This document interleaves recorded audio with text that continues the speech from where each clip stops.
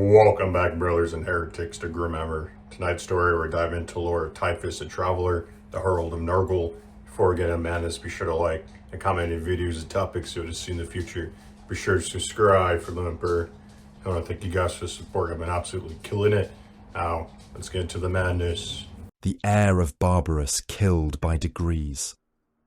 It did not strike like a blade, nor roar like artillery, nor burn bright enough to be feared by sight. It slid into the lungs as yellow mist. It clung beneath the tongue with the taste of old copper. It gathered in the hollows of the throat and waited there, patient as a jailer, until the chest tightened and the blood began to blacken. Men born beneath that sky learn to breathe shallow, to speak little, to bury their dead quickly, and to pray to nothing at all. Old Mern had seen 7 village bells crack from the cold acid rains. He had watched stone shrines dissolve into pitted stumps. He had dragged fevered men to the corpse pits when their skin split and their organs loosened inside them. He had seen children cough out grey matter in wet clots and still try to stand for their work detail, because on Barbarous, weakness was only another kind of hunger, and hunger always came for the weak first. But he had never seen sickness behave the way it behaved around Callous Typhon. The boy lay on a slab of black stone in the longhouse, his body slick with sweat, his breath rattling through clenched teeth. His flesh had gone the colour of ash under a moonless sky. Green veins pulsed beneath his skin, thick and rope-like, as though some swamp root had burrowed through him and found the shape of a man pleasing enough to keep. The plague that had taken him should have filled his lungs, drowned him in his own rot, and left him twitching in the straw before the 3rd dawn. It was the 9th dawn. Mern stood over him with a rusted charm of hammered iron clenched in his fist. Around the longhouse, the village men watched in silence, their faces wrapped in filter cloth, their eyes narrowed against the sour fumes leaking through the shutter seams. The funeral brazier had already been lit outside. That had been done on the 5th dawn. No one had put it out. "He should be dead," whispered Cord, the tanner, a broad man whose hands were always stained black from hides and corpse fat. Mern did not answer. Every man in the room knew it. Callous opened his eyes. No fever cloud dulled them. No delirium wandered there. They were dark, deep, and horribly awake. A clay bowl beside the slab cracked from rim to base. Water leaked across the stone and steamed where it touched the boy's fingers. Cord made the sign against the high lords of the mountains, 2 knuckles pressed to the brow, 2 to the throat. Witch blood. The word moved through the longhouse like a knife being passed hand to hand. Witch blood. The blood of the pale tyrants in their corpse keeps above the poison line. The blood of the necromancer kings who sent dead men walking down the slopes with bronze hooks in their hands and grave masks nailed to their faces. The blood of those who drank the mists, breathed toxins like incense, and ruled from towers where no human lungs could live. Callous turned his head toward Cord. The tanner's breath stopped. It was not dramatic. It was not loud. Cord simply opened his mouth, clawed at his own throat, and dropped to one knee. His eyes bulged. Black spit bubbled between his teeth. Mern heard cartilage click inside the man's neck, as though invisible fingers had taken hold and squeezed. Then Callous looked away. Cord collapsed, dragging breath into himself with the sound of a saw through wet bone. No one moved. Outside, the corpse bell began to toll, though no hand pulled the rope. Callous sat up. Mern should have ordered the men to kill him then. They had blades. They had hooks. They had old guns that spat more smoke than shot. They could have dragged the boy out and thrown him into the burning pit before whatever lived in his blood grew strong enough to wear his skin properly. But Barbarus taught men the difference between fear and usefulness. Mern saw the hatred in the boy's face. Not panic, not confusion. Hatred, cold and clean, sharpened by sickness rather than weakened by it. The boy had gone into the plague as a child and returned as something that understood pain. Beyond the village, high in the poison mountains, the overlords watched from their dead citadels. Their towers were ribs of black stone, their windows lit by corpse-green witchlight. They took men when they wished. They sent raiding thralls when tribute was thin. They bred monsters in the fog and called it governance. Mern looked at callous Typhon and knew the village had not been given a curse. It had been given a weapon. The weapon grew. Years on Barbarus were measured in scars, not seasons. Callus became tall, gaunt and hard, with a face that seemed carved by hatred and famine. The plagues did not take him. The mists did not break him. Men who mocked him found their tools shattered, their hearth flames turned black, their lungs tightening when Callus passed too near. Crops withered where he stood too long, though no crop on Barbarus deserved the name. Rust spread across iron when he touched it in anger. Dogs would not bark at him. The dead sometimes shifted in their graves when he walked past the burial fields. The villagers hated him. They feared him. They fed him anyway. Then Mortarion came down from the higher slopes. He came with a reaping blade in his hands and a train of killers at his back. Men of the lowlands wrapped in patched leathers and stolen armor, their masks painted with ash, their weapons notched from use against things that refused to die properly. He was taller than any man Mern had ever seen. Thin, pale, and terrible, he moved as though the poisoned world had failed to earn his attention. The mist curled around him like beaten hounds. Men knelt when they saw him. Callus did not. Mortarion's gaze settled on him, and for a moment the village forgot to breathe. "You are the witch child," Mortarion said. His voice was not loud. It carried anyway. Callus looked at the reaping blade. He looked at the warriors behind Mortarion. He looked at the mountains. "I am Callus Typhon." A few men hissed at his insolence. Mortarion did not. "Can you fight?" "I can endure." That answer pleased the pale warlord more than any boast would have. Mern saw it. So did Callus. Mortarion had come preaching freedom, but there was no softness in his gospel. He did not promise peace. He promised the death of the overlords. He promised that the high keeps would burn, that the corpse masters would be dragged from their towers, that no lowland village would kneel beneath witch rule again. He spoke of endurance as sacrament, hatred as duty, pain as proof. The villagers heard salvation. Callus heard machinery. Mortarion was not hope. Hope was a child's fever.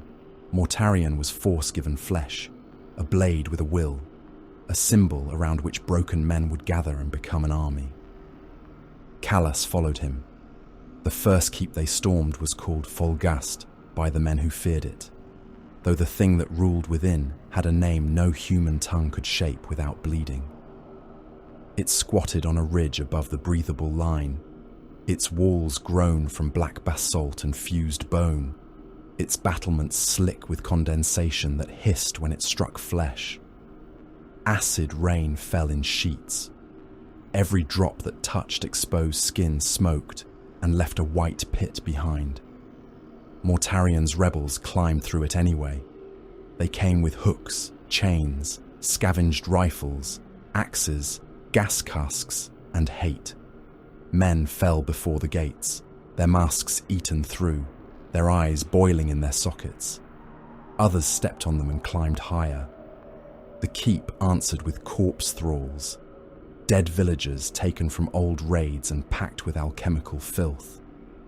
They lurched from murder holes with cleavers sewn into their hands, their mouths nailed open around copper tubes that vented corpse gas. The first line of rebels broke against them. A corpse thrall drove its cleaver through a man's jaw and out the back of his skull, splitting the face into two wet halves. Another rebel rammed a rusted spear through the thrall's belly. The dead thing kept coming, intestines sliding out in a grey rope until Mortarian's reaping blade took its head and half its chest in the same swing. Callus watched. He did not rush like the others. He moved behind the front rank, studying the sounds men made when courage left them, studying the way pain changed the shape of orders, vows, prayers. A gas-swollen guard beast crashed through the gatehouse arch, all tumours, tusks, and stitched plates of corpse hide. Its belly dragged on the stone. Its back was crowned with bone spines, and its eyes had been replaced by brass lenses that wept green fluid. It tore 3 men apart before they could scatter. One disappeared into its mouth up to the waist. The beast bit down, and the man came apart with a crunch that cut through the rain. The lower half toppled, legs kicking, blood pumping black into the runoff. Another was smashed beneath a forelimb and burst across the stone, ribs punching, through his back like broken stakes. The rebels faltered. Callus stepped forward. The beast turned towards him, nostrils pulsing, throat sacs swelling as it prepared to vomit poison over the breach. Behind Callus, men began to retreat. He raised one hand, palm outward. "Pain is not an enemy," he said. "It is instruction." The beast vomited. Callus moved before the spray fully left its throat. He seized a fallen shield, angled it, and the stream of burning filth burst across the metal in a screaming fan. The shield dissolved in his grip, sloughing down to expose his hand. Flesh blistered, skin split. He did not cry out. He drove the molten ruin of the shield into the beast's open mouth, jamming the poison flow back into its own throat. Its sacs ruptured. The creature convulsed as its own toxins flooded it from within. Men who had been stepping backward now roared and surged around Callus, hacking into the beast's knees, belly, and throat. Mortarion was among them, reaping blade rising and falling, pale face hidden behind spattered breath glass. The beast died by inches, its body opened from jaw to groin, organs spilling across the stones in steaming heaps. Callus stood beside the carcass, his hand burned to raw meat. He flexed his fingers. They still worked. Mortarion saw that.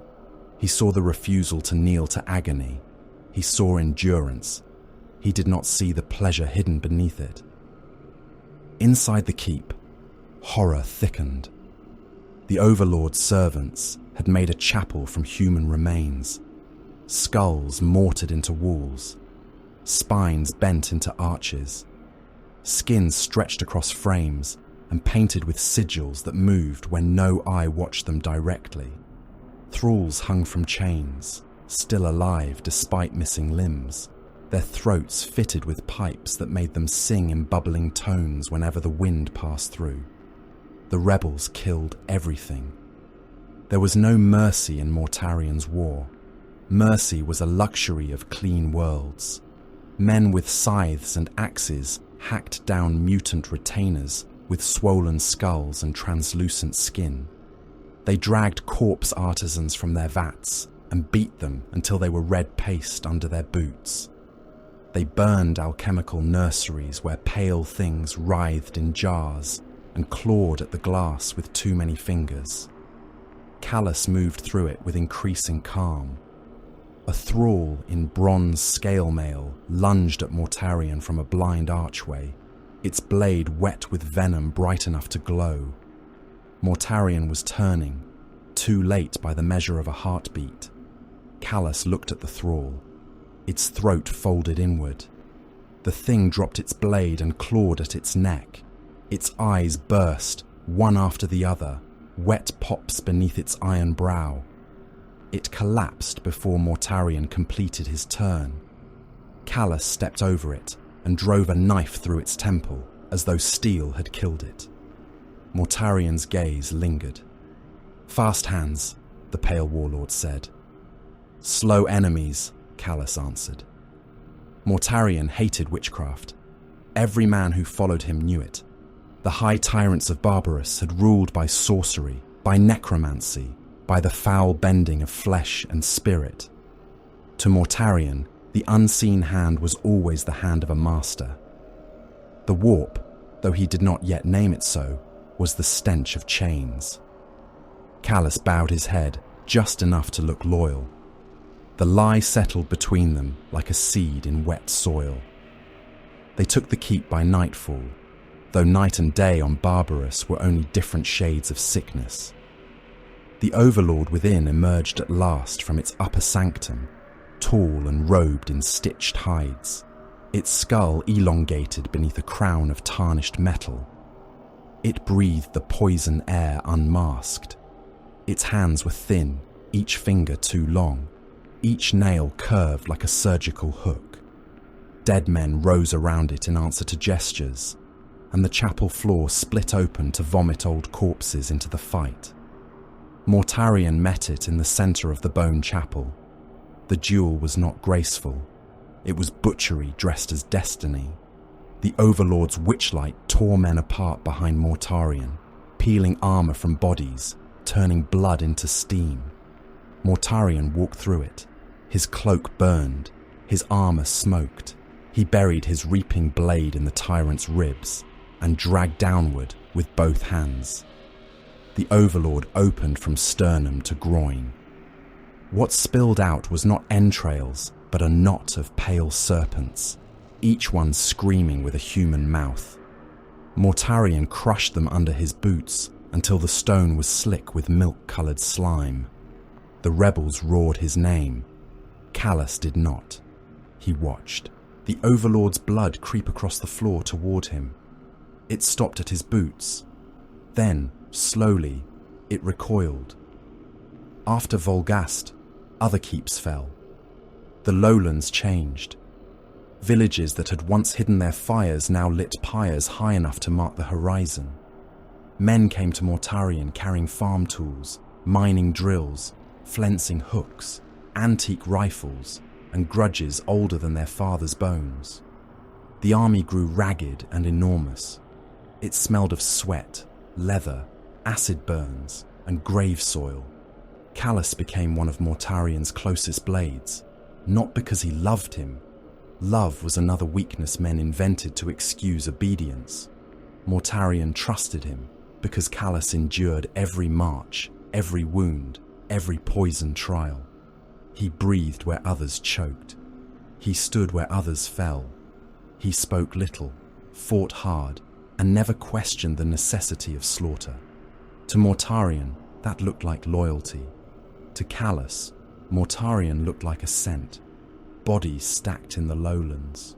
Overlord towers burned with green flame. The corpse fogs glowed from the fires of dead citadels. Men sang through cracked masks as they dragged tyrants down from their heights and nailed their remains to blackwood frames. The old bells rang until they split, the air filled with ash, rot, and victory. And still, Callus looked upward. The highest mountain remained. The last tyrant waited where the poison was thickest, where even Mortarion could not easily breathe, where the air itself became a wall. The warlord climbed anyway. He would not be denied. His followers watched from below, coughing blood into their masks, unable to follow further. Callus stood among them, hands clenched, hatred burning in him like a second heart. Mortarion vanished into the killing mist. Then the sky changed. Light came to Barbarus. It did not belong there. The world recoiled from it. Fog burned away in vast rolling curtains. The clouds split. For the first time in living memory, men saw something above the poison ceiling that was not grey, green, or black. Gold descended through the heavens with the arrogance of a blade through cloth. Ships hung in the sky. Not keeps, not towers, not crude engines of the overlords. Ships, vast and impossible, armored in sunlight, their hulls shaped for war across the void. Thunder rolled without storm. The ground trembled. Men fell to their knees, not from faith, but because their bodies understood scale before their minds did. A figure came from the light. He was terrible in a way the overlords had never been. They had been carrion things, powerful because the world was foul enough to suit them. This being brought his own world with him. Radiance walked at his side. Authority bent the air. Around him moved warriors in armor finer than any barbarian king's treasure, giants bearing weapons that hummed with caged suns. The Emperor of mankind had come. Callus did not know the name then, but he knew invasion when he saw it. Mortarion descended from the heights alive, but not victorious. The last tyrant had been taken from him. The kill had been stolen. The mountain that should have been his final proof had become a stage for another's glory. The pale warlord removed his mask. His face was calm. Callus saw the wound beneath it. It was deeper than any blade cut. It went into pride, into identity, into the private chamber where a man kept the lie that he belonged only to himself. Mortarion had freed Barbarus by endurance, hatred, and will, only for a golden stranger to arrive from the stars and complete the tale in his own name. The Emperor spoke to him as a father might speak to a son. Mortarion listened as a conquered king listens to terms. Callus watched. There, beneath the impossible light, with the corpse fog retreating and the lowland men weeping because they believed deliverance had come, Callus Typhon learned something he would remember long after his flesh had swollen with divine rot and his name had become a plague whispered across the stars. Humiliation was a wound that never healed cleanly. It festered if kept warm. The stars took them. Barbarus became a memory of poison and bells. The lowland army was broken, sorted, judged, and remade by powers greater than any village elder's fear. Callus was chosen for the legion. His body, already hardened by Barbarus, was not enough. It had to be cut open, hollowed, rewritten, made suitable for war beyond mortal scale. The apothecarian stank of antiseptic, hot metal, and blood. Callus lay bound beneath white lumen glare while armoured figures moved around him with saws, injectors, gene vats, and instruments that clicked like insect legs. They opened him with ritual precision. They peeled back skin, split muscle, cracked bone, and inserted the Emperor's gifts into the red machinery beneath. Organs not born of any natural womb were implanted into him. His blood was replaced, poisoned, strengthened, and taught new duties. His ribs were spread. His lungs were remade. His nerves became conduits of disciplined agony. Men screamed in nearby chambers. Some begged for death. Some received it. Callus did not scream. When pain rose, he studied it. When his body tried to die, he commanded it to continue. When fever took him, he walked again through the mists of Barbarus in dreams, past the burning towers and hanging corpses, past Mern's longhouse and cord choking on invisible fingers, past Mortarion beneath stolen sunlight. The apothecaries murmured approval in clipped voices. A viable subject, a strong candidate, high tolerance, unusual resistance, exceptional endurance. They did not see the flies. Callus saw them. They crawled along the ceiling above the operating slab, black and swollen, their wings shining with corpse oil. They gathered on the surgical lamps. They walked across the lenses of helms. They settled on the open wound of his chest and vanished beneath the flaps of cut flesh. as though entering a home prepared for them long ago. There were no flies in the chamber. The sterile fields would not permit them. The ship's systems would have burned them from the air. The gene rights would have noticed contamination. Callus knew what he saw. He closed his eyes and listened to the buzz. It was faint then, far away, patient as the poison mists of his birth world. The apothecary's saw bit into bone again. Callus smiled through the blood in his mouth. The world below had poisoned itself long before the Imperium arrived. It was a moon of black refineries and swollen hive domes, locked in the gravity well of a gas giant the colour of bruised meat. Its seas were chemical runoff. Its clouds were industrial corpse smoke. Its rain fell in metallic sheets that stripped paint from armour and left exposed flesh blistered to the bone. The atmosphere was a weapon made by centuries of negligence, rebellion, and industry without restraint. Other legions would have sealed their warriors within layered protection rights and deployed auxiliary filter engines before committing infantry. The Death Guard walked through it. They came in silence beneath a sky split by orbital fire, their pale armour streaked with grime, their helms beaded with toxic rain. The ash wind dragged at their tattered cloaks and tabards. Their boots sank into sludge that had once been road, then flesh, then ash, then something less dignified than all three. Rad sleet ticked against ceramite. Chemical fog curled around them in yellow banks thick enough to hide tanks. Callus Typhon marched at the head of the advance. He had grown vast in the Emperor's wars. The boy from Barbarus was gone, buried beneath gene-wrought muscle, reinforced bone, implanted organs, and the relentless discipline of the 14th Legion. His armour bore no gaudy honour scrolls, no gilded wings, no needless ornament. The Death Guard did not dress war in pageantry. They endured, advanced, killed, and remained. Typhon's helm lenses burned dull green through the smog.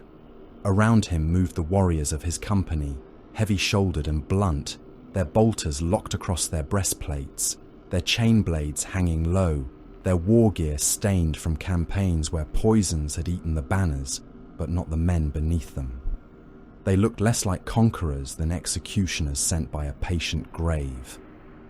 A mortal Vox officer staggered behind the Astartes line, sealed inside a patched void suit, 2 sizes too large for his body. His breath came hard over the command link. Every step made him cough. "My lord," the officer rasped. "Toxin density is exceeding the Mechanicum's safe projection. Rad count is rising. The Auxilia are reporting filter rupture across the second cohort." Typhon did not turn. "The toxin is irrelevant," he said. "Continue the advance." The order passed down the line. No Death Guard warrior questioned it. No one suggested delay. The 14th had been raised from Barbarus and shaped by Mortarion into a legion that despised softness more than death. Their creed was not speed, nor elegance, nor glory. Their creed was the grinding certainty of the grave. They did not need to be beautiful. They needed to still be standing when the enemy had run out of ammunition, water, courage, and blood. Ahead, the enemy hive domes rose from the murk, immense hemispheres of plasteel and dirty glass, their upper surfaces cracked by bombardment. The rebels of the moon had refused compliance with the grand stupidity of men who believed walls could argue with the stars. They had butchered imperial envoys, hanged remembrances from refinery cranes, and fired upon the expeditionary fleet with mass drivers hidden beneath shrine foundries. Their ruling technarchs had declared themselves sovereign beneath their own black sun. The Imperium answered with the 14th Legion. Above the clouds, the fleet spoke. Macro shells descended like falling cathedrals. They punched through the outer hive domes and detonated in the districts beneath, turning Manufactoria into geysers of pulverized steel and cooked meat. Shockwaves rolled across the flats, bending refinery towers, collapsing habstacks, bursting pipelines that sprayed burning alchemical slurry over fleeing workers and soldiers alike. Lance strikes carved white wounds through the smog. The ground shook under Typhon's boots. He watched the bombardment through tactical overlays, not with awe, but with calculation. "Outer shell breach confirmed," voxed Sergeant Hadrak. His voice was rough as old stone. "Resistance density remains high inside the primary manufactorum spine." "Then we enter through the wound," Typhon replied. The Death Guard formation tightened. Breach tanks ground forward, their tracks churning bodies into the sump mud. Behind them came squads in heavy armor, boarding shields locked edge to edge, Volkite weapons glowing with restrained sunfire. Phosphex canisters hung from weapon harnesses, their sacred hazard seals already blistering in the chemical rain. Mortals followed at a distance, coughing, limping, dragging ammunition carts through toxic sludge, useful until the world killed them. The first defensive line opened fire. Autocannons roared from the broken dome lip. Stubber nests spat tracer fire. Missile trails clawed through the fog and burst among the Death Guard with hammering blooms of flame. One warrior took a crack missile to the chest and vanished in a flash of broken ceramite and red spray. When the smoke cleared, he was on one knee, breastplate split, ribs visible through pulped meat, one lung pumping against the open air. He rose without a word and continued walking until another shell took off his head. The line closed over the gap. Typhon lifted one fist. "Return fire!" The Death Guard fired as one. Bolters hammered. The sound was not a volley so much as judgment made mechanical. Explosive shells tore into the gun line above. Men burst apart behind their barricades, torsos opening, limbs flipping into the air, helmets spinning away with skull fragments still inside them. Volkite beams swept across the parapets and turned bodies into ash silhouettes burned against plasteel walls. Heavy flamers vomited promethium into firing slits until the scream of defenders became one continuous note. The breach tanks reached the dome. Their rams struck. The wounded shell of the hive gave way with a groan like a dying god. Plasteel folded inward. Reinforced glass cascaded down in glittering sheets, cutting dozens of fleeing defenders into ribbons before the first Astartes even crossed the threshold. Typhon entered the hive beneath falling sparks. Inside, the manufactorum was hell-given architecture. Conveyor shrines stretched for leagues. Assembly lines hung like iron intestines from the high vault. Molten slag ran in open channels. Radiation fog pooled waist-deep around forge pylons. Workers and soldiers clogged the gantries, some armed, some not, all screaming as the Death Guard advanced into the lower production nave.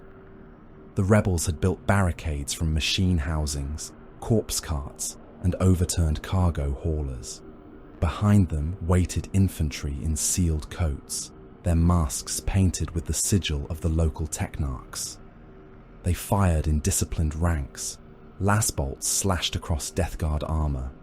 Solid rounds sparked from boarding shields. Grenades bounced and detonated beneath boots, filling the air with blood mist and shredded metal. Typhon's warriors did not rush. They advanced at walking pace. Shield squads absorbed the storm. Behind them, breachers fired through firing slots, each bolter report followed by the wet detonation of a human body. Chain blades began their work when the lines met. The sound changed from gunfire to butchery, from thunder to tearing. A rebel officer leapt onto a barricade with a power saber in hand, shouting for his men to stand. Hadrak cut him in half at the waist with a chain axe. The officer's upper body struck the floor and tried to crawl away, hands slapping in his own spilled organs until an Astartes boot crushed his skull flat. Phosphex bloomed in the eastern gallery. The white-green fire spread as if delighted to be alive. It clung to men. It crawled through vents. It ran along walls and down cables, eating flesh, armor, masks, and screams with equal hunger. Defenders threw themselves from gantries to escape it and shattered on the machinery below. Those who survived the fall crawled through pools of sump fluid with bones sticking from their legs, only to be trampled beneath the Death Guard advance. Typhon moved through the center of the killing floor with measured steps. A Lascanon beam struck his pauldron and burned a glowing furrow through the ceramite. He staggered half a pace, then turned toward the source. His combi bolter barked. The gun crew vanished in a burst of red vapor and bone fragments. Resistance node ahead, voxed Hadrak. Machine temple, reinforced doors, heavy weapon signatures. Seal the lower exits, Typhon ordered. Flood them upward. With radfog. With everything. The sergeant paused only long enough to understand the cruelty of it. By your will. The Death Guard broke the manufactorum slowly, deliberately. They drove civilians and soldiers alike toward the inner machine temple, allowing panic to compact them into a single living barricade. Then the Legion opened the lower chem valves. The refinery's own stored toxins poured through the ducts in thick yellow clouds. Men hammered on sealed blast doors from both sides. Those trapped outside clawed at the metal until their fingernails tore free. Those inside tried to keep them out and were rewarded with the same death a few minutes later. When Typhon finally breached the temple, he found the ruling officers alive. They had withdrawn behind sacred engines and data altars, their gilded rebreathers still functioning, their uniforms unstained by the mass death they had ordered below. Their soldiers lay coughing around them. Their priests were reciting failure litanies into dead Vox units. One of the Technarch commanders, a grey-bearded man with augmetic eyes, raised both hands as Typhon approached. "We submit," the commander said. His voice trembled through the grill of his mask. "We offer full compliance. We possess production records, orbital defense keys, reserve munitions, gene stock inventories. Spare us, Lord, and they are yours." Typhon looked down at him. The commander tried to meet the green lenses and failed. "You should have offered them before the first envoy died," Typhon said. "We were misled by radicals, by lesser officers. I can give names." "You will." They gave names. They gave codes.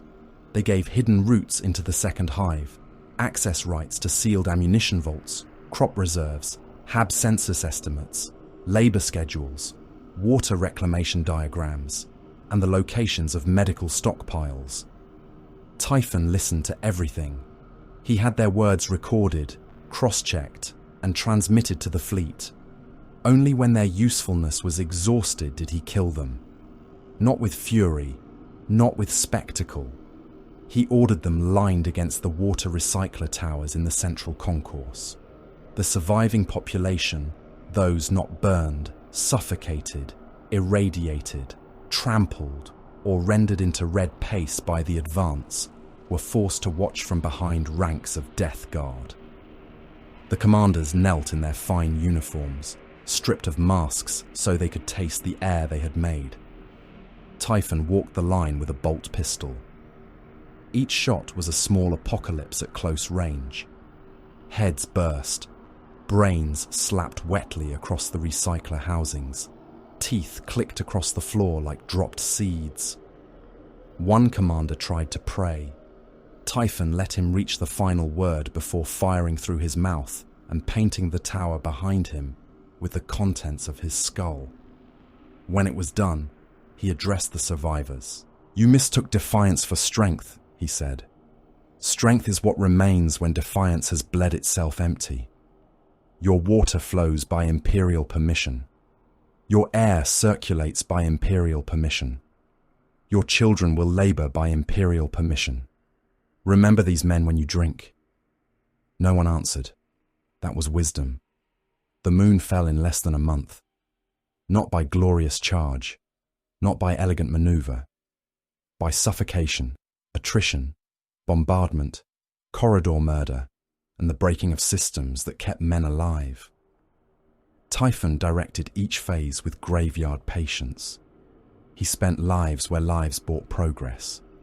He denied evacuation corridors until they became corpse chutes. He rotated his warriors through radiation zones long after mortal commanders considered them impassable.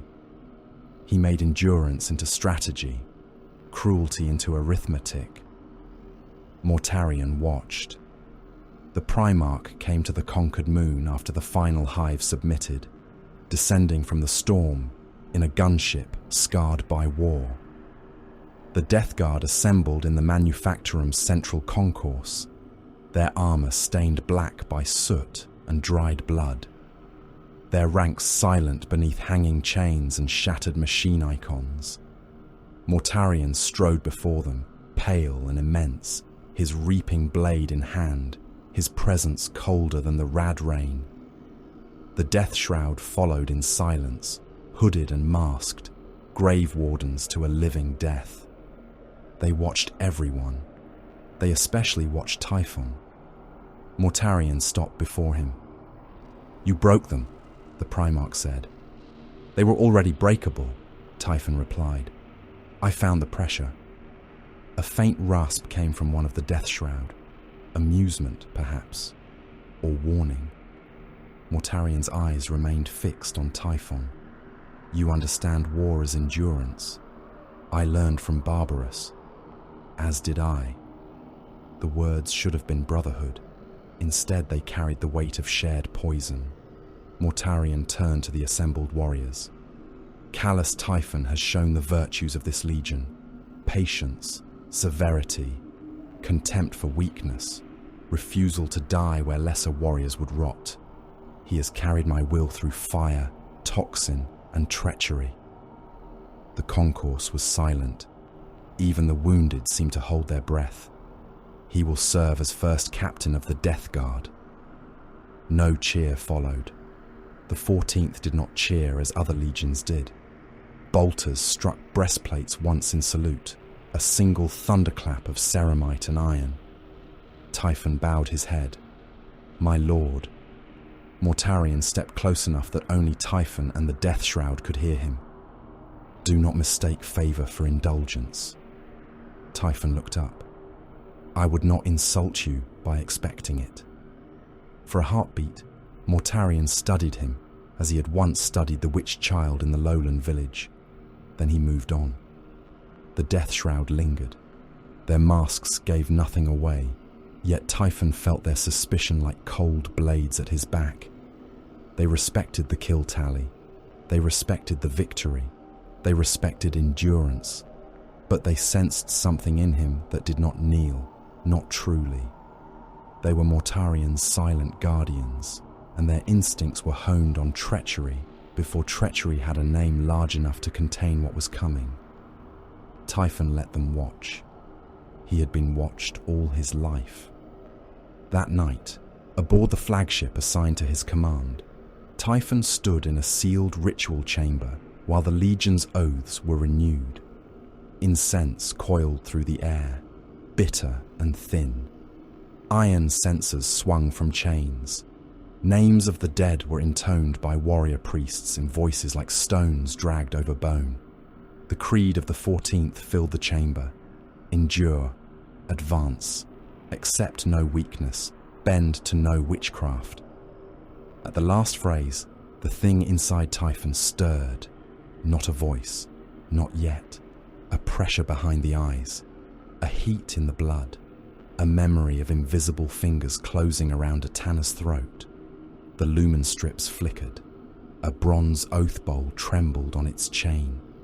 Typhon clenched both fists. He forced the witchlight downward, crushing it beneath discipline, rage, and old caution. Pain lanced through his skull. Blood ran from his nose, dark and thick, turning black on his upper lip before it touched his mouth. No one saw. His helm hid everything. Temporary, he told himself.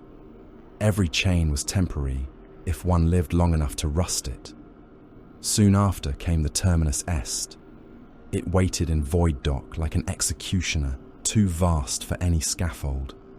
The assault carrier was ancient, brutal, and magnificent in a manner that had nothing to do with beauty. Its armoured prow was scarred by wars older than many compliant worlds. Its launch bays yawned like furnace mouths.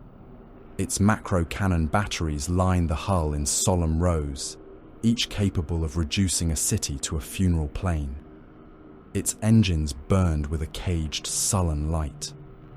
Typhon entered through the primary hangar beneath banners, stiff with incense and old blood. The air inside smelled of oil, hot iron, ozone, corpse starch, and the sour sweat of thousands of mortal ratings labouring beneath Astartes' command. Chains rattled overhead. Servitors dragged ammunition trains across the deck. Gunships hung from mag cradles like hunting beasts. Tech priests chattered Binharic praise to machine spirits that growled through the walls. He felt it immediately. The ship was not merely transport, it was will given mass. A kingdom of steel, a weapon with corridors, altars, lungs, and hunger. On Barbarus, power had lived in towers above the fog. In the Great Crusade, power moved between stars. Typhon ascended to the bridge. The command throne waited beneath a canopy of tactical displays and hololithic star charts. Officers bowed, serfs knelt. The machine spirit rumbled through the deck as if recognizing weight. Typhon placed one gauntlet on the arm of the throne. For the first time, he understood that a ship could be more than a blade. A ship could be a throne. A ship could be a plague waiting for a vector. Beyond the viewports, the conquered moon turned beneath the fleet. Its hive domes cracked, its oceans burning, its people alive only because the Imperium now required them to be useful. Compliance had been achieved. Records would call it victory. Remembrances, if any still had the courage to record the 14th honestly, would speak of discipline, endurance, and necessary brutality. Typhon looked instead to the galaxy map. 10,000 lights burned in silence. Human worlds, alien empires, rebel dominions, dead systems, places not yet named by imperial cartographers, not yet crushed beneath the tread of compliance. The Emperor's dream spread from star to star, ordered, rational, luminous, intolerant of gods and monsters. While making use of both in secret ways, it lacked the honesty to confess. Order. That was what the Emperor offered. Order beneath golden command. Order beneath law. Order beneath denial. A galaxy catalogued, conquered, sterilized and chained to the throne of one immortal tyrant who called his hunger unity. Typhon watched the stars rotate in green light. He thought of Barbarus, of corpse fog, of Mortarian's humiliation beneath impossible radiance, of witch blood hidden under legion discipline, of the flies he had seen in the apothecarian when there had been no flies, of the way pain taught, of the way bodies opened, of the way all things, no matter how armoured, no matter how proud, eventually softened. Imperial compliance was not enough. Conquest was too clean a word. Order was too small a destiny. Somewhere beyond law, beyond oaths, beyond the Emperor's sterile dream, there waited a truth older than mankind's banners. Rot, mutation, endless war. Freedom not from suffering, but through it. Freedom that did not preserve flesh, but remade it. Freedom that laughed at walls, at thrones, at fathers, at false gods of gold. Typhon sat in the command throne of the Terminus Est and watched the galaxy turn. He did not smile. The dead did not need smiles. They needed heralds. The Death Guard found the world already praying when they came to kill it. Its name had been rendered into compliance ledgers as Varak Secundus, a mineral-rich sphere of black continents, red oceans, and fortress monasteries carved into the flanks of volcanic ranges. Its rulers had rejected imperial truth with ceremonial calm. They had burned the envoys alive in silver cages, broadcast the screams through orbital vox relays, and declared that no truth without gods could endure the burden of eternity. The Emperor's answer arrived in grey and crimson. The 14th Legion made planetfall beneath ash clouds and orbital thunder, while beside them descended warriors in the red of old wounds, their armour inscribed with scripture, their helms crowned with horned crests and devotional iron. The word-bearers did not deploy in silence. Their drop pods struck the plains around the enemy fortress lines, while their vox channels roared with hymns, accusations, and promises. Chaplains strode from the smoke with Crozius mauls raised high, their voices amplified until they became a second bombardment. "Witness the hand that unmakes falsehood," one of them thundered across the killing field. "Witness the flame that teaches flesh its purpose." Typhon watched them through the cracked murk of the landing zone, helm lenses narrowed against wind-blown ash. Around him, Death Guard squads formed with the grave discipline of men who expected no beauty from war and required none. Their armour was plain, scarred, and caked in chemical dust from prior campaigns. No warrior of Mortarian's line needed gold script to remind him why he killed. Sergeant Hadrak spat into the mud beside him. The spit smoked where it landed. "They decorate murder with too many words," Hadrak said. Another Death Guard legionary gave a dry grunt. "Let them pray. We will do the work." Typhon said nothing. He watched the word-bearers more closely than his warriors knew. They fought differently, and not merely because they spoke while killing. The sons of Lorgar moved as though every bolter shot was punctuation in a scripture only they could see. Their assault formations curved around icons and banners. Their captains paused to consecrate breaches with blood before entering. Their chaplains walked in the open beneath enemy fire, daring death to contradict them. The Death Guard fought to endure. The word-bearers fought to mean. That fascinated him. Ahead, the fortress monasteries of Varak Secundus answered with batteries hidden in cliff faces. The mountains opened their iron throats and poured shells into the plains. Earth split. Landing craft vanished in blossoms of flame. Mortal auxilia were torn apart in ranks, men becoming red vapor and fragments of flak armor. A super-heavy transport took a direct hit and rolled onto its side, spilling burning bodies through ruptured hatches. Some crawled, most did not. The 14th advanced. Typhon directed his companies through shellfire with patient corrections over the Vox. One line shifted left to avoid a minefield uncovered by bombardment. Another paused to let rad mortars saturate a trench network. Heavy support squads locked down a ridge with Volkite fire, turning enemy gunners into ash smeared across their own embrasures. Death Guard breaches moved up the centre behind shields thick enough to bear the world's anger. The word-bearers came beside them in chanting waves. A chaplain in black and crimson armour strode close enough for Typhon to hear the words spilling from his Vox grill. "Flesh is parchment, blood is ink, death is revelation." Hadrak's voice clicked over the squad channel. "He says that as if it improves his aim." Typhon allowed the silence to serve as reprimand, though the remark did not displease him. By the third day, the mountain monasteries were open wombs. Macro shells had cracked the upper basilicas. Phosphex crawled through chapel vaults. Volkite fire stripped defenders from battlements in bursts of white heat. The enemy fought with the fury of zealots and the weakness of men who believed passion could substitute for logistics. Their ammunition dwindled. Their waterlines broke. Their wounded choked the sanctuaries until the defenders had to climb over their own dying to reach firing positions. That was when Typhon first met Erebus alone.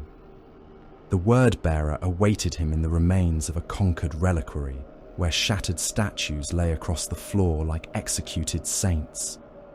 Their heads had been removed by bolter fire. Their hands still reached toward a ceiling blackened by smoke. 100 enemy priests had died in the chamber. Their corpses were arranged too neatly to be accident. Erebus stood among them in armor darkened almost to black, scripture etched across ceramite plates, his crozius resting against one shoulder. His face was bare. That was the first insult. To stand unhelmed in a place still wet with toxins and blood implied either faith, arrogance, or protection from something no helm could improve. He smiled when Typhon entered, not warmly, not falsely, the smile of one predator recognizing another across a carcass. "First Captain Typhon," Erebus said, "your legion has a gift for making victory look like burial. And yours has a gift for making obedience sound like worship." Erebus laughed softly, a distinction cherished only by those who fear the word. Typhon stopped several paces away. Behind him, 2 Death Guard waited at the broken archway. Behind Erebus, no one stood. That, too, was deliberate. "You asked for this audience," Typhon said. "Speak plainly. Plain speech is often the refuge of those who mistrust depth. Plain speech keeps men alive." "No," Erebus said. "Truth keeps men alive, until a greater truth teaches them how to die." Typhon's fingers twitched once near the grip of his bolter. Erebus noticed. The smile remained. "You have hidden your gift so long, First Captain, that you mistake the cage for discipline." The chamber seemed to darken around the words. Typhon did not move. He heard distant artillery through the stone. He heard fires consuming incense-soaked wood. He heard wounded men sobbing behind sealed doors. He also heard, beneath it all, the remembered crack of a bowl beside his fever slab on Barbarus, the tanner choking, the corpse bell ringing without a hand to pull it. "You know nothing of my discipline," Typhon said. "I know you bury power because your gene father despises the soil it grows from. I know you fear being named what the tyrants of Barbarus were named. I know your legion worships endurance while denying the deeper thing endurance prepares the soul to receive. We worship nothing." Erebus's eyes gleamed. "Yes, that is the tragedy." The next fortress fell by night assault. The Death Guard breached the lower manufactoria by drilling through volcanic stone and flooding the sublevels with radfog. The word-bearers took the upper shrines, chanting as they burned icons and dragged enemy prophets from their pulpits. Typhon stood with Erebus upon a balcony as prisoners were herded into the central nave below. The captives wore ash robes and bronze masks. Their hands were wired together through the palms. "Prophets," Erebus said, "or so they name themselves. Kill them and be done." "We will kill them," Erebus replied, "but there are ways of dying that are more useful than others." The ritual began after the guns fell silent. Typhon attended because curiosity was not weakness when sharpened into purpose. The chamber chosen for the rite had once been a cathedral to Varroc's local divinities. Its stained glass had melted inward from lance heat, hardening in coloured pools across the stone floor. Word-bearers stood in a circle around the captives. Their armor hummed with active vox systems, each warrior reciting a different phrase at a different cadence, creating a layered murmur that pressed against the skull. The prisoners were stripped of robes and hung from iron frames. Erebus did not rush. His knife was small, almost delicate, absurd in a galaxy ruled by chain blades and artillery. He opened the first prophet from sternum to groin with the patience of a scribe drawing a sacred line. The man screamed until a word-bearer drove a hook beneath his jaw and fixed his mouth open. Steam rose from the wound. Blood sheeted down his legs. Erebus reached inside, took the slick coils of intestine in both hands, and drew them out gently, arranging them across the floor in curved patterns. Another prophet began to pray. A chaplain crushed his knees with a maul to improve his kneeling. The chanting deepened. Typhon watched the entrails become sigils. He watched the blood run into grooves cut into the stone by bolter fire and blade work. He watched the enemy prophets twitch as their opened bodies tried to die and were not permitted the dignity. He had seen more bodies than any mortal mind could hold. He had watched cities become crematoria. He had ordered men crushed beneath compliance because their survival had become inconvenient. This was different, not worse. Worse was a word for children and remembrances. This was directed. The deaths were not merely punishment. They were conversation. Something answered. The lumen strips flickered, though their power feeds had been cut. Shadows gathered in corners where no body stood to cast them. The air thickened. It tasted of grave soil, hot iron, and breath trapped too long inside a sealed helm. The chanting no longer came only from the word-bearers. There were voices beneath theirs, slow and immense, pressing upward through reality as though the world were a membrane and something patient leaned against the other side. Typhon's blood warmed. The thing he had buried stirred again. This time, he did not crush it immediately. He listened. Endurance is a beginning, the voices seemed to say without words. Flesh endures until it learns truth. Steel endures until rust teaches it humility. Empires endure until decay proves them honest. Death is not contradiction. Death is continuity. Decay is the only law that does not lie. Typhon's heart beat once, hard enough to hurt. Across the chamber, Erebus looked at him through the wavering gloom. The word-bearer knew. Typhon hated him for it. He also respected the accuracy. The compliance of Varrock Secundus ended beneath a sky full of ash and execution pyres. The world was declared pacified, its surviving population bound to imperial tithe, its old faiths extinguished by decree. The Remembrancer Corps, kept far from the true work, would record the campaign as a joint victory of the 14th and the 17th. They would speak of coordination, decisive siegecraft, and the necessity of suppressing local superstition. Typhon stood beside Mortarion when the final oath of compliance was extracted from the surviving planetary masters. Mortarion looked upon the kneeling men with familiar contempt. The Primarch seemed carved from the same poisoned stone as Barbarus, tall and pale, his reaping blade grounded before him, his eyes full of old storms. The word-bearers had withdrawn to their own rites. Erebus was nowhere visible, which meant he was present in some more dangerous way. These people were ruled by priests, Mortarion said. They seem easily replaced, Typhon answered. Mortarion glanced at him. Not by us. By Terra, then. The Primarch's gaze sharpened. Typhon kept his voice level. Their shrines will be stripped. Their gods will be named false. Their children will learn the imperial truth from iterators guarded by soldiers. Their tithes will feed fleets. Their dead will be counted in ledgers. It is cleaner than what they had before. Speak your meaning. My meaning is obedience, my lord. Mortarian's silence demanded more. Typhon gave it with care, each word a measured touch upon an old wound.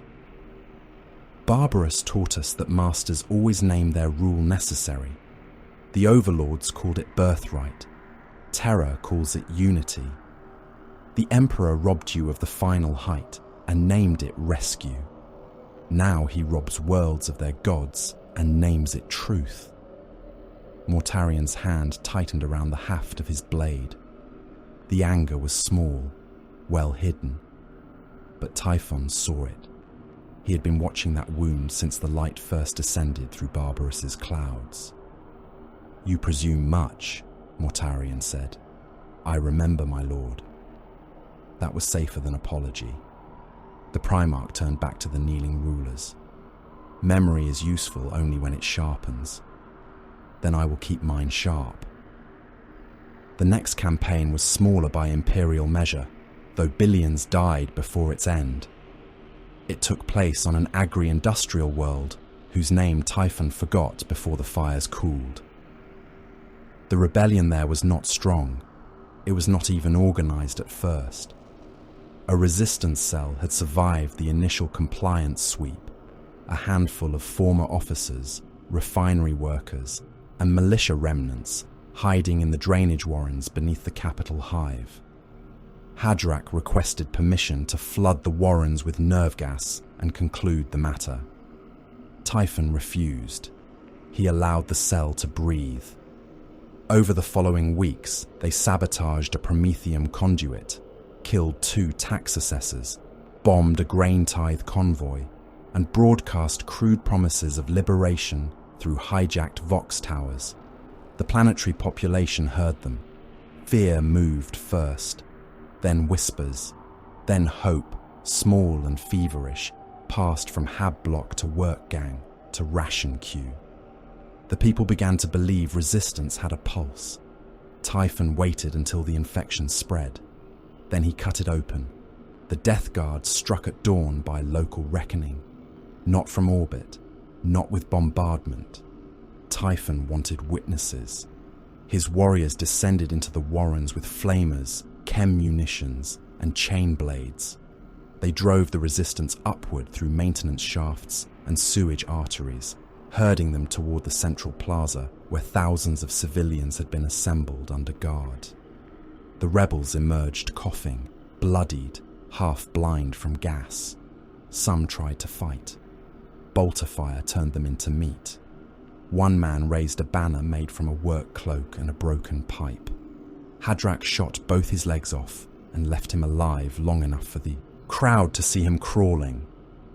The leader of the cell was dragged before Typhon, a gaunt man with a torn cheek and eyes still bright with defiance. He spat blood onto Typhon's boot. "You cannot kill the idea," the rebel said. Typhon looked over the plaza. Men stood packed shoulder to shoulder beneath the guns of the 14th. Children hid behind fathers. Workers stared at the ruined rebels as though looking at their own futures. "I can educate it," Typhon replied. He had the resistance cell nailed to the water towers with industrial spikes. Not killed, not at first. Their bellies were opened and their entrails drawn down like red ropes. Medicae servitors, stripped of mercy protocols, kept them alive while the plaza listened to them scream. When their voices failed, Typhon ordered Vox amplifiers fixed to their throats so the wet clicking of their dying could carry through every hab spire. His captains watched in silence. When it was done, Hadrak approached him. "My lord, the uprising is ended." "No," Typhon said. "The lesson is beginning." He turned to the assembled Death Guard. "Hope is a disease. Let it breed, then burn the host." No one questioned him. Some understood. Others merely obeyed. Both served. By the time Typhon returned to the Terminus Est, the Resistance world had become quiet in the way graveyards were quiet. Its factories produced, its tithes resumed. Its people lowered their eyes when imperial banners passed overhead.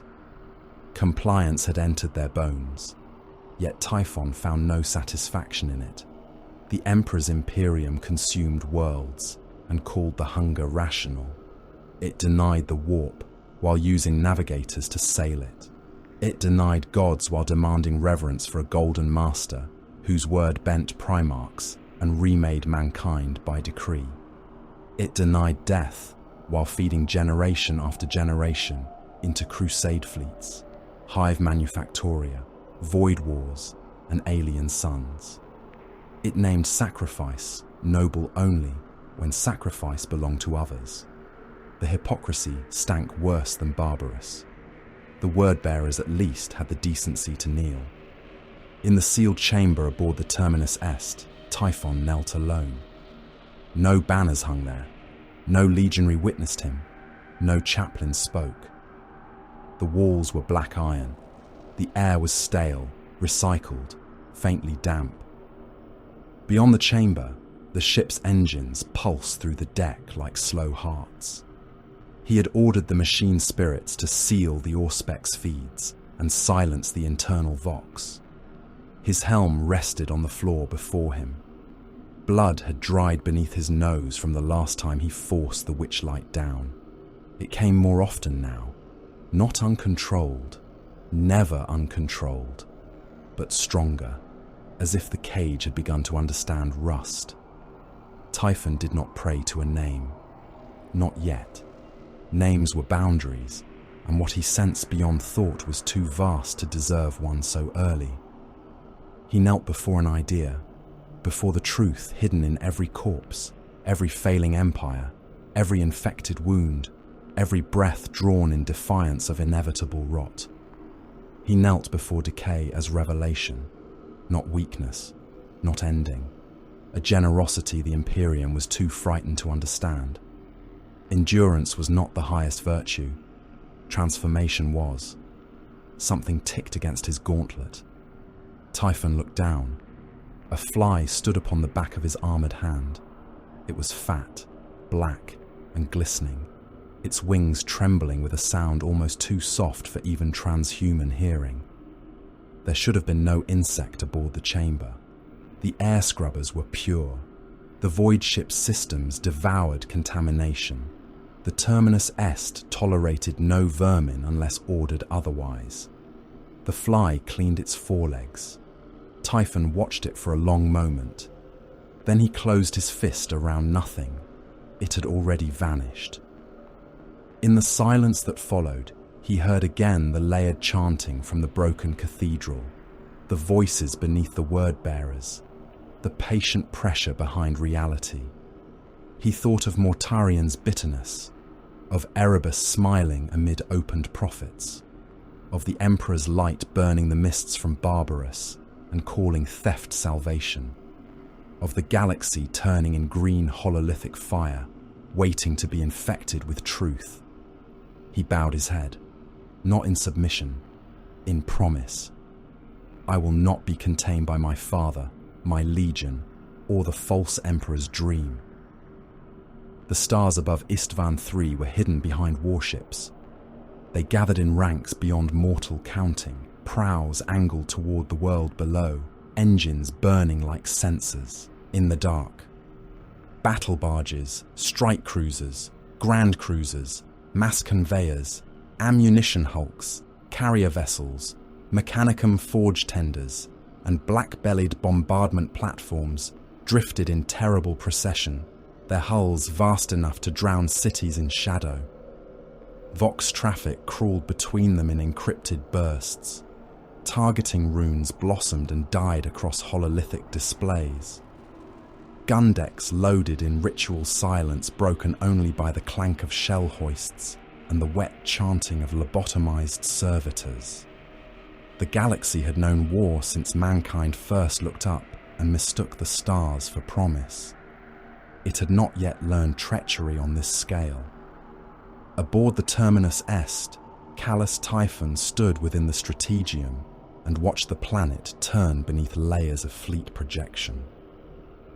Istvan III glowed ochre and iron, its continents webbed with lights, its cities still alive, its defenders still believing themselves warriors in a rebellion to be crushed by loyal sons of the Emperor.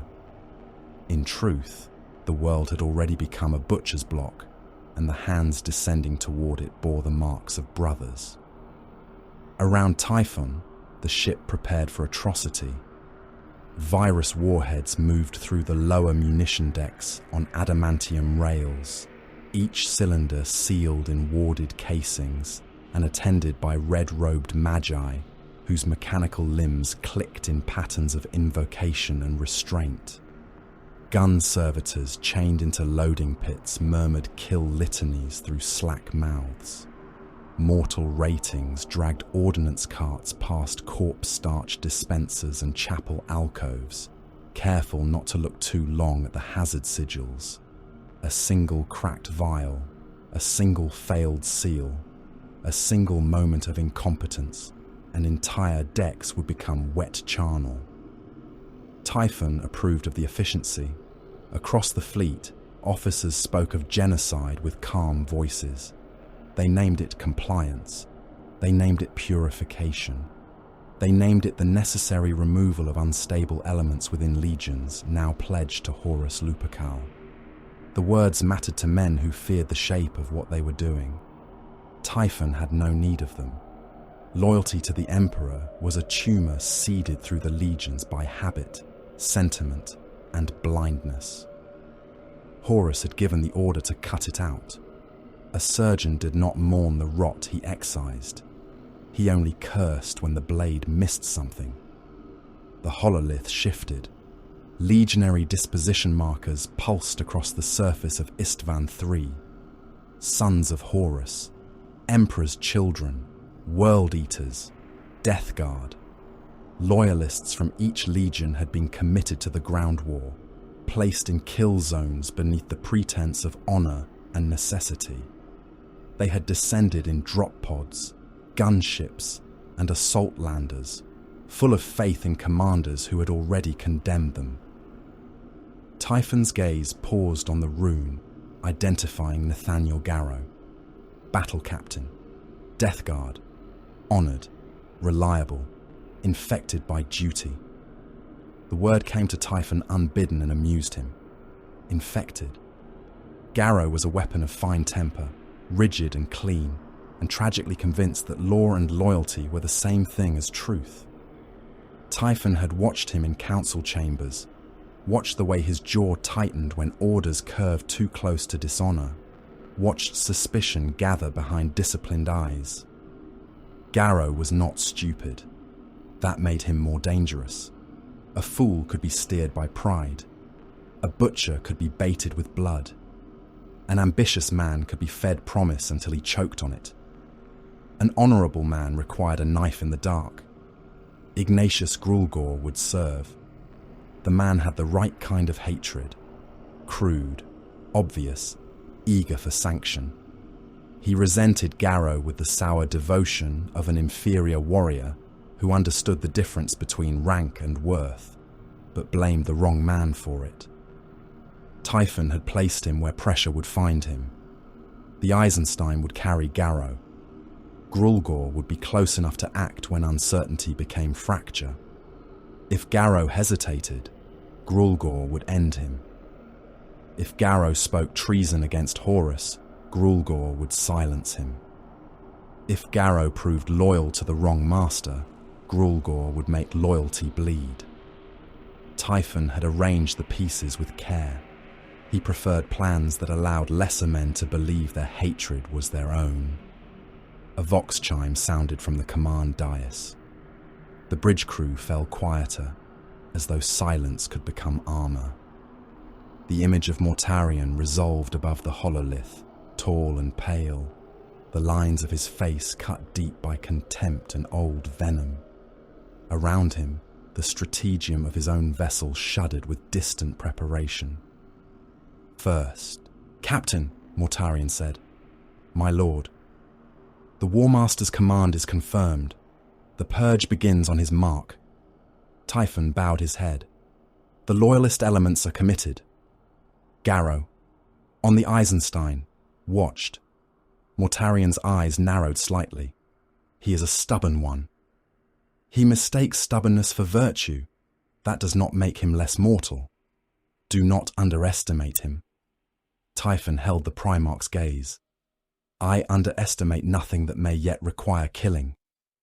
For a moment, Mortarion seemed to search for something behind Typhon's words. Suspicion, perhaps, or merely the habit of command.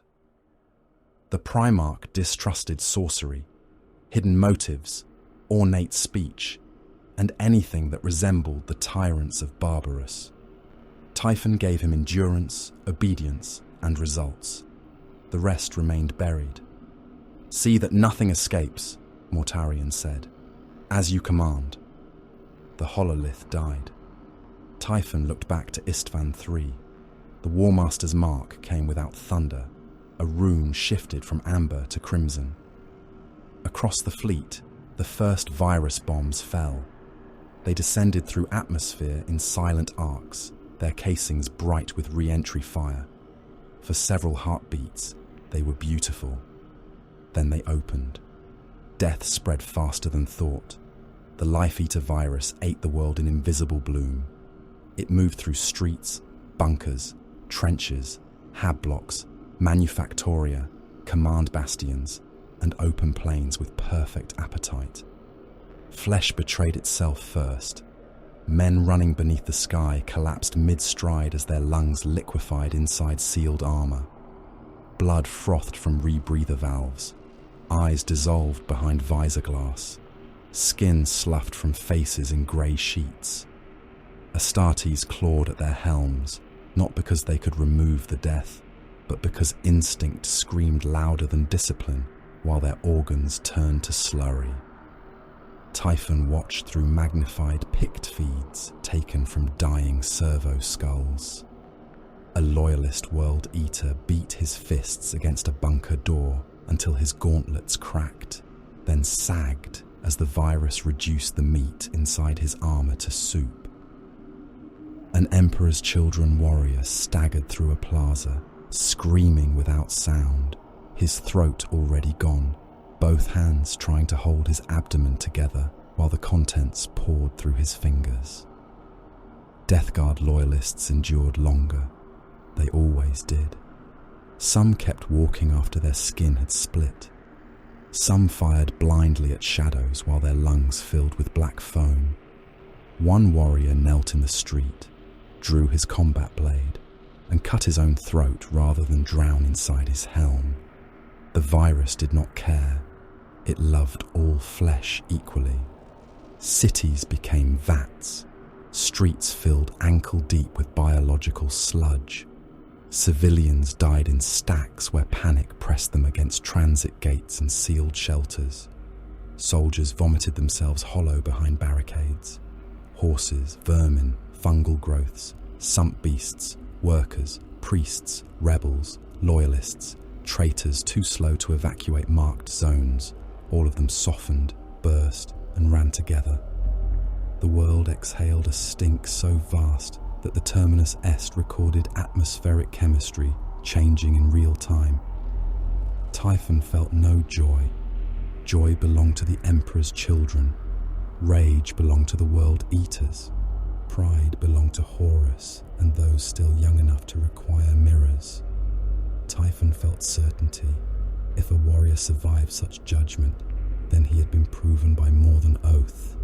If he died, then he had only reached truth ahead of schedule. Pain was not an enemy. Death was not an argument. The galaxy wasted too much reverence on breath. Then came the fire. The order passed through the fleet. Lance batteries adjusted. Ignition patterns aligned.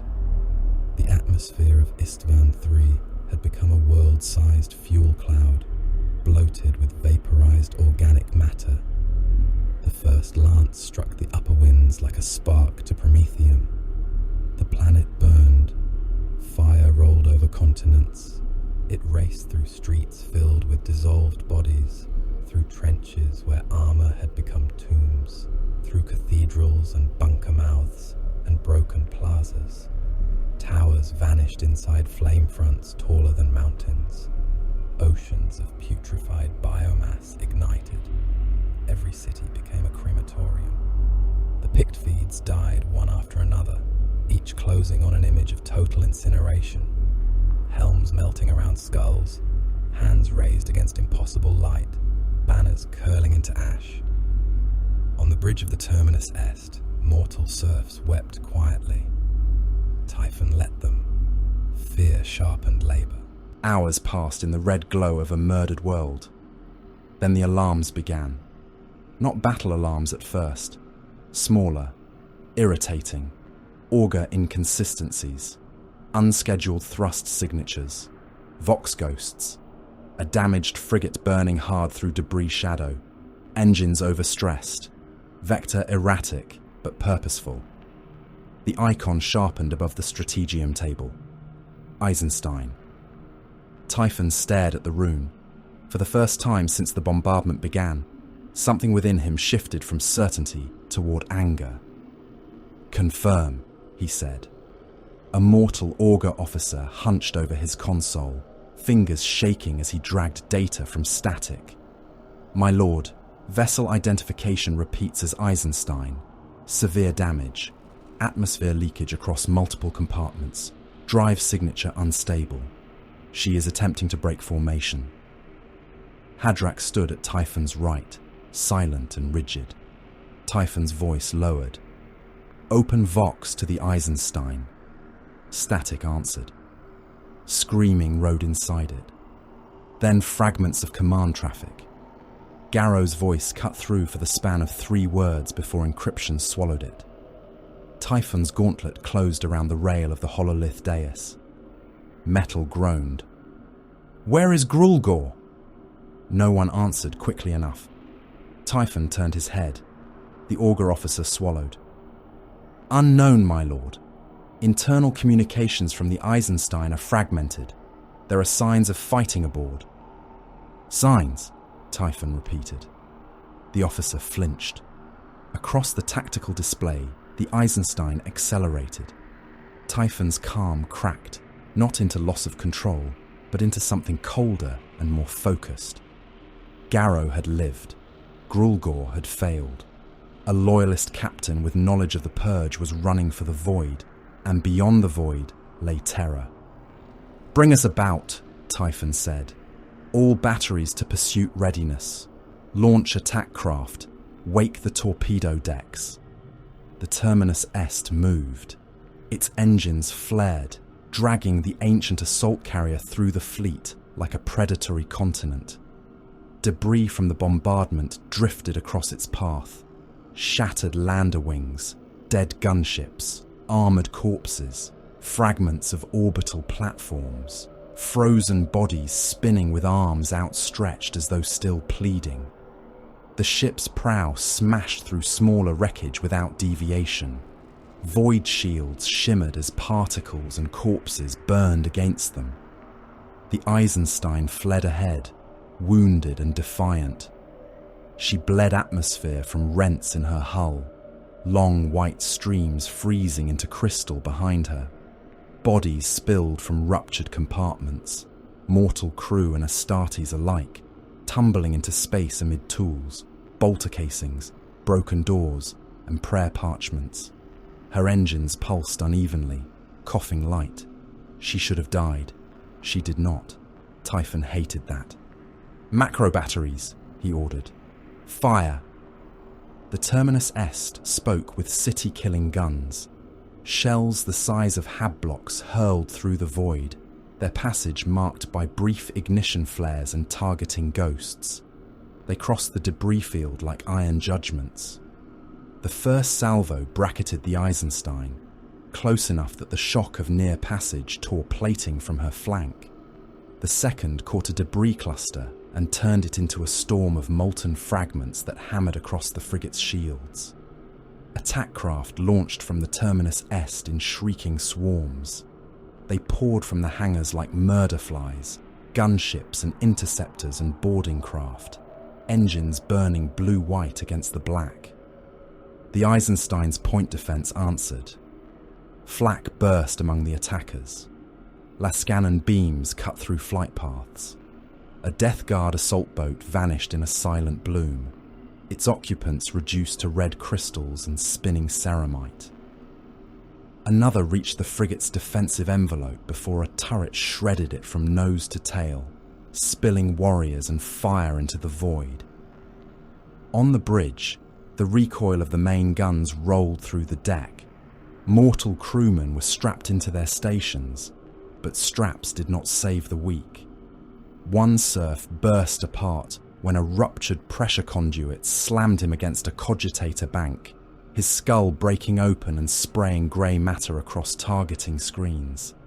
Another drowned in his own blood when decompression tore his lungs and left him convulsing beneath his console. Warning runes flashed. Damage reports came in from lower decks where overloaded capacitors had cooked entire gun crews inside their pits. "Continue firing," Typhon said. A bridge officer turned from the navigation well, face pale beneath data cables.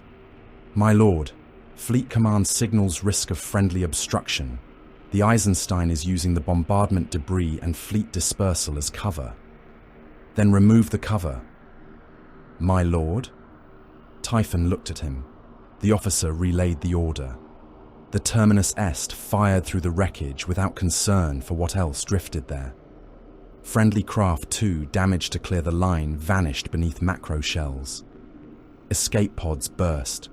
A crippled Allied transport, engines dead and Vox begging for correction vectors, was struck amidships and folded inward before its reactor died in white silence. Typhon did not watch it. His eyes remained on the Eisenstein's rune. Garrow's ship twisted hard. Torpedoes from the Terminus Est ignited behind it, their wakes long and bright, like burning cathedrals hurled through the dark. The Eisenstein dropped countermeasures, void mines, and chaff clouds. The first torpedo struck a mine and detonated in a flash that swallowed half the display. The second tore through decoys and clipped the frigate's stern shields, overloading them in a burst of static. The third missed by less than the width of a cruiser's spine and vanished into the burning edge of Istvan's upper atmosphere. "Boarding range?" Typhon demanded. "Still widening," came the reply. "The Eisenstein is burning beyond safe drive tolerance." "Then she will rupture." "She should, my lord." Typhon turned slowly. The officer realized the error too late. Should was a coward's word. Should belonged to plans undone by reality. The Eisenstein plunged toward the outer veil, toward the storm-snarled tides of the warp translation point opening ahead. Her damaged hull shook apart piece by piece. Her wake became a trail of frozen blood, atmosphere, and debris. Still, she ran. Typhon reached for the hidden part of himself. For a moment, the bridge darkened. Not by power failure, by pressure. The witchlight beneath his flesh surged upward, eager, old, and half-starved. He could feel the fleeing ship as a wound in the void. He could feel fear aboard it, resolve, pain. Garrow's stubborn soul burned like a coal refusing ash. Typhon almost reached for it. Almost. Then he felt the eyes of his officers, the weight of Mortarian's hatred of sorcery, the fragile utility of concealment. He forced the power down. Blood filled his mouth. It tasted black and metallic. The Eisenstein translated. Space folded around the wounded frigate, swallowed its rune, and spat only radiation ghosts back into the void. Silence followed. Not peace. Never peace. Silence like the held breath before an execution. Typhon stood motionless. Hadrek did not speak. None of the bridge crew did. Even the machine spirits seemed to lower their voices to a tremor. "Auger deck," Typhon said at last. The senior augur officer looked up slowly. My lord, you failed to predict their vector. You failed to maintain lock. You failed to compensate for debris distortion. You failed to serve. The officer dropped to one knee. My lord, the interference from the bombardment and atmospheric ignition was beyond standard projection. We can recover their likely translation corridor. We can still... Typhon drew his bolt pistol and fired once. The officer's head vanished. The body remained kneeling for a heartbeat, neck pumping blood across the console, then collapsed sideways into a tangle of cables. Typhon looked over the remaining crew. The Augur Watch responsible for this failure will be executed. Their bodies will be rendered for nutrient reclamation and issued to the lower decks. No one protested. Mark the ration bins, he added. Let the ship know what incompetence tastes like. The orders went out. In the hours that followed, the Terminus Est returned to formation, while Istvan III cooled beneath a shroud of ash. The purge had succeeded in all but the one way that mattered. Loyalist elements were dead by the thousands. The rebellious world was a cremated scar. Horus had crossed the line from ambition into open war. The legions had learned that brotherhood was a word easily burned from the flesh. But Garrow lived. Somewhere beyond the veil, the Eisenstein carried warning toward terror. Typhon stood alone before the Strategium hololith after the bridge crew had been replaced and the blood scrubbed from the decks. The dead augur officer's console still smelled faintly of cooked bone. Across the display, the fleet of Horus gathered itself around the corpse world, vast and triumphant, its commanders already speaking of the next phase, the next strike, the next necessity. Horus wanted a throne. That truth had become clear to Typhon in the glow of Istvan's burning atmosphere. The War Master spoke of liberation, of overthrowing tyranny, of remaking the Imperium beneath a stronger hand. But a hand was still a hand. A throne was still a throne. One golden monarch replaced by one in sea green and black. One empire devouring another shape of empire. Useful, perhaps. Sufficient, never. Beneath the hum of the Terminus Est, beneath the distant labour of gun decks and corpse-rendering machines, Typhon heard something else. Faint, patient, almost tender. The buzz of wings where no flies could live. The sound did not promise rulership. It did not promise glory. It did not flatter him with crowns or banners or mortal obedience. It spoke of a garden beyond death, of flesh made honest by decay, of worlds softened until resistance became rot, of an end to all sterile dreams of order. Horus wanted the Imperium. The presence behind the buzzing wanted everything to rot forever. Typhon looked down upon Istvan III as the last fires guttered across its dead continents. For the first time since Garrow's escape, his anger eased. The heresy had begun, but the true war was older, deeper, and infinitely more patient. The road to terror did not run straight through the stars. It bent through pride, treachery, and the secret hunger of gods. The Death Guard fleet moved as part of the War Master's great betrayal. Its ships spread across the void in formations that had once borne the Emperor's sanction and now carried his ruin. Battle barges and strike cruisers advanced beside ammunition hulks, plague-blackened destroyers, mechanicum tenders, and troop carriers swollen with warriors who believed they marched toward the final judgment of the throne world. Their hulls were scarred by Istvan, their gun decks still stained by the ash of murdered brothers, their officers quieter than before. Something had changed in the legions after Istvan. Not merely allegiance, not merely command. The old universe had cracked. Through the wound, things watched. Callous Typhon had not spent the long approach idle. While Mortarion gathered strength and bitterness for the coming assault upon Terra, Typhon had taken splinter elements of the Death Guard into wars that did not always bear the mark of open conquest. He struck through false translation routes, raided void stations whose astropathic choirs never lived long enough to scream warnings, and seeded confusion into campaigns already tangled by the ambitions of greater powers.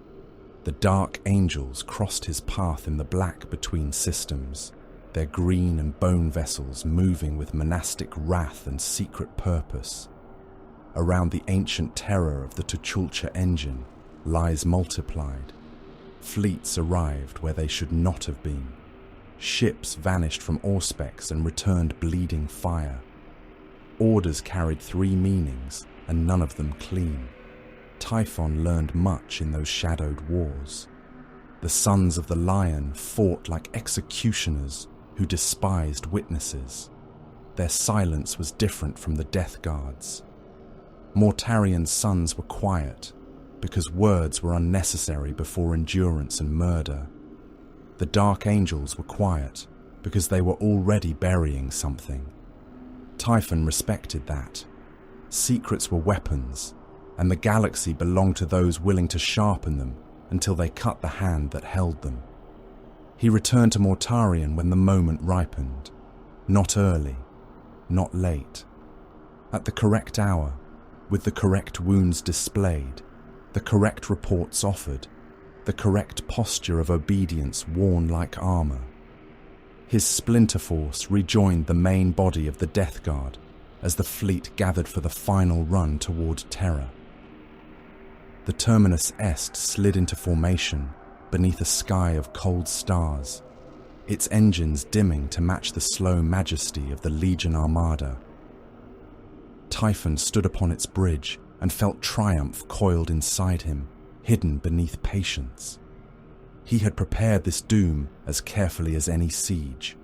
A fortress could be broken by artillery, starvation, plague, or betrayal.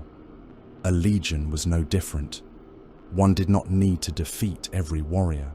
One needed only to remove the path by which they believed themselves safe. The navigators died first. They died in their sanctums, behind warded doors, beneath curtains of incense and astropathic static. Some were poisoned through their nutrient infusions. Some were strangled by menials whose minds had already been opened to whispers and flies. Some were killed by Death Guard warriors who believed they were acting upon sealed orders. A few saw the shadow descending before it reached them, their third eyes blazing with impossible light, their mouths opening wide enough to split at the corners as they screamed at things no mortal deckhand could perceive. It made no difference. By the time Mortarion learned of the slaughter, the navigator spires across the fleet had become mausoleums. Typhon came before his Primarch in the strategium of the flagship, while the fleet hung at the edge of translation, vast and restless, its course to Terra prepared, but suddenly blinded. Mortarion stood amid hololithic star projections and rage. His reaping blade rested in one gauntlet. Around him, officers kept their distance. The death shrouds stood like statues beside the chamber pillars, silent behind their death masks. "They are dead," Mortarion said.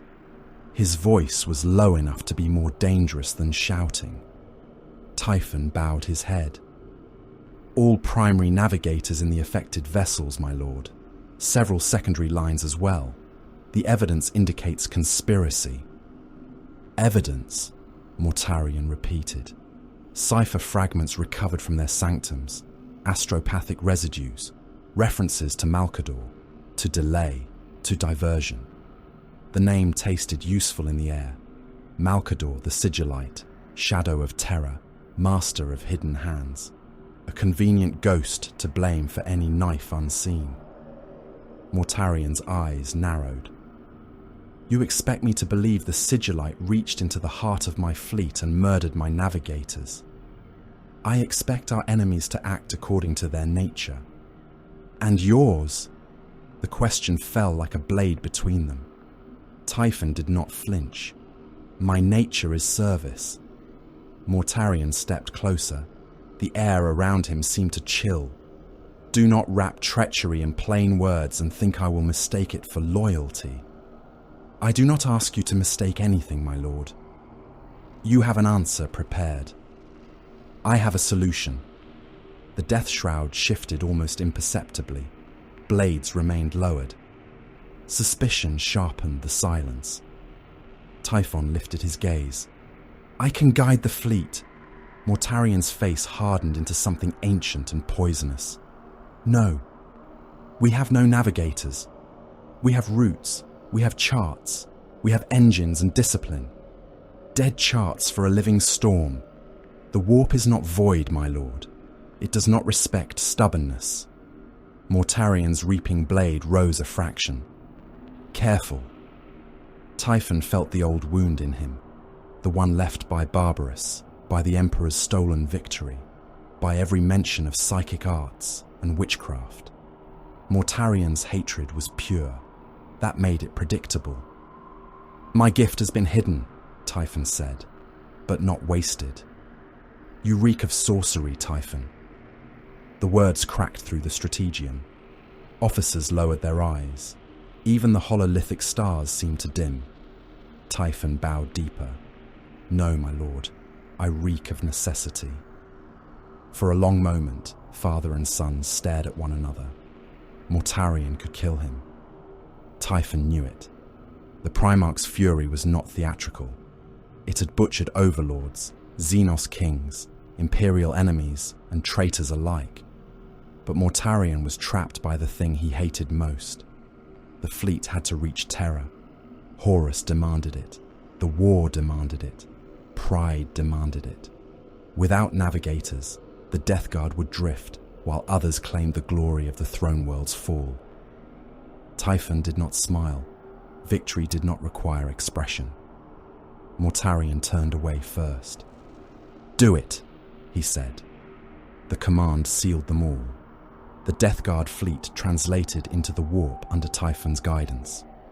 For a time there was motion. Reality peeled back from the prows of the ships. Geller fields howled alive. The void became a wound of colour and pressure, a place where distance lost meaning and thought had weight. The ships plunged onward in a procession of iron and hate, bearing the sons of Mortarion toward Terra, toward vengeance, toward the Emperor's palace and the end of an age. Then the fleet stopped. Not all at once, not with collision or rupture. It slowed as if caught in invisible flesh. Engines laboured. Translation currents died. The warp around them thickened, curdled, and closed. No stars showed beyond the shields. No course markers answered. No astropathic signal carried. Time stretched until clocks contradicted themselves, and mortal crews began weeping over dates that had not yet happened. The void became a corpse womb. Bulkheads sweated. Condensation gathered in beads across armour, consoles, prayer seals, weapon racks, and sleeping cells. Ventilation systems clogged with grey mucus. Food stores spoiled in sealed containers. Water turned oily and sweet. The lumen strips flickered in patterns like pulse beats. Every ship reported the same impossibility. No route, no movement, no exit. Then came the wings. At first, it was a sound men mistook for faulty machinery. A trembling in the walls, a dry whisper in vox lines, a soft friction beneath the deck plates. Mortal ratings pressed their ears to pipes and heard something moving where no maintenance shaft existed. Servitors turned their heads toward empty corners. Machine spirits stuttered in Binharic, their canticles slipping into loops of decay, inventory, hunger, growth. The first crew decks collapsed within hours, though hours had lost meaning. A fever moved through the mortal population of the fleet with obscene speed. Men woke with their tongues swollen black. their teeth loosened in the gums, their bellies distended until skin split around the navel and spilled ropes of infected intestine across the floor. The dead did not cool. They bloated, twitched, and burst, releasing clouds of flies into sealed corridors. Those flies found eyes, ears, mouths, wounds, engine vents, filter housings, data ports. They crawled inside helmets and died there only to hatch again in greater number. The living trampled the dying bit the living. Companionways became clogged with bodies. Some were whole, most were not. Men slipped on liquefied flesh while trying to drag ammunition carts. Ratings drowned face down in puddles of vomit and bile. Entire gun crews fused to their stations, their hands blistering into the firing controls, their mouths still reciting loading protocols while maggots spilled from their cheeks. In the lower decks of the Terminus Est, corpse starch vats overflowed with human matter that continued to twitch. Across the fleet, billions became rot. The Death Guard endured longer. They had been made for poison. They had marched through rad storms, viral clouds, industrial death, and the corpse fog of Barbarus. Their lungs could process toxins that would kill mortal armies. Their flesh could seal against infection. Their minds could carry agony without surrender. The Destroyer Plague taught them humility. It entered through seals that had never failed. It bloomed beneath armor. It nested in organs grown by imperial science and made mockery of them. Bellies swelled beneath ceramite until abdominal plates cracked outward. Eyes ran like melted wax behind visor lenses. Tongues thickened and split. Black fluid poured from joints. Skin sloughed but would not detach cleanly, remaining in wet curtains between armor and meat. Lungs filled, burst, healed wrong, and burst again. Hearts labored through clots of pus. Nerves became wires of fire. They did not die. That was the mercy denied them. A warrior could survive dismemberment, suffocation, toxins, and shell fire. He could lose a limb and keep fighting. He could drown in his own blood for minutes and rise when lesser men would become meat for trench rats. But endless pain without conclusion unmade even transhuman certainty. Death Guard legionaries beat their helms against bulkheads until the ceramite cracked. They clawed at their own bodies, trying to rip out organs that no longer obeyed known anatomy. Some begged Mortarion for release. Some cursed Typhon. Some prayed to nothing and found that nothing did not answer. Typhon stood upon the bridge of the Terminus Est as the plague recognized him. The command deck was a cathedral of corrosion. The brass railings had sprouted green-black tarnish in crawling patterns. Flesh mould spread across cogitator banks. Vox grills whispered with voices of drowning men. Mortal officers hung from their restraints, swollen and burst, yet still alive enough to moan when flies entered and left them. Servitors chanted in broken Binharic, their machine voices clicking into hymns that praised entropy without knowing the word. Typhon breathed deeply. His armor was wet. His flesh hurt. Something moved inside him, but not as an invader, as kin. The plague touched him like coronation oil. It slid beneath his skin and found no resistance worthy of the name. It filled the chambers of his hearts. It kissed the hidden witchlight he had buried for so long and taught it a new language. It entered his lungs and did not drown him. It entered his blood and did not poison him. It entered his thoughts and found doors already unlocked. Around him, the bridge crew screamed. Typhon listened. There was music in it. Not the shrieking indulgence of lesser gods, not the brass thunder of rage, not the brittle hunger of ambition. This was deeper, slower, patient. A grandfather's hand pressing gently upon the fevered brow of a dying child and promising that the sickness had meaning.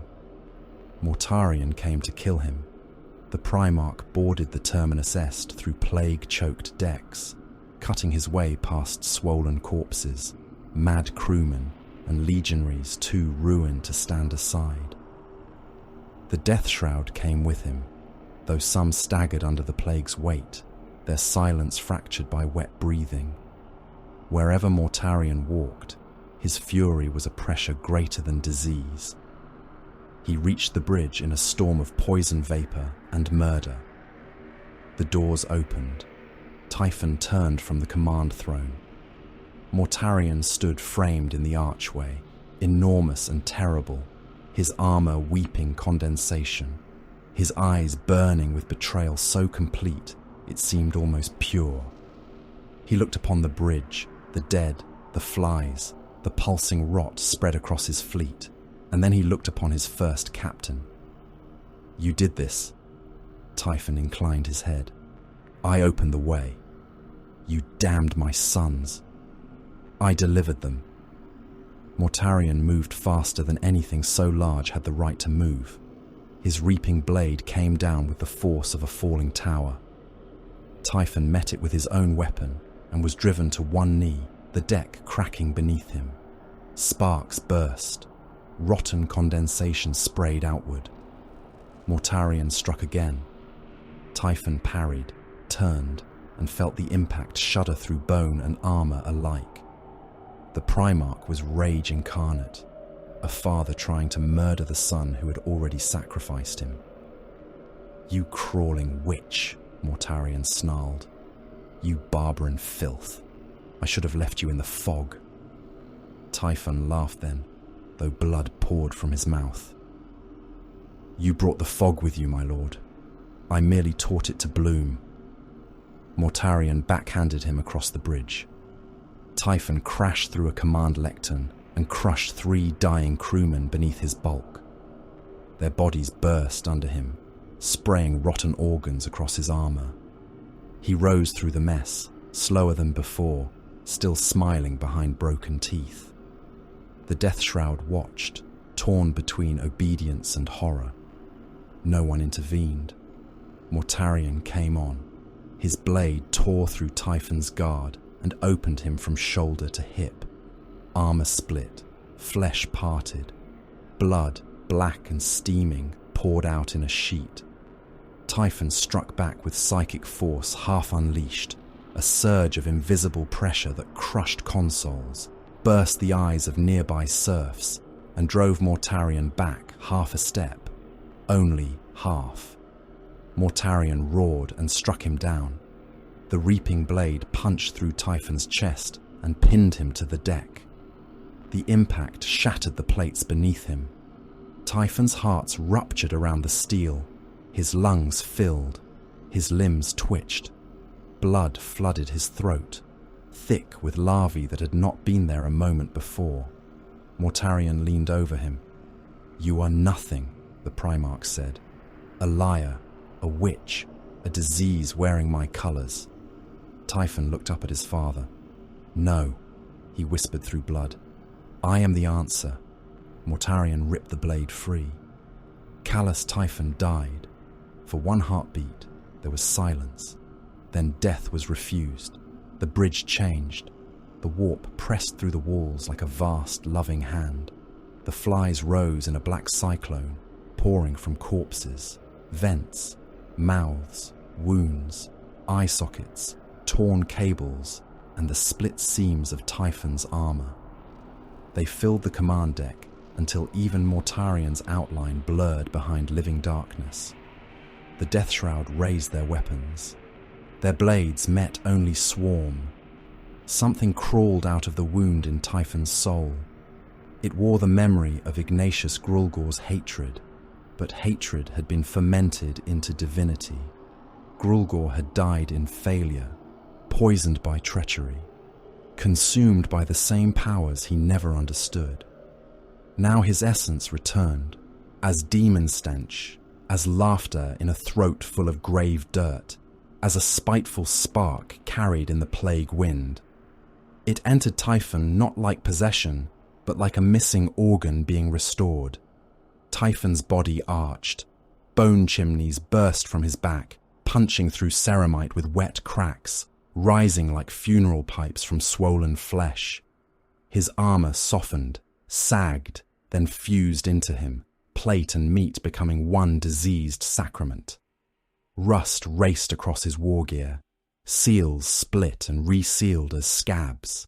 His abdomen swelled and settled into grotesque strength. His skin hardened, ruptured, healed, and opened again in places that exhaled flies. The wound Mortarion had carved through him filled with black movement. The destroyer hive entered its host, not as a swarm alone, as title, as covenant, as endless hunger-wearing wings. Typhon rose. He was larger than he had been, heavier. The deck groaned beneath him. His breath came through a helm that had become his face, through grill and flesh grown together. His eyes burned with a sick green light that was not reflected from any display. Around him, the flies orbited in reverent frenzy, then settled into the cracks of his armor, into the bone pipes, into the shadow beneath his pauldrons. Mortarion stared. For the first time in all the years Typhon had known him, the Primarch looked not merely enraged, but wounded beyond anger. "What are you?" Mortarion asked. The thing that had been Callous Typhon took up his weapon. His voice emerged deeper, wet with decay, and layered with the drone of countless wings. "What I was always becoming." Across the trapped fleet, the Death Guard screamed, died, did not die, and were remade. Their armor fused to their bodies. Their wounds became permanent blessings. Their pain became liturgy. Their endurance became Rot's cathedral. They were not spared. They were claimed. Callous Typhon was a name from Barbarous, from fever slabs, lowland villages, imperial surgery, legion ranks, and hidden gifts. It belonged to a man who had concealed his truth because the galaxy was not yet ready to rot beneath it. That name ended on the bridge of the Terminus Est. What stood in its place was swollen with plague, crowned by flies, beloved by a god whose patience made empires meaningless. Typhus, host of the Destroyer Hive, breathed his first true breath, and the warp breathed with him. Terror did not merely burn when the Death Guard came. It sickened. The throne world had known bombardment before the plague ships broke through the void war. Its skies were already bruised by lance fire and choked with ash. Its oceans had boiled beneath the fall of wreckage. Its continents trembled under the march of titans, the roar of gunships, the detonation of orbital munitions, and the endless grind of armies hurled against walls built by the hand of the Emperor himself. Every hour, whole districts vanished beneath artillery. Every hour, millions died in the name of masters they would never see. Yet the arrival of Mortarion's sons changed the character of the war. Before them, death had been impact, flame, pressure, shrapnel, starvation, terror. After them, death learned patience. Plague fog rolled through the ruins of the outer palace in crawling tides, yellow-green and corpse-thick, clinging to barricades, gun emplacements, shattered hab blocks, and the bones of the unburied. Shells from the traitor guns did not only burst, they split open and birthed contagion. Their casings ruptured above loyalist positions and rained clotted filth, corpse worms, infected bone splinters, and fluids that hissed through flak armor. Trenches filled ankle deep with black sputum. Bunkers sealed against gas became tombs when the disease bloomed through prayer seals, cable ducts, ventilation grills, and the breath of men who had believed their masks sufficient. The Imperial Palace was not being assaulted. It was being infected. Typhus walked through the plague fog like a saint through incense. His cataphractii plate was no longer armor in any sane sense. It was a rusted shrine grown around a corpse that refused finality, a walking reliquary of rot and malice, its plate swollen, split, and fused to the flesh beneath. Corrosion crawled over him in living patterns. Bells no mortal artificer had mounted told softly from chains at his waist. Bone vents jutted from his back and exhaled damp fumes. Within him, beneath him, around him, the destroyer hive murmured with countless wings. It slept and woke and slept again in tides, each insectile thought brushing against his own like worshipful fingers. In his grip rested the Man Reaper. It was a scythe only in the way an execution platform was a knife. Its haft was dark, pitted, and slick with old fluids. Its blade curved with agricultural simplicity made obscene by scale, meant not for grain, but for ranks, for throats, for warriors, for civilizations. Men who looked upon it too long imagined harvest fields beneath black suns. Astartes saw their own gene-wrought bodies opened and gathered like spoiled crops. Typhus did not hurry. Around him, Death Guard infantry advanced in disciplined blocks, their bolters held low, their heavy steps splashing through mud made from ash and human fat.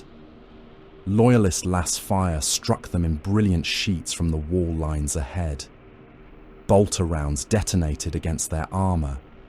Autocannon shells hammered into their formation and staggered them, broke plates, opened flesh, tore arms away. They continued. A Death Guard warrior took a missile to the abdomen and burst outward, organs slapping wetly across the ground, while his lower body kept walking for 3 more paces before falling. His brothers stepped over him without glance. Ahead, a loyalist bunker vomited fire. Imperial army soldiers crouched behind firing slits, their faces hidden behind rebreathers stamped with the sigils of terror. Their officer shouted for discipline as plague smoke seeped through the wall around him in hairline threads. Men began coughing before they saw it. One gunner vomited into his mask, choked, tore the mask free, and spilled a rope of grey lung tissue over his chest. Another tried to keep firing while boils rose across his hands and burst inside his gloves. The bunker door remained sealed. The disease had no respect for doors. Typhus raised the Man Reaper. Continue, he voxed. The Death Guard line obeyed. Behind them, traitor artillery shook the horizon. Iron Warriors' batteries hurled macro cannon shells into the outer districts with mathematical hatred, flattening habstacks already packed with refugees, crushing whole avenues into slabs of dust and meat. Siege masters in hazard-striped armor calculated angles and casualty tolerances without expression. Sons of Horus spearheads waited for breaches like wolves scenting blood. Word-bearers raised blackened icons amid the shell craters, chanting sermons to powers the Imperial truth had denied, until denial became another corpse on the field.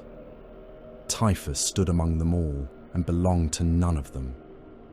An Iron Warrior's warsmith came to him beneath the shadow of a collapsed transit arch, his armor scored by shrapnel, his servo arms clicking as they adjusted ammunition feeds and Auspex veins. "Your fog is interfering with our target sighting," the warsmith said. Typhus turned his helm slowly. Flies crawled across the lenses and vanished into seams. Then fire where the screams are loudest. That is not a firing solution. It is the oldest one. The warsmith's mouth tightened. Iron warriors disliked imprecision. Typhus disliked the vanity of men who believed numbers spared them from faith. A son of Horus captain approached soon after, sea green armor blackened by smoke, oath papers pasted to his breastplate, the eye of the War Master glaring from his pauldron. Orders from the command echelon. All available forces are to press the breach toward the Colossi Gate. Resistance stiffens. The War Master requires the wall lines broken before the next bombardment window. The War Master requires many things, Typhus said. The captain stiffened. You will comply. Typhus leaned close enough that the flies in his armor stirred toward the other warrior's helm. I comply with the decay of empires. If Horus walks in the same direction, he may call it obedience. For a moment, violence balanced between them. Then the son of Horus looked away first. Not in fear, perhaps, in calculation. The War Master's war needed Mortarian sons. It needed the plague. It needed Typhus. So the captain swallowed insult as all ambitious men eventually swallowed filth. The march toward the Colossi Gate became a grinding sacrament. The loyalists had layered the approaches with murder, tank traps, mine belts, kill zones swept by Liscanon towers and heavy bolter nests.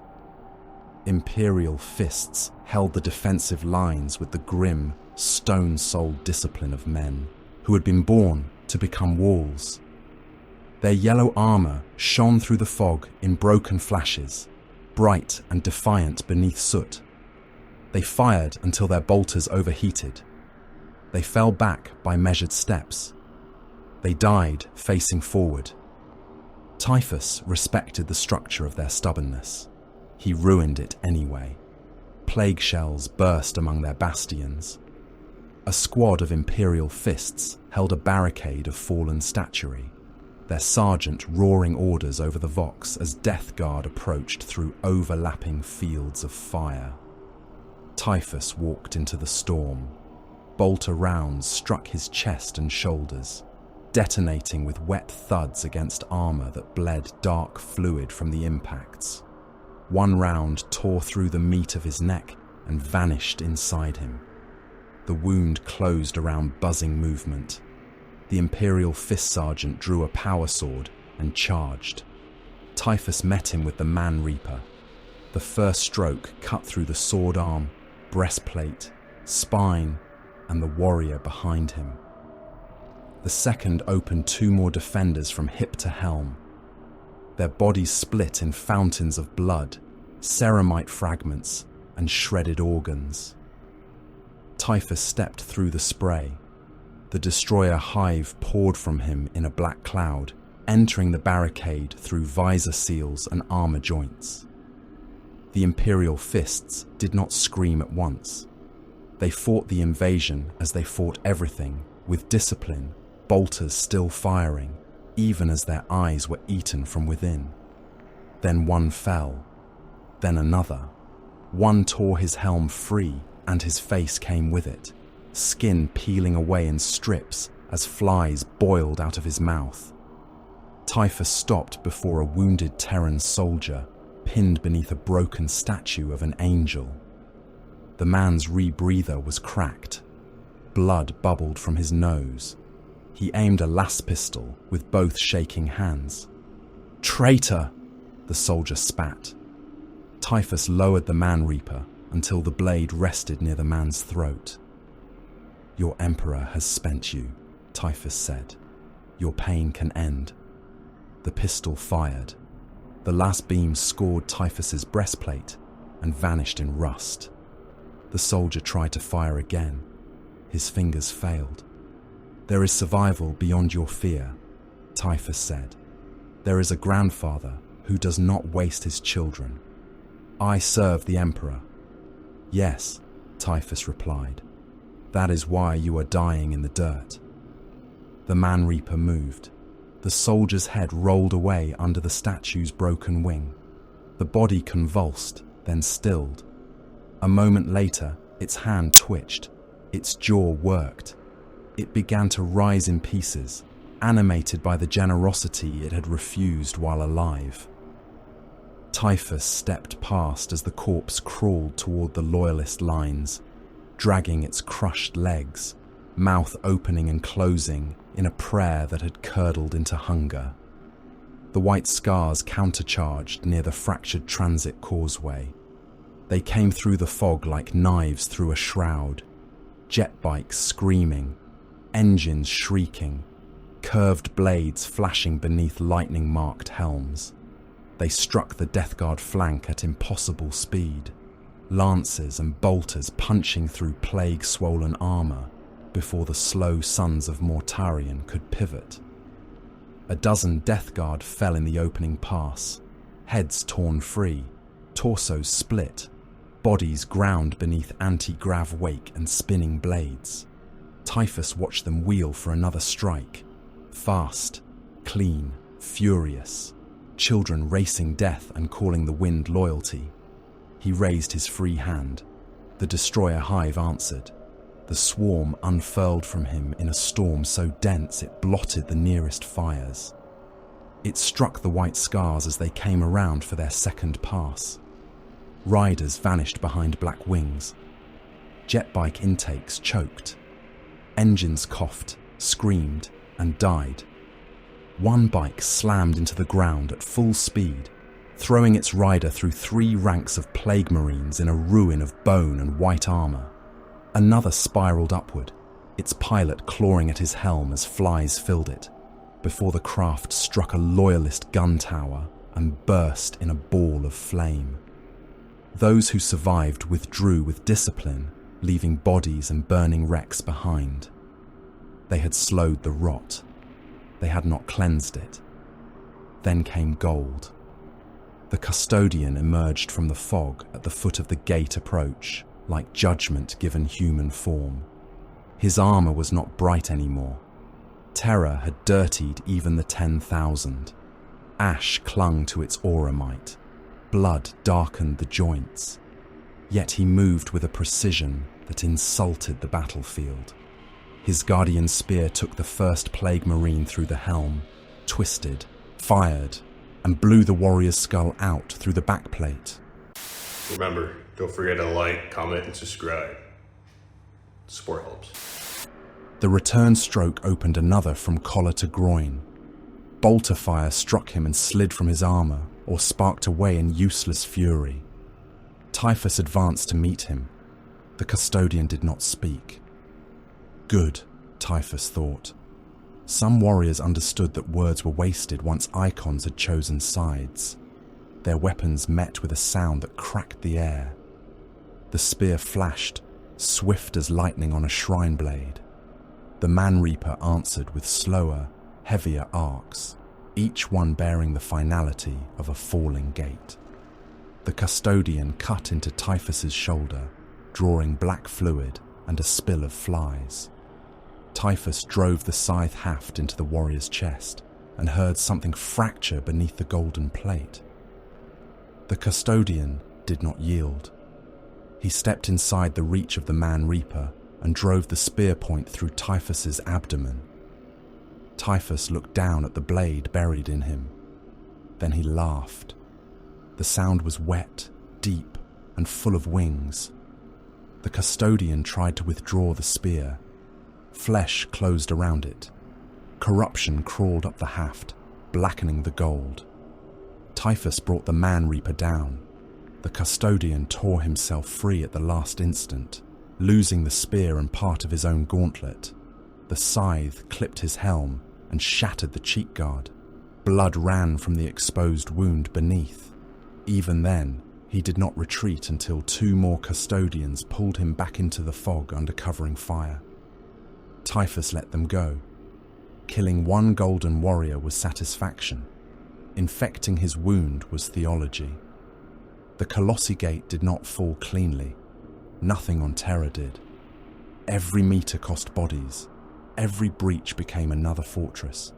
Every corpse became ammunition for despair. The palace drank armies and demanded more. Then word came from the Lion's Gate spaceport.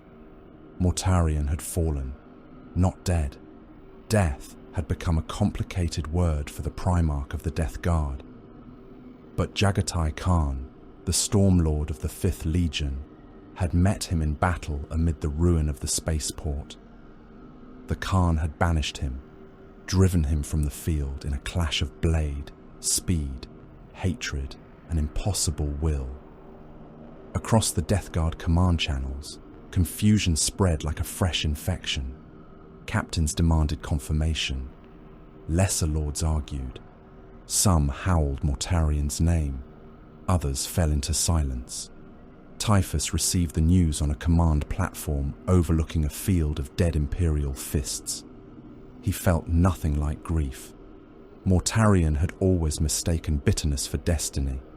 He had wanted the Emperor humbled, terror broken, Guilliman and the Khan, and every favoured son taught the taste of defeat. He had carried Barbarous in his lungs and called it purpose. Now he had been cast down, and the Legion needed a voice that understood movement. Typhus opened the Vox to the Death Guard frequencies. "Mortarian is absent," he said. Static hissed.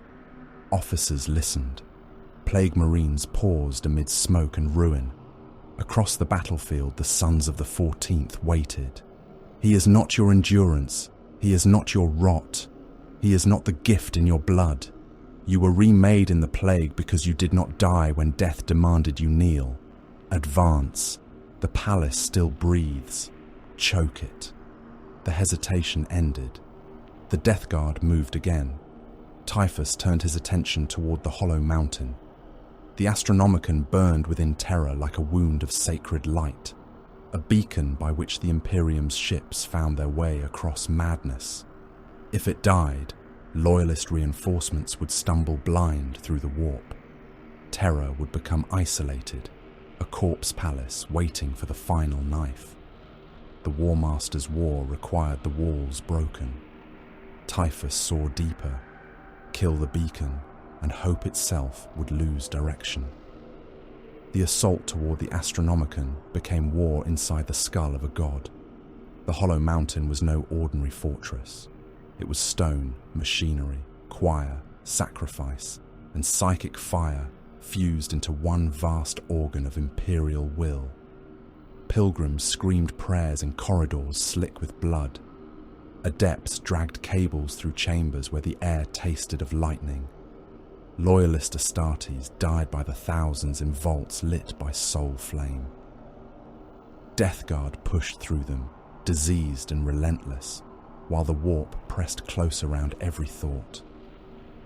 Psychic light burned the plague fog into writhing shadows. Men died from proximity to holiness as surely as from toxin. Mortal cultists following the Death Guard caught fire from the inside, their eyes becoming white lamps before their skulls burst.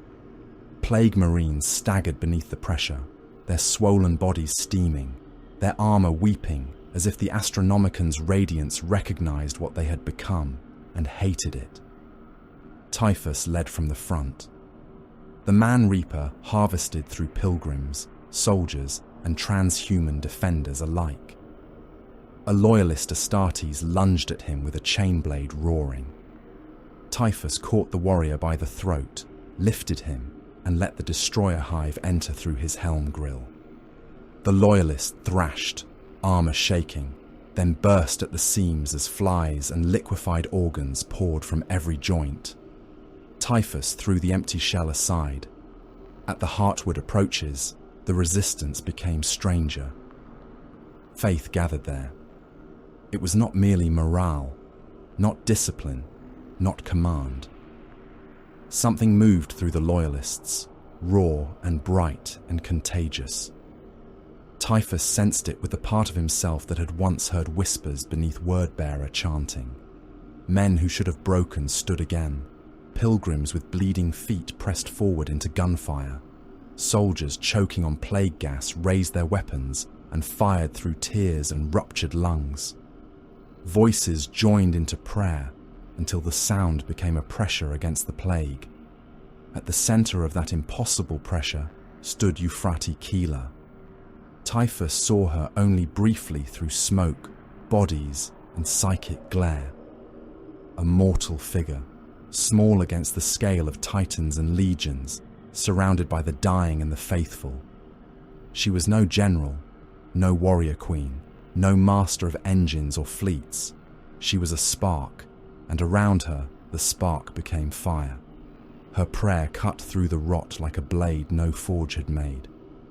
Typhus hated her immediately, not as a man hates an enemy commander, as plague hates flame, as decay hates preservation, as truth hates a rival truth with the audacity to spread. The psychic backlash came like sunrise inside a sealed tomb. Light erupted through the hollow mountain.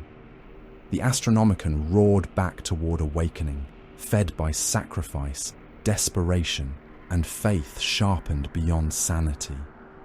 Death Guard lines buckled. Plague fog boiled away in screaming tendrils. Pox-swollen bodies burst. Demon things shrieked and were dragged backward into their own shadows. Typhus drove the Man-Reaper into the floor and held himself upright as the radiance struck him. His armor smoked. Flies died in their thousands across his body, becoming black dust before the hive birthed more from the wounds beneath.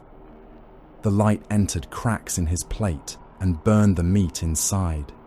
It filled him with pain so clean it felt almost alien. He laughed through it, not because he was winning, because he understood. The Death Guard were forced back from the hollow mountain, step by bleeding step. Loyalists paid for every moment in heaps of bodies, but the beacon endured. Terror still had its light. The palace still held.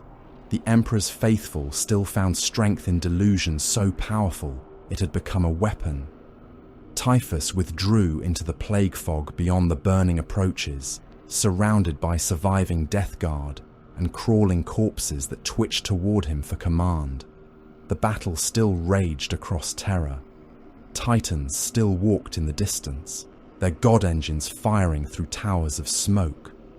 Artillery still flattened districts. The skies still rained ash and wreckage. Horus still reached for the throne. Mortarion was gone from the field. The dead were beyond counting. Typhus looked back toward the hollow mountain. Faith was an infection. He saw that now with perfect clarity. Not metaphor, not insult. A vector, a contagion of purpose, transmitted through symbols, suffering, voices, and the promise that pain could be made holy if offered to the right master. The Emperor's servants carried it in their blood. Keeler had proven it. The Astronomicon burned because men believed hard enough to die into its light. Very well. Typhus turned away. He would answer faith with plagues that rotted hope before prayer could form. He would make lungs fill before hymns could rise. He would make saints bloat, warriors weep pus, and worlds forget the shape of salvation. Let the Emperor have his beacon. Let terror keep its wounded light. Rot was patient. The traveller had learned another road into the soul of mankind. Horus was dead, and the galaxy did not become quieter. It screamed differently. The War Master's dream broke upon terror and scattered into the void in burning fragments, but the ruin he had made did not end with him. It spread outward from the throne world in pursuit fleets, vengeance crusades, extermination orders, and the cold fury of loyal sons who had survived betrayal long enough to learn hatred without restraint. The Great Scouring began like a blade dragged through a wound. Loyalist armadas hunted the traitor legions from system to system, driving them from mustering grounds, forge worlds, dead moons, and stolen bastions. There were no negotiations now, no declarations of compliance, no offers of surrender that meant anything. The Imperium had found its murderers and wanted them burned from history. The Death Guard did not flee as other broken hosts fled. They withdrew like disease from a cauterized limb, sinking deeper into the body of the galaxy, searching for vessels through which to return. Their ships were no longer merely warships. They were fever barges, corpse cathedrals, plague reliquaries, and drifting wounds. Their hulls blistered with rust and fungal metal, their gun decks slick with old pus, their lower holds packed with things that had once been mortal crew.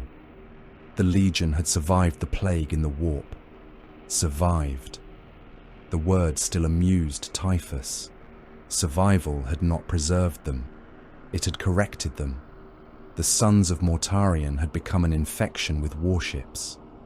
The Terminus Est led many of them into the eye. The wound in reality opened before them like a mouth that had learned to smile. Space bent. Stars crawled in impossible directions. Light thickened until it seemed to rot in the void. The loyalist pursuit fleets fell back at the border, not from mercy, but because even vengeance had limits when sanity frayed against the storm. The traitors plunged through the veil of madness and into the empire behind all empires, the realm that had waited for them before they ever knew they were marching toward it. The Eye of Terror received them without welcome and without refusal. It was not a refuge. Refuge was a word invented by men who believed places could be safe. Demon worlds drifted in madness, some shaped like continents of exposed bone, others wrapped in cloud layers that wept blood upward into the sky. Fortresses grew from rusted iron and molars the size of bastion towers. Moons howled hymns through craters that opened and closed like mouths. Oceans of bile lapped against shores made of fused skeletons. Forests of nerve tissue shivered in winds that smelled of incense and open guts. There were battles in the distance between hosts that should not have had bodies, and yet they spilled organs when torn apart. Brass things with too many horns butchered translucent predators that bled colours no human eye had been made to hold. Winged shapes burst above mountains, devoured each other, and rained teeth across cities built by the damned. The Death Guard sailed through it all with plague bells tolling. Typhus stood upon the bridge of the Terminus Est and watched unreality crawl across the viewports. The ship's mortal crew had changed in the years since the warp trap. Some still had enough shape to obey commands. Others had become part of the vessel, fused into command cradles, mouths sewn to vox horns, eyes wired into auspex clusters, bellies swollen with maggot broods that ticked softly against the metal. Their suffering did not trouble him. It gave the bridge texture. It gave obedience a smell. Around him, the destroyer hive rested in the hollows of his armor, a murmuring congregation beneath his skin. It stirred whenever demon things passed too close. It hungered when mortal distress signals flickered at the edge of auspex. It sang when Nurgle's dominions came into view. Then came the world Mortarion chose. It hung in the eye like a memory made diseased. Its mountains rose through poison fog. Its valleys drowned beneath vapors no unblessed lung could survive. Black citadels clung to cliffs like scabs. Swamps bubbled with corpse gas. Cloud banks rolled low and heavy, and green lightning crawled through them with sullen patience. Across the surface, demon engines dragged chains through mud, while plague towers rose from the bones of conquered things. The air itself appeared thick enough to chew.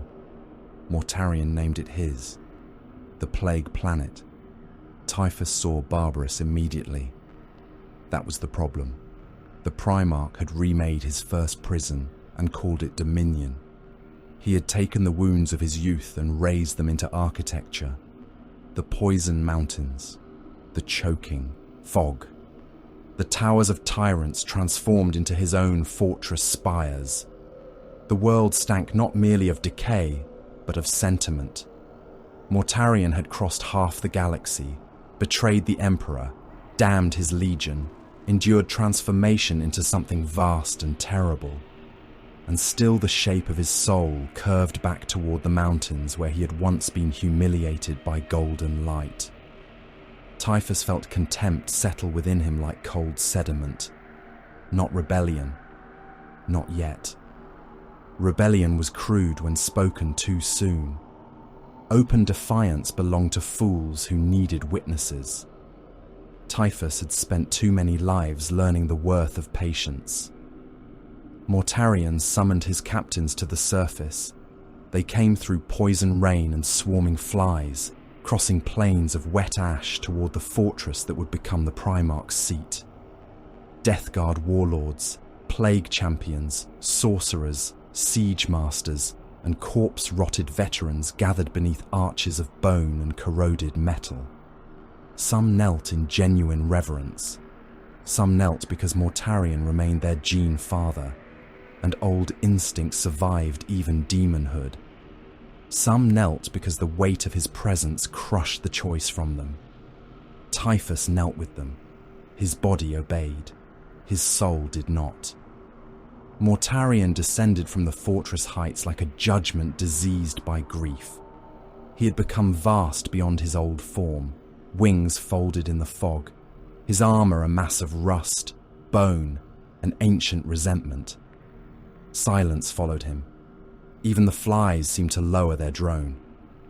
"My sons," Mortarion said, and the words rolled across the assembled warlords like grave soil over coffins. "The false emperor has not ended us. The war master has failed. Terror still festers beneath its corpse god. But we remain. We endure. Here we will gather strength. Here we will build. Here the Death Guard will become what no blade, no betrayal, no throne can destroy." Many bowed lower. Typhus looked at the mud around Mortarion's feet.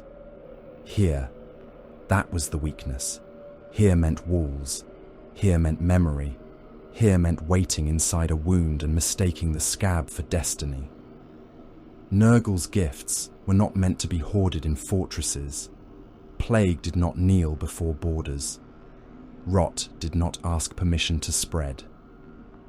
After the assembly, Mortarion called him alone to an upper terrace where the fog rolled thick enough to hide the armies below.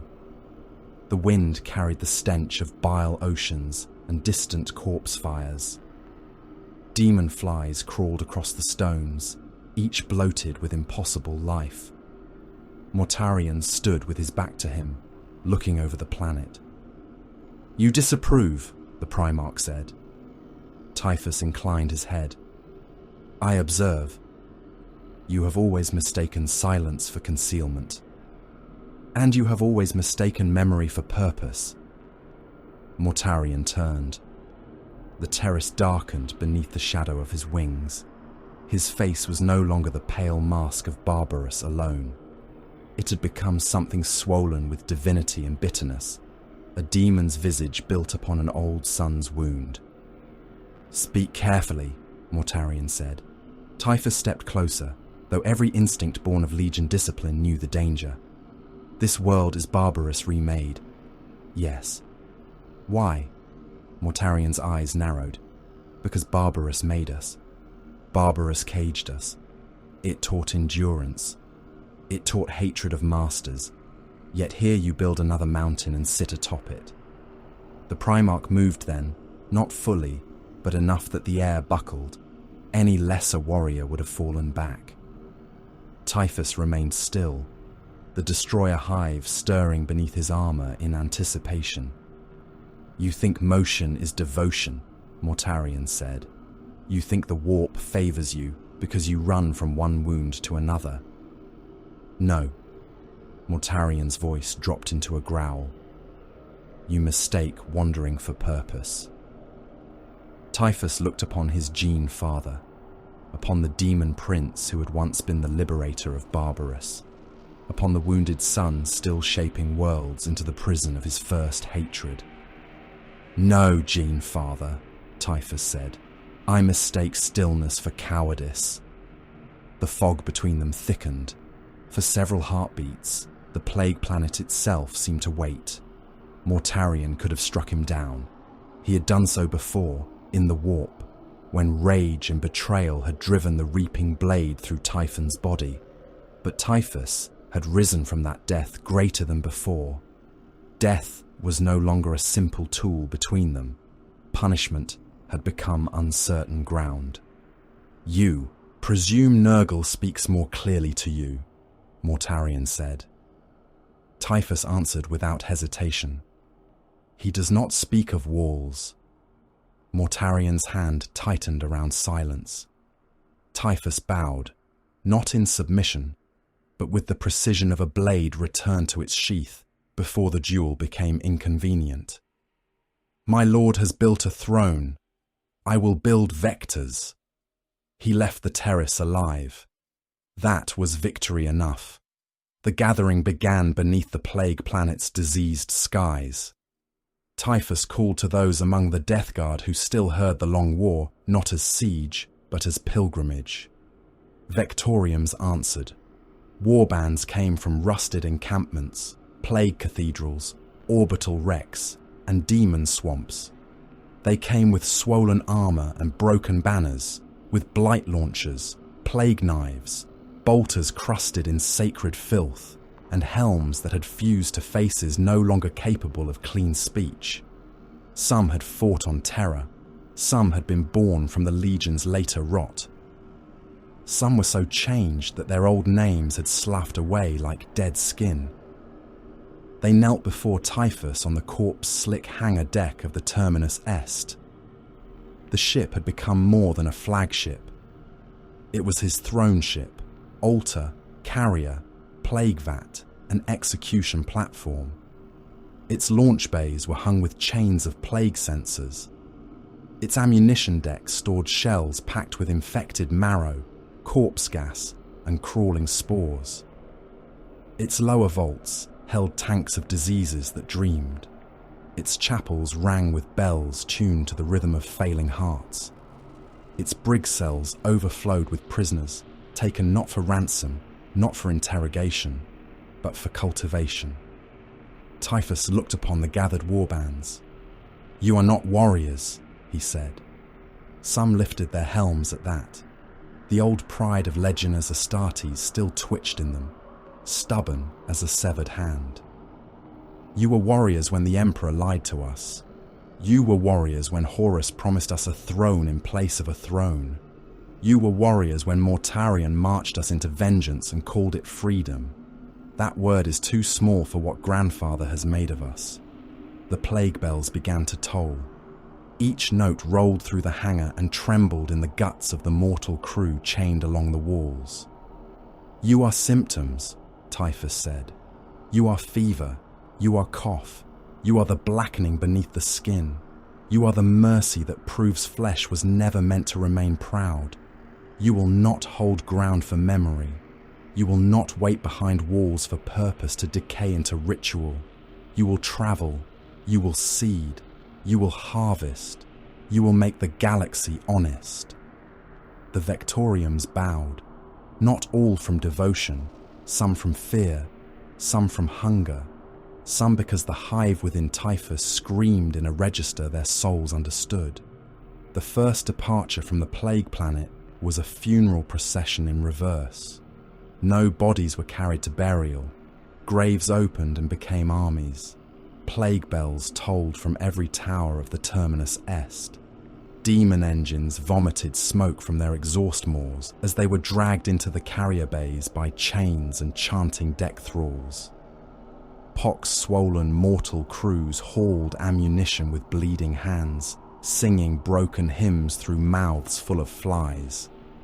Death Guard squads marched aboard beneath banners stiff with pus and old blood. Blight drones circled the ship in lazy devotional spirals. Mortarion did not come to bless the departure. Typhus preferred it. The Terminus Est and its gathered plague ships translated toward the edge of the eye, where loyalist hunters still prowled with more courage than wisdom. An Imperial pursuit fleet waited beyond the veil, drawn by false weakness, false distress, and the scent of traitor flight. It consisted of Navy cruisers, escort squadrons, troop transports, and a strike element of loyal Astartes, whose heraldry Typhus did not bother to remember. Their admiral believed he had found a wounded traitor convoy attempting to escape deeper into madness. Typhus allowed the belief to live long enough to become fatal. The first false distress signal came from a crippled plague tender drifting near a torn warp shoal. Its vox carried weeping mortal voices begging for rescue, claiming reactor failure, claiming loyalist prisoners aboard, claiming coordinates to a traitor supply cache. The Imperial fleet closed with disciplined caution. Auspex sweeps detected life signs, heat signatures, power fluctuations, all true. Typhus disliked lies that had no bones beneath them. Boarding craft launched from the Imperial cruisers.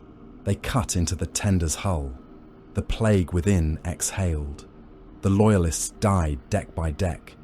Their pict feeds showed darkness, then movement, then screaming. Men in void armor fired into corridors packed with swollen corpses that burst when hit, showering them with contagious sludge. Astartes pushed deeper, disciplined and furious, only to find the tender's core chambers rigged not with explosives, but with open plague vats linked to pressure systems. The disease sprayed into sealed armor through joints and seals, as if the suits had been designed to invite it. When the Imperial Admiral ordered withdrawal, Typhus sprang the rest of the trap. The Terminus Est emerged from the eye like a continent of rusted iron and malice, its three-pronged prow cutting through warp haze, its guns already awake. Plague cruisers translated around it in ragged formation, not where Imperial prediction engines had expected ships to be, but where fear had left gaps. Void shields flared, macro batteries opened. The first Imperial escort vanished beneath overlapping fire, its spine broken, its reactor bleeding white light before the hull split and spilled crew into space.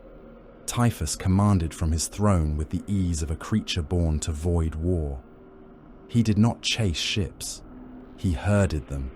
He used the eye's tides as terrain, drove Imperial escorts into interference shoals, fired not at the strongest armor, but at the engines that preserved formation. Contaminated boarding torpedoes launched in waves, their casings painted with corpse runes, their interiors packed with plague marines, pox-ridden thralls, and canisters of blessed infection. They struck cruiser hulls and burrowed inward like parasites. Teleport strikes followed. Death Guard materialized in Navy gun decks amid storms of flies and green lightning. They arrived inside ammunition galleries, command shrines, medici wards, engine cloisters. Bolters roared in confined spaces. Crewmen burst apart at close range, their ribs and organs painting brass control panels.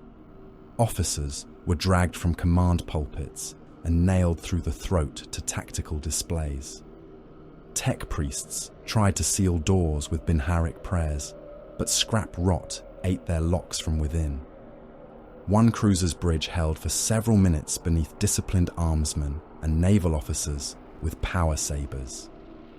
Then Typhus sent a single plague champion through the teleport flare with a censored canister chained to his chest. The champion died laughing as the canister ruptured. Everyone on the bridge began coughing black flowers from their mouths. The Imperial Admiral attempted withdrawal. Too late. Typhus had already crippled the fleet's translation geometry. A destroyer squadron trying to break free struck a minefield of drifting plague hulks, each corpse ship detonating not with flame alone, but with clouds of spore-seeded debris that clung to void shields and blinded augurs. A troop transport turned hard to avoid collision and exposed its belly to the Terminus Est. Typhus gave the order. The carrier's lance batteries fired. The transport opened from prow to stern, spilling thousands of men, vehicles, devotional banners, and burning atmosphere into the dark. On the command deck of the Terminus Est, a mortal helmsman fused to his station began to sob. "Beautiful," he whispered through split lips. Typhus looked at the main display, where Imperial icons died one by one. "No," he said. "Useful." The last Loyalist cruiser fought well. Its captain rammed through a plague frigate, tearing the diseased vessel in half and dragging fire across his own prow. Boarding alarms wailed across his decks. Still, he refused surrender. Typhus honoured the stubbornness by taking the ship personally. He teleported into the cruiser's command nave with his chosen guard. The air was clean for almost 2 breaths. Then the hive came with him. Imperial armsmen fired in ranks.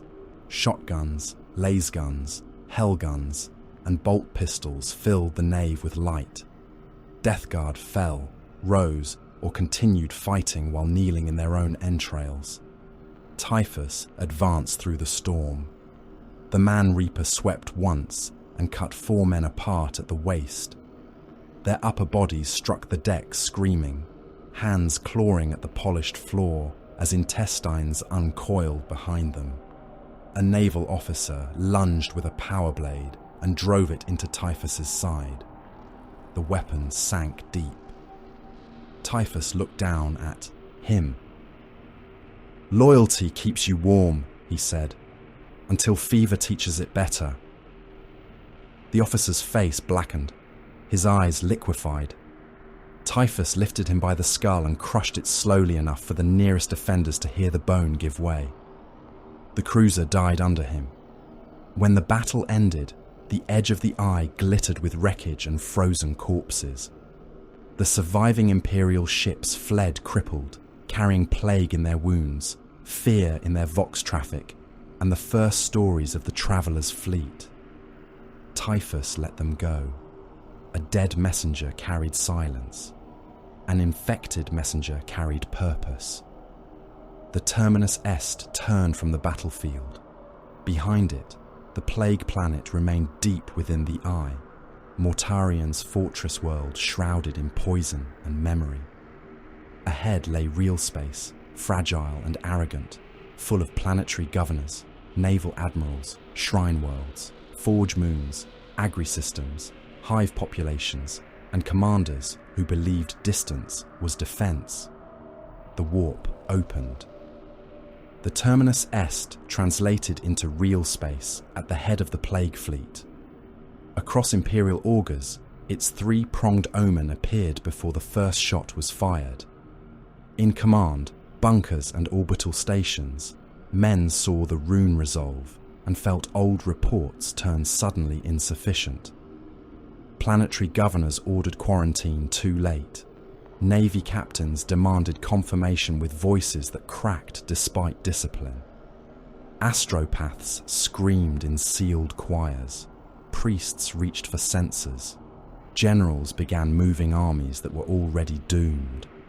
Typhus stood upon his bridge, the destroyer hive murmuring beneath his armour, the Man Reaper resting in his grasp like a promise. The long war waited. So did every world that still believed walls mattered. 10,000 years taught the Imperium to fear some names, as it feared void storms, black crusades, and the silence that followed a failed astropathic choir. Typhus became one of them. At first, Imperial records tried to contain him with classification. Traitor Astartes Commander, Death Guard First Captain, Plague Fleet Master, Nurgle Warlord, Host of the Destroyer Hive. Each designation was written by men who believed that to name a thing was to reduce it. Each designation failed. The reports multiplied across centuries until archives sagged beneath sealed ledgers, censored testimonies, plague diagrams, quarantine edicts, exterminatus warrants, and final transmissions rendered down to static, screams, and devotional phrases repeated by dying mouths. Worlds died and left paperwork. Crusades pursued him and vanished into pestilent warp corridors. Quarantine moons burned green beneath orbital fire. Shrine worlds sang themselves into fever. Forge worlds sealed their gates and found rot waiting in the noosphere. Agri-worlds shipped grain already blessed with spores. Hive populations prayed for relief and woke with blackened gums, swollen bellies, and flies crawling beneath the skin of their children. Segmentum commands struck entire systems from navigation charts, not because the worlds were gone, but because knowledge of their survival had become a contagion. The traveller moved through the ages like a fever with engines. He was less a commander now than a season of death. The Terminus Est appeared at the edges of doomed systems, its three-pronged omen blooming across Auspex screens moments before panic became doctrine. Sometimes the Plague Fleet arrived in full, a rusted armada of corpse hulks, battle barges, plague cruisers, and demon Nord escorts. Sometimes only a single infected freighter translated into a trade lane, broadcasting a request for aid through a vox choir whose members had been dead for months. Sometimes no ship was seen at all, and still the plague came. Carandini 7 was the first world in that chain of imperial memory, where Typhus chose not to fire a shot until the dying had already begun to praise him. It was a hive moon of iron rain and manufactorum belts, loyal, tithed, overworked, and proud of its productivity. Its rulers believed in inspections, ration order, and the sacred mathematics of output. Typhus infected none of its walls. He infected its schedules. A single captured bulk hauler, released under false mechanicum clearance, docked at the moon's northern cargo spine and delivered machine parts sealed in blessed grease. The grease carried Nurgle's rot. The first symptoms appeared among dock workers. They laughed. That was what frightened the Medici adepts most. Men, whose tongues had swollen black, laughed as boils opened beneath their collars. Women were not recorded in the official casualty lists because the administratum drafts used labour block numbers instead of names, and those numbers became meaningless when entire shifts dissolved into communal sickness. Men went to work coughing blood over conveyor belts. Overseers ordered them beaten. The beatings spread the disease faster. By the time the governor sealed the cargo levels, the elevators had already carried rot into the upper hives. The quarantine gates descended with adamantium certainty. Behind them, billions began to die. Outside them, billions listened. Typhus arrived on the 7th day of the first panic, walking through a lower transit necropolis where the dead had been stacked shoulder high against sealed blast doors. Poxwalkers knelt as he passed, though many had no knees remaining, their legs worn down to torn muscle and exposed bone from dragging themselves across the ferrocrete. Their jaws clacked in hunger. Their eyes shone with the vacant gratitude of corpses relieved from the burden of ending. Plague-bearers moved among them with parchment scrolls of skin, counting symptoms in solemn voices. Swelling of the glands, one croaked. Black exhalation, said another. Joyful rupture, said a third. Typhus rested the man-reaper against his shoulder and looked upon the dead city. The hive's lumen strips flickered behind fogged glass. Somewhere above, guard regiments fired into crowds of their own citizens from behind barricades, laser guns overheating as the infected pressed forward with hands raised, begging for passage, begging for water, begging for death. "Rise," Typhus said to the corpses at his feet. "Grandfather has not finished loving you." They rose. At Protheus, he sent no army at all. The world was a shrine sphere of marble processional roads, reliquary towers, incense manufactoria, and monasteries that kept ancient calendars of imperial martyrdom. Its population sang at dawn, noon, and dusk, and every hymn had been approved by 3 ecclesiastical offices. Typhus took one of those hymns and changed 3 notes. The plague song entered through pilgrims. A pilgrim fleet arrived from a neighbouring system bearing wounds, relics, and gratitude. They sang before landing. Dock guards sang with them. Priests corrected the melody and found they preferred the error. Choir boys in bronze masks repeated it until their throats split. Confessors hummed it while absolving the dying. Astropaths heard it in their dreams and transmitted it by accident through sanctioned channels. The song carried despair hidden inside devotion. Men who sang the final verse began to weep yellow tears. Then they smiled. Then they vomited flies. The shrine sphere tried to burn its own choirs. It was not enough. By the time the Terminus S translated into orbit, Protheus was already kneeling in fever. Typhus stood upon his bridge and listened to the infected hymn rising through stolen vox channels. It pleased him, not because the tune was beautiful. Beauty was a lesser god's weakness. It pleased him because the imperial faith had carried the knife to its own throat. Legata gave him resistance. It was a fortress world near the old Cadian approaches, a gunmetal bastion of curtain walls, trench belts, missile silos, and underground munition cities. Its generals were not fools. They shot refugees before they reached the walls. They scoured landing fields with promethium. They executed coughing men within minutes of detection. They kept the regiments separated, rationed, masked, and brutal.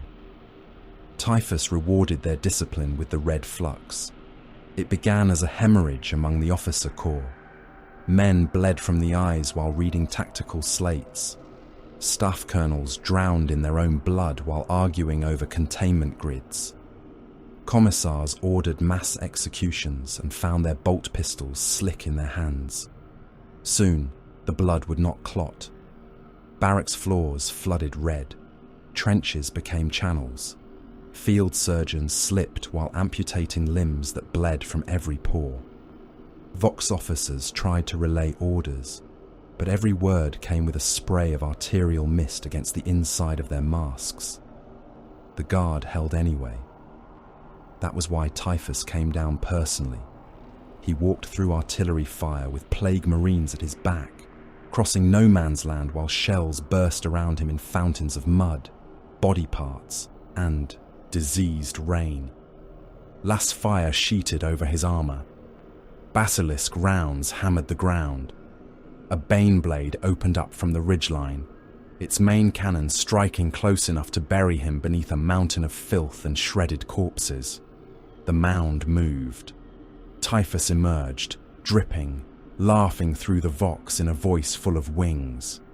His plague marines entered the first trench line with bolters and blades.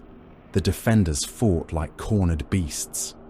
A sergeant drove a chainsword into a Death Guard warrior's neck and kept soaring until the head came loose in a burst of pus. Another man leapt onto a plague marine's back with grenades clutched to his chest, screaming a prayer as both vanished in a wet detonation. Typhus admired them for half a breath. Then the hive opened. The destroyer hive poured into the trenches. Men clawed at their masks as flies entered through filters, eye seals, bullet holes, and wounds. Their bodies convulsed in the mud, their bellies split. Their hands continued to fire while their minds dissolved into fever. When the fortress world finally fell silent, the trench belts were packed with corpses standing upright, held in place by the pressure of the dead around them. Florins died more quietly. It was an agri world of endless grain oceans, irrigation temples, and tithe silos large enough to feed crusade fleets. Typhus contaminated nothing so obvious as water. He infected the ledgers. Administratum clerks received amended transport orders through a captured astropathic relay. grain shipments changed routes. Refugee convoys were redirected. Medical stores were delayed by exactly the span required for fever to become famine. By the time anyone understood the pattern, every neighboring system had eaten bread milled from rot-blessed spores. Florins became a womb for the zombie plague. The first corpses rose in the harvest fields beneath a bruised sunset. Men dead from fever stood among the grain, with stalks tangled around their ankles and mud packed in their mouths. Their hands twitched. Their jaws worked. The harvesters thought them survivors until the dead fell upon them. The plague spread through bite, breath, blood, and terror. Villages barricaded their doors. The dead waited outside in patient crowds. When hunger forced the living to flee, the fields took them. Orbital corpse barges arrived under imperial order to remove the infected dead. The barges left full. They carried the plague into the trade lanes. Jonah's world became the study that damned its scholar. Magos Epidemiarch Varnak Holt had been assigned by a joint Adeptus Mechanicus and Departamento Munitorum authority to analyze the zombie plague after 3 systems fell into redacted silence. He was an old man by mortal measure, more augmetic than flesh, with polished brass lungs and a spine of sanctified steel. He trusted data. He trusted containment. He trusted the Omnissiah and the Emperor in the carefully divided manner of his order. His laboratory fortress stood beneath 3 void shields and 14 quarantine rings. The infected subjects were chained in glass cells, each corpse tagged, measured, sampled, catalogued, and burned when no longer useful. Holt worked without sleep. His staff moved around him in rebreathers and surgical robes, reciting sterility canticles as they drew samples of black saliva, rotten marrow, twitching nerve tissue, and the yellow fluid that pooled behind the eyes of the risen dead. At first he believed the plague's vector was biological. Then one of his junior savants killed himself after whispering that the corpses were lonely. Then another began praying in a language no one had taught him. Then the dead in the cells turned their heads in unison whenever Holt entered the chamber. He revised his hypothesis. Warp component, psychic residue, despair-linked transmission, faith degradation, hope suppression. The words appeared on his data slate like crimes against reason. Holt discovered too late that hopelessness was part of the vector. The more his staff understood, the faster they sickened. Lumen strips failed in the lower laboratory, leaving the containment hall washed in emergency red. Adepts began praying, then coughing, then biting one another through torn masks. A Skitari guard shot 3 technicians before a dead servitor rose behind him and chewed through the cables at his neck. Holt sealed himself in the observation chamber and watched his life's work press against the glass. From the other side, Typhus appeared on the internal vox without forcing the locks. "Epidemiarch," he said. Holt's brass lungs clicked faster. "This is impossible." "No, this is education. You are not present. I am present in every conclusion you fear to write." The glass cracked. Holt looked at his final data slate. His last entry contained no formula, no cure, no containment protocol. Only one sentence repeated until his augmetic hand tore itself apart against the keys. Despair transmits. When Jonah's world fell, the Imperium burned it from orbit. The fire did not cleanse the lesson. Near the Cadian Gate, Typhus seeded worlds like a farmer scattering black grain. The zombie plague came in refugee convoys packed with weeping survivors. It came in devotional pamphlets handled by too many hands. It came through astropathic nightmares that left choir chambers smeared with blood.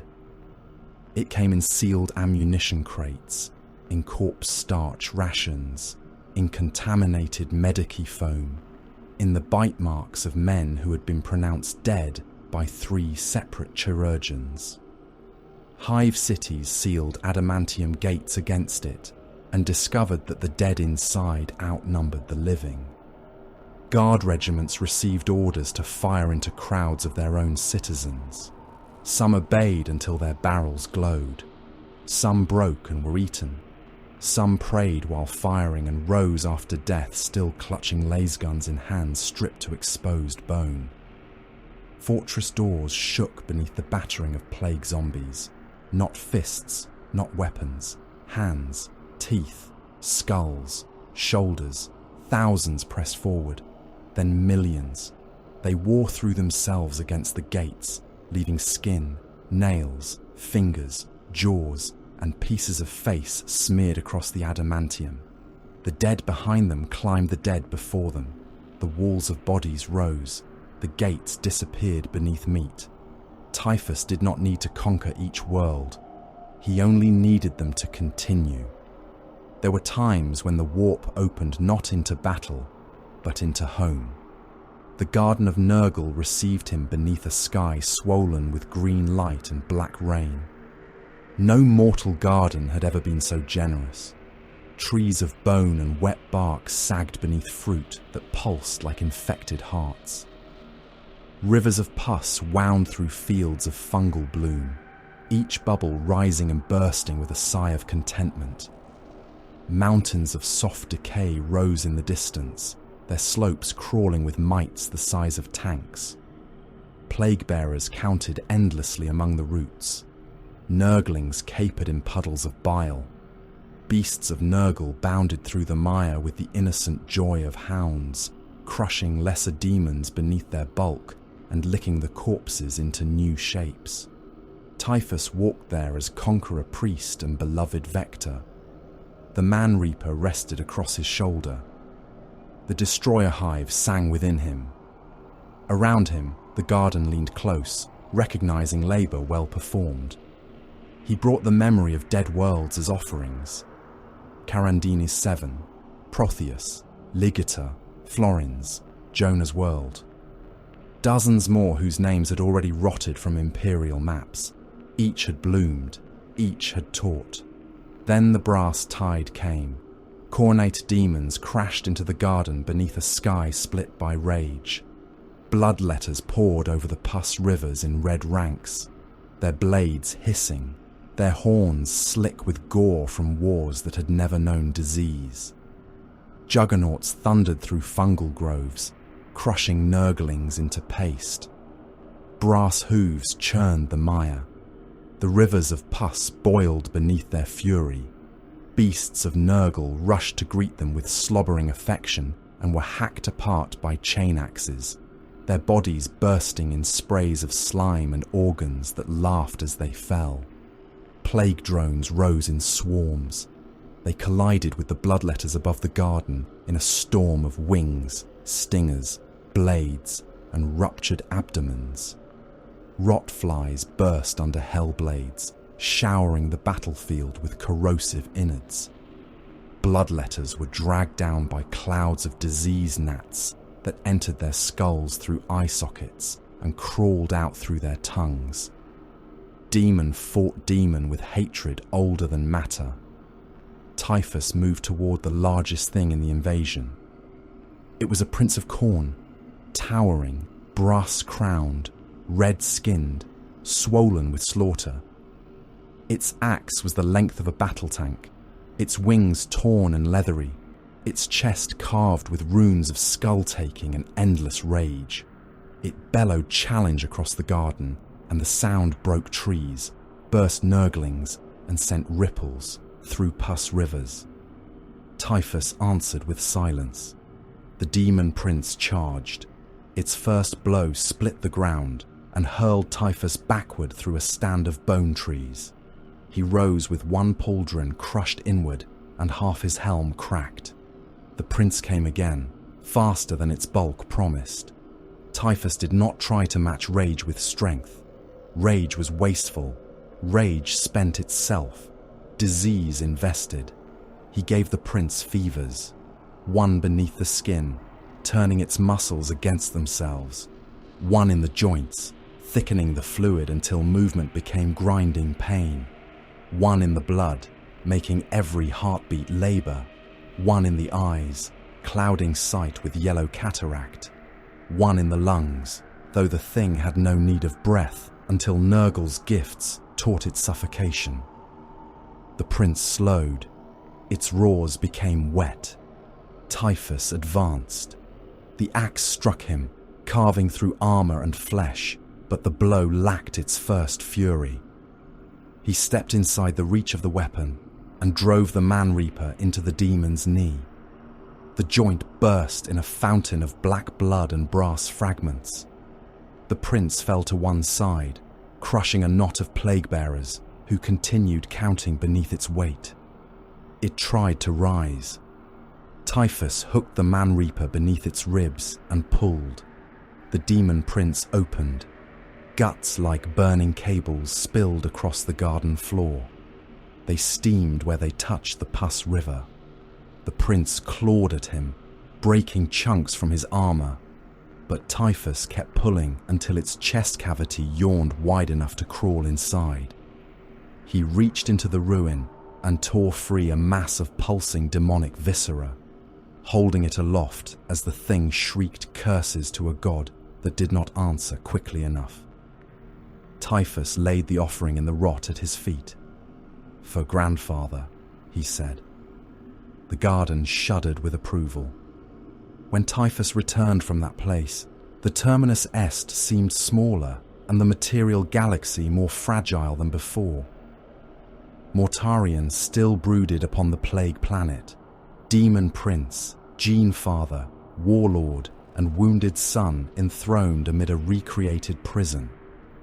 Abaddon still called crusades from the darkness, still gathered traitors beneath banners of vengeance and ambition, still hurled armies at the Imperium's gates in pursuit of victory shaped like a crown. Typhus understood both of them more clearly now. Mortarion had mistaken bitterness for holiness. Abaddon had mistaken war for destiny. The long war was useful. It opened roots. It weakened walls. It made worlds afraid.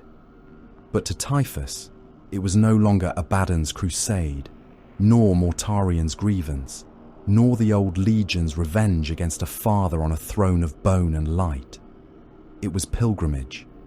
Every infected system was a shrine. Every corpse that rose was a convert. Every plague was scripture. Every scream was a bell.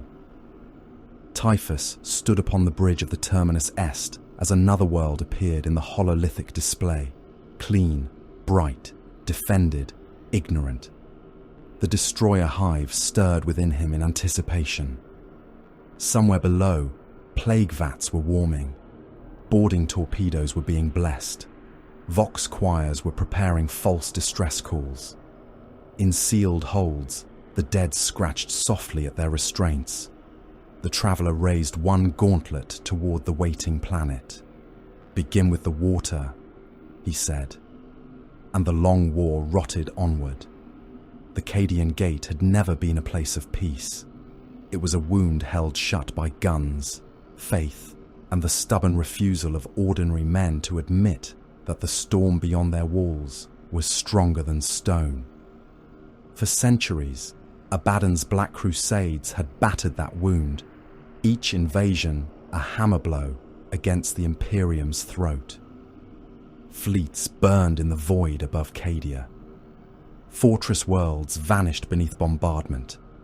Regiments were razed, spent, replaced, and spent again. Astropathic choirs screamed themselves blind trying to carry warnings through the immaterium, while demons pressed their faces against reality and laughed. Typhus came often to those wars, more readily than Mortarion did. Mortarion brooded in the plague realms, weighed down by old grievance, old hatred, and the gravity of his own bitterness. Abaddon moved. Abaddon struck. Abaddon understood, at least in part, that the Imperium was not a wall to be stared at from afar, but a body to be opened again and again, until the blood loss became doctrine. Typhus respected that usefulness. He did not trust the despoiler. Trust was for mortals, children, and men who had not survived enough. Betrayal to appreciate its purity. Abaddon wanted the Imperium broken beneath his talon. Typhus wanted it coughing blood before it broke, wanted its defenders fevered, its supply lines contaminated, its saints swollen with rot, its prayers choked into wet silence. Abaddon sought the collapse of the throne's dominion. Typhus sought the sanctification of that collapse through disease. Their purposes crossed often enough. On the command deck of the Terminus Est, beneath rusted arches and dripping cables, Typhus received Abaddon's envoy without rising from his throne. The emissary was a warlord of the Black Legion, broad, scarred, and proud beneath armour, painted in the colours of midnight and old treachery. The eye of Horus glared from his breastplate. His helm hung at his side, and his face bore the hard confidence of a killer who believed the War Master's shadow reached everywhere. Lord Abaddon requires pressure along the Cadian approaches, the envoy said.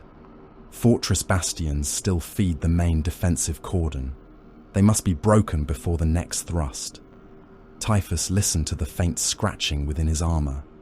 The destroyer hive stirred at the mention of bastions, bodies, and concentration. Requires, Typhus said. The Black Legionnaire's jaw tightened.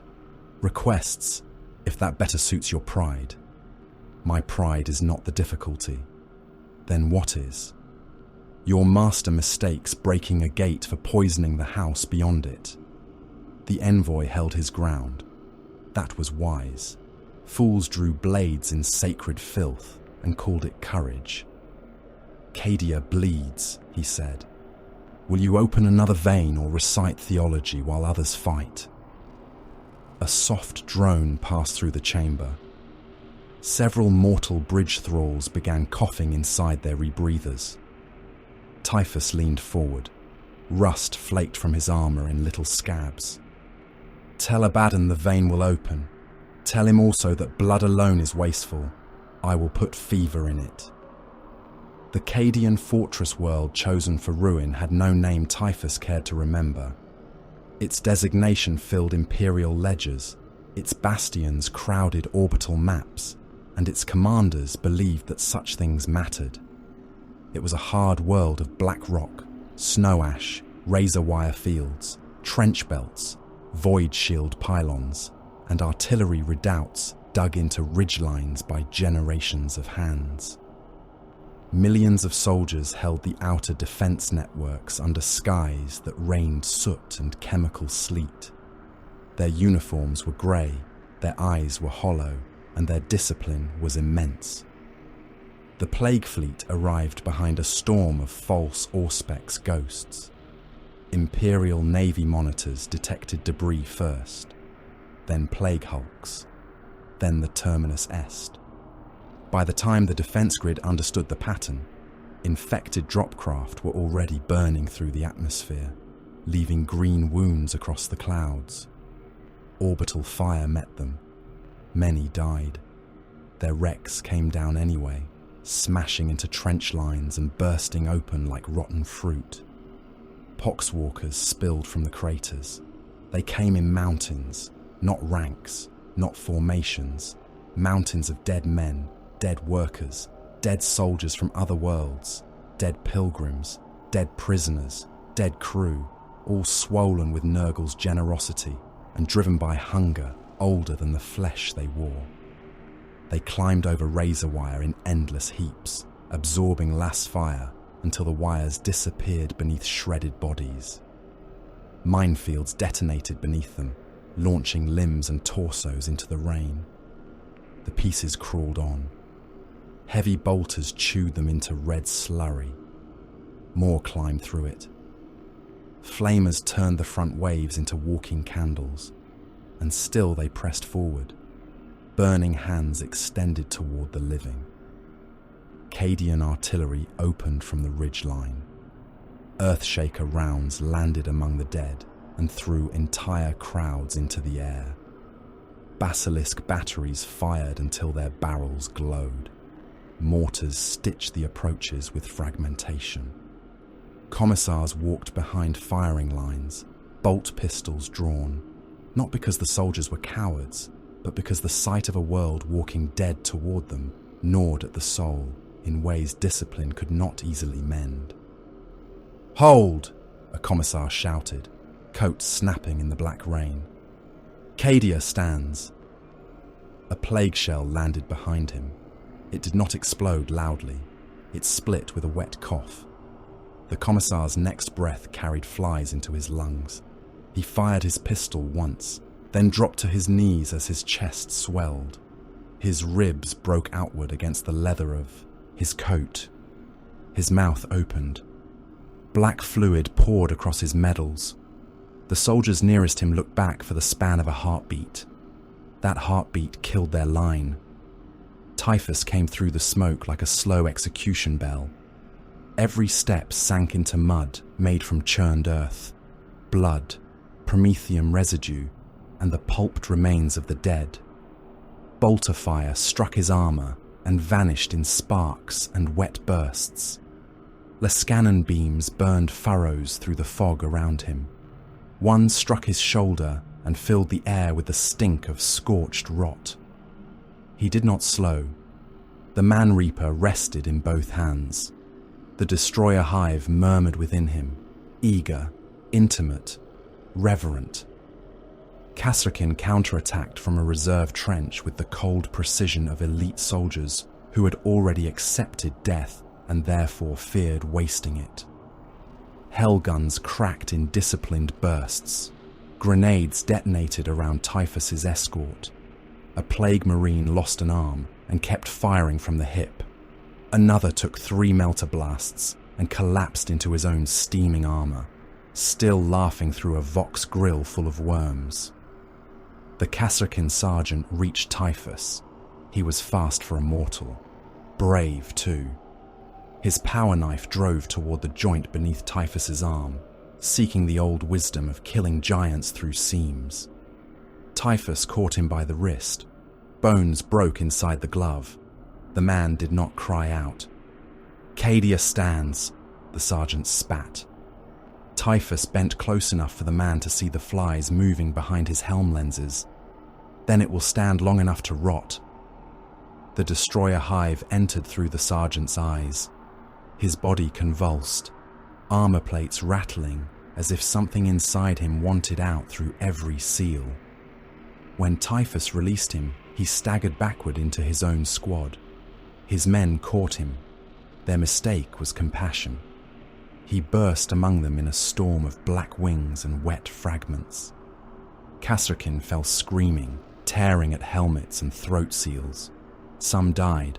Some rose before their blood cooled and turned their weapons upon the living behind them. The artillery lines collapsed soon after. Gunners fought with spades, pistols, and shell rammers when plague marines entered the batteries.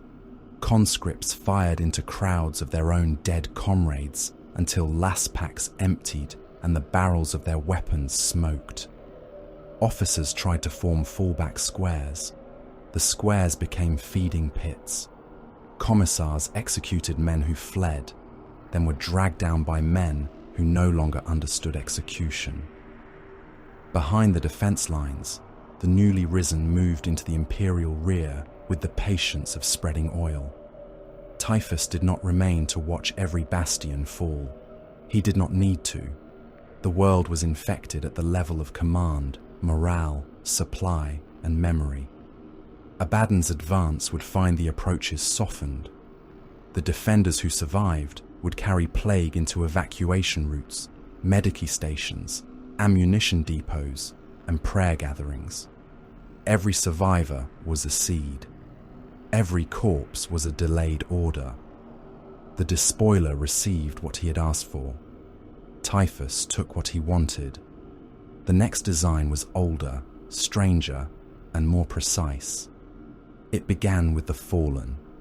Meria Astellan came to the parley beneath a dead moon, where the light of the eye bled across broken basalt, and the ruins of an orbital monastery lay open to vacuum. He was ancient, even by the measure of transhuman treachery, armoured in the colours and shame of a legion that no longer admitted what it had lost. Around him gathered other fallen warlords, each bearing fragments of old heraldry, old grievance, and old arrogance. They had survived by secrecy, bitterness, and refusal. Typhus understood the flavour of them immediately. They were not united by loyalty. Good. Loyalty made men predictable until it broke. Resentment endured longer. The meeting took place in a sealed crypt beneath the moon's surface, where stolen gene seed rested in stasis reliquaries and warp engines hummed behind curtains of skin parchment. The Tuchulcha engine was not present in full, not as a simple device that could be chained in one chamber, but its influence pressed against the calculations like a blind intelligence behind glass. Time rift geometries crawled across hololithic projections. Caliban coordinates flickered, split, contradicted themselves, and reformed. Possible pasts bled into possible futures. The fallen argued in low voices over roots, permissions, debts, and vengeance. Typhus listened until their pride had exhausted itself. "You want a legion," he said. Astellan's eyes narrowed. "We had one." "No. You had a father. Then you had a wound. Now you have hiding places." Several hands moved near weapons. Typhus felt the hive stir, delighted by the possibility of insult becoming anatomy. Astellan did not rise to the bait.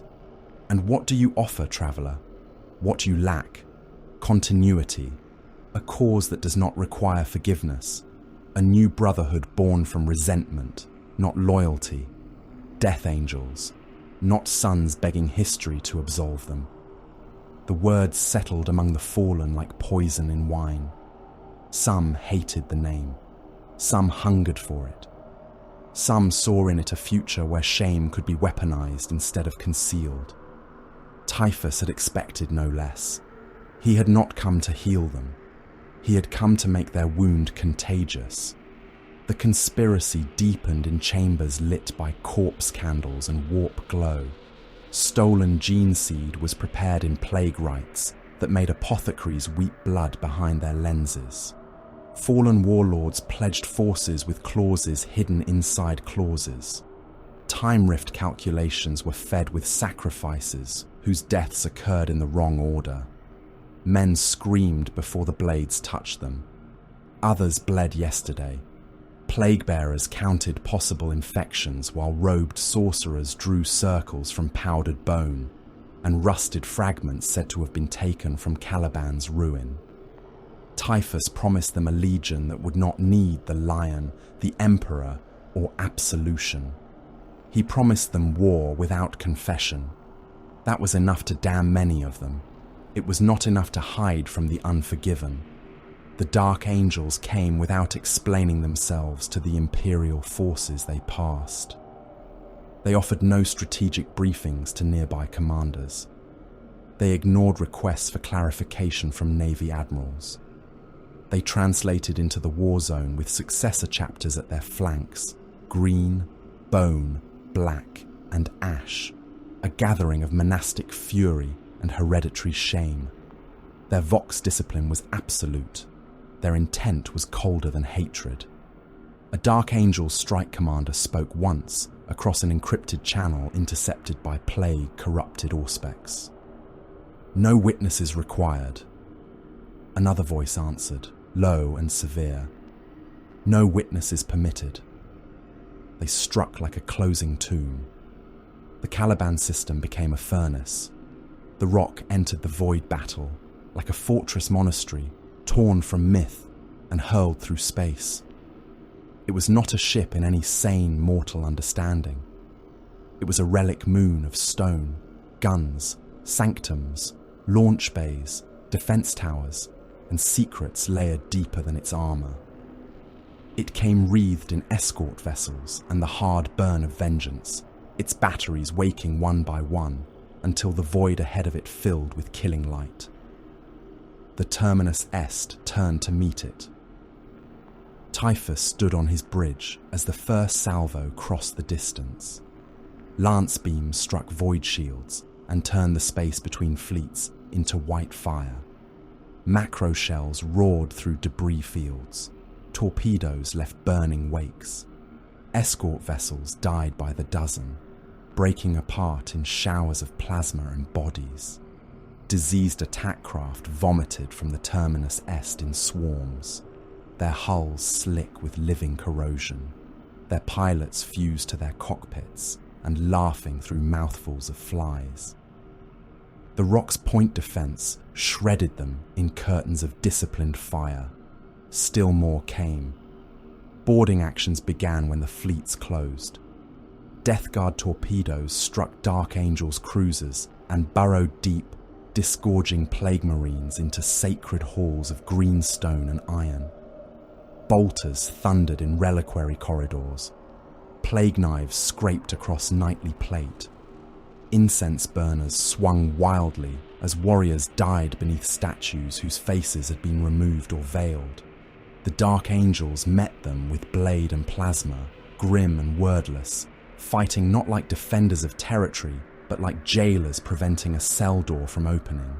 On one unforgiven strike cruiser, a squad of Death Guard broke into a chapel lined with names of the lost. The Dark Angels waiting there had painted black bars across their helms. No challenge was given. Plasma fire reduced the first Plague Marine to boiling sludge inside his armor. The rest advanced through the glow. Chain blades met power swords.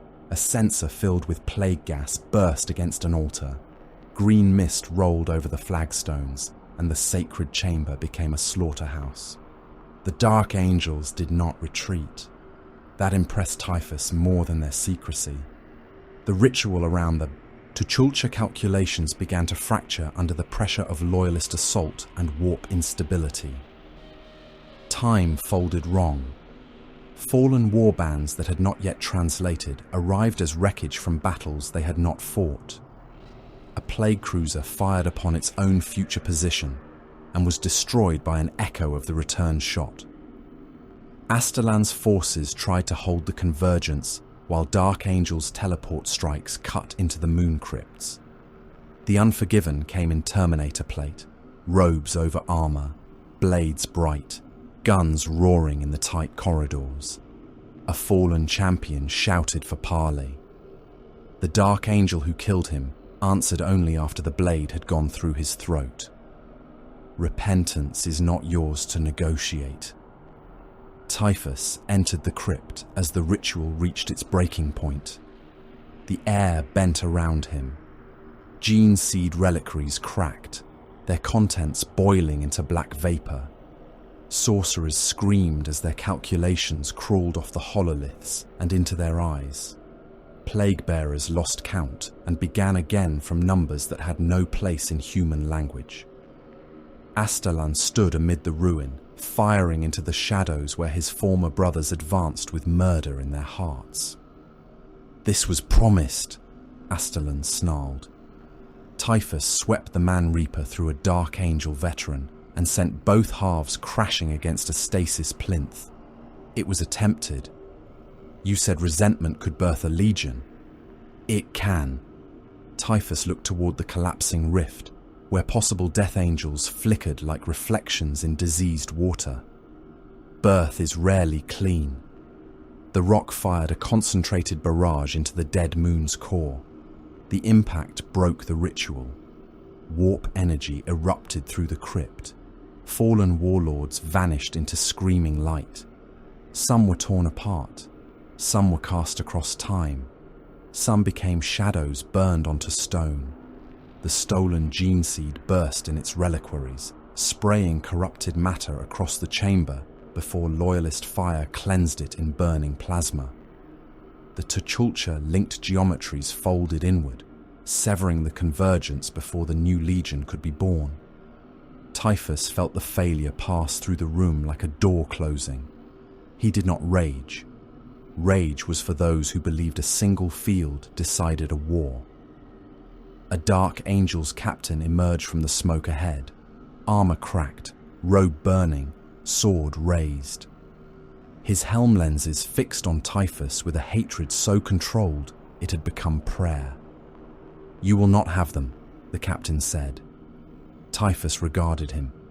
"You do not have them either," the captain charged. Their duel lasted less than a minute and killed everyone close enough to witness it. The Dark Angel was skilled, precise, and utterly without fear. His blade opened Typhus's side. His plasma pistol burned a crater into the Plague Lord's chest. Typhus answered with the Man Reaper, with the Hive, with the slow inevitability of rot. The captain lost an arm, then a knee, then half his helm. Even as he fell, he tried to crawl toward a fallen blade. Typhus placed one armored foot on his chest. "You bury secrets," Typhus said. "I plant them." The Man Reaper descended. When the battle ended, the Dark Angels and their successors held the field. The moon was broken. The ritual had failed. The Death Angels had not risen. The rock endured, scarred but unbowed, its gun towers smoking, its sacred halls soaked in plague filth and loyalist blood. Dark Angels moved through the aftermath in silence, killing infected wounded, burning bodies, sealing corridors, erasing evidence. Imperial allies received no explanation. Captured records vanished. Survivors were isolated. Some were never seen again. The unforgiven had won, so they told themselves. Typhus withdrew aboard the Terminus Est without humiliation. Failure had many lesser shapes. This was not one of them. Fallen resentment had been stirred. Dark Angel's secrecy had deepened. The unforgiven dead had to be burned with rites they would not share. The wounded had to be quarantined behind locked bulkheads. Every brother who had seen too much carried another burden into an already overburdened soul. Every hidden shame became warmer, wetter, closer to bloom. The Plague Fleet translated from the Caliban war zone in a veil of diseased light. Behind it, the Dark Angels buried their dead and their truths. Typhus stood upon his bridge, listening to the destroyer hive settle beneath his armor. The Man Reaper rested beside the command throne, its blade still wet with the blood of loyalists and fallen alike. Across the hololithic display, new routes opened near the Cadian Gate, near worlds already weakened by Abaddon's wars, near bastions whose commanders believed secrecy and vigilance could save them. The traveller looked into the dark and understood the lesson. Even secrets could rot, especially secrets. The Great Rift tore the galaxy open, and the wound did not close. It bled madness across the stars. Half the Imperium screamed behind warp storm and shadow. Astropathic choirs burned out in their towers. Fleets translated into tides of unreality and emerged centuries late, or seconds early, or inside the guts of worlds that had never existed. Shrine planets wept blood from stone icons. Forge moons heard Binharic hymns answering from beneath their machine altars.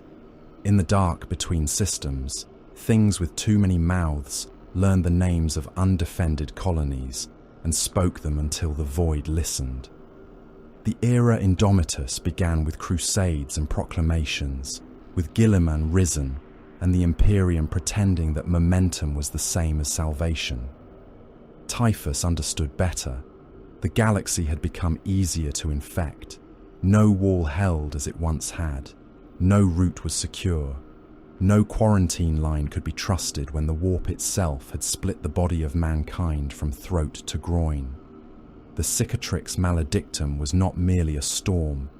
It was an incision. Through it poured despair, demons, hunger, prophecy, plague, and the wet laughter of gods who had waited long enough to see the Emperor's dream open like a corpse under a chirurgeon's saw. The traveller moved through that wound with purpose. The Terminus Est led his plague fleet through storm-torn channels of the Immaterium, its ancient hull groaning with delight as unreality licked its armour. Rust blossomed across plates already centuries dead. Corpse bells tolled in decks where no hands touched them. In the lower holds, poxwalkers pressed their faces to bulkheads and moaned when the ship neared the scent of living worlds. In sealed reliquaries, diseases dreamed of names. Then came insult. The Ark, Cornucontagious, had been stolen. Typhus did not rage when the truth was confirmed. Rage was for gods who demanded skulls, and for warriors who lacked discipline. He listened to the report from a plague-ridden savant, whose tongue had been split into 7 twitching strands, then ordered the creature sealed inside a memory vat so its symptoms could be studied later. The artifact was Nurglite in origin, sacred not because of metal or age, but because it contained generosity refined into weaponized grace. It was not property. Property was a mortal delusion. It was a vessel of grandfather's will. Fabius Bile had taken it. That name carried a different stink from most traitors. Bile was not a warlord of faith, not a champion of singular devotion, not a beast screaming beneath the lash of one god's hunger. He was a surgeon, a thief of flesh, an architect of blasphemous continuities. He carved futures from bodies and called them meat improvement. To Typhus, that was the worst kind of arrogance. Bile saw disease as material. Typhus saw disease as sacrament. Bile reduced mutation to experiment, measured it, spliced it, named it, and believed the naming made him master. The trail led to Limaxis. The world below was ugly enough to please lesser monsters. Its surface was a wilderness of black jungle, broken ruins, sinkholes, and old imperial extraction sites half swallowed by toxic growth. War had already touched it. Smoke rose from shattered landing fields. Vox ghosts muttered through interference. Bile's forces infested the ruins like parasites, moving between laboratory shelters, gene vaults, and kill zones seeded with alchemical traps. Typhus descended through storm clouds, in a plague lander surrounded by gunships and bloated drones. The first attack came before the landing claws fully bit into the soil. The Tarata erupted from the jungle. They were vat-born brutes, swollen with forced muscle, grafted bones, armoured plates, and the imperfect genius of their creator. Some moved on 2 legs, others on 4, others on too many limbs arranged for violence rather than elegance. Their mouths were overbuilt, their teeth industrial, their skins stretched tight over pulsing veins filled with chemical fury. They carried axes, implanted cannons, injector claws, and crude blades grown from their own skeletons. They did not charge as soldiers.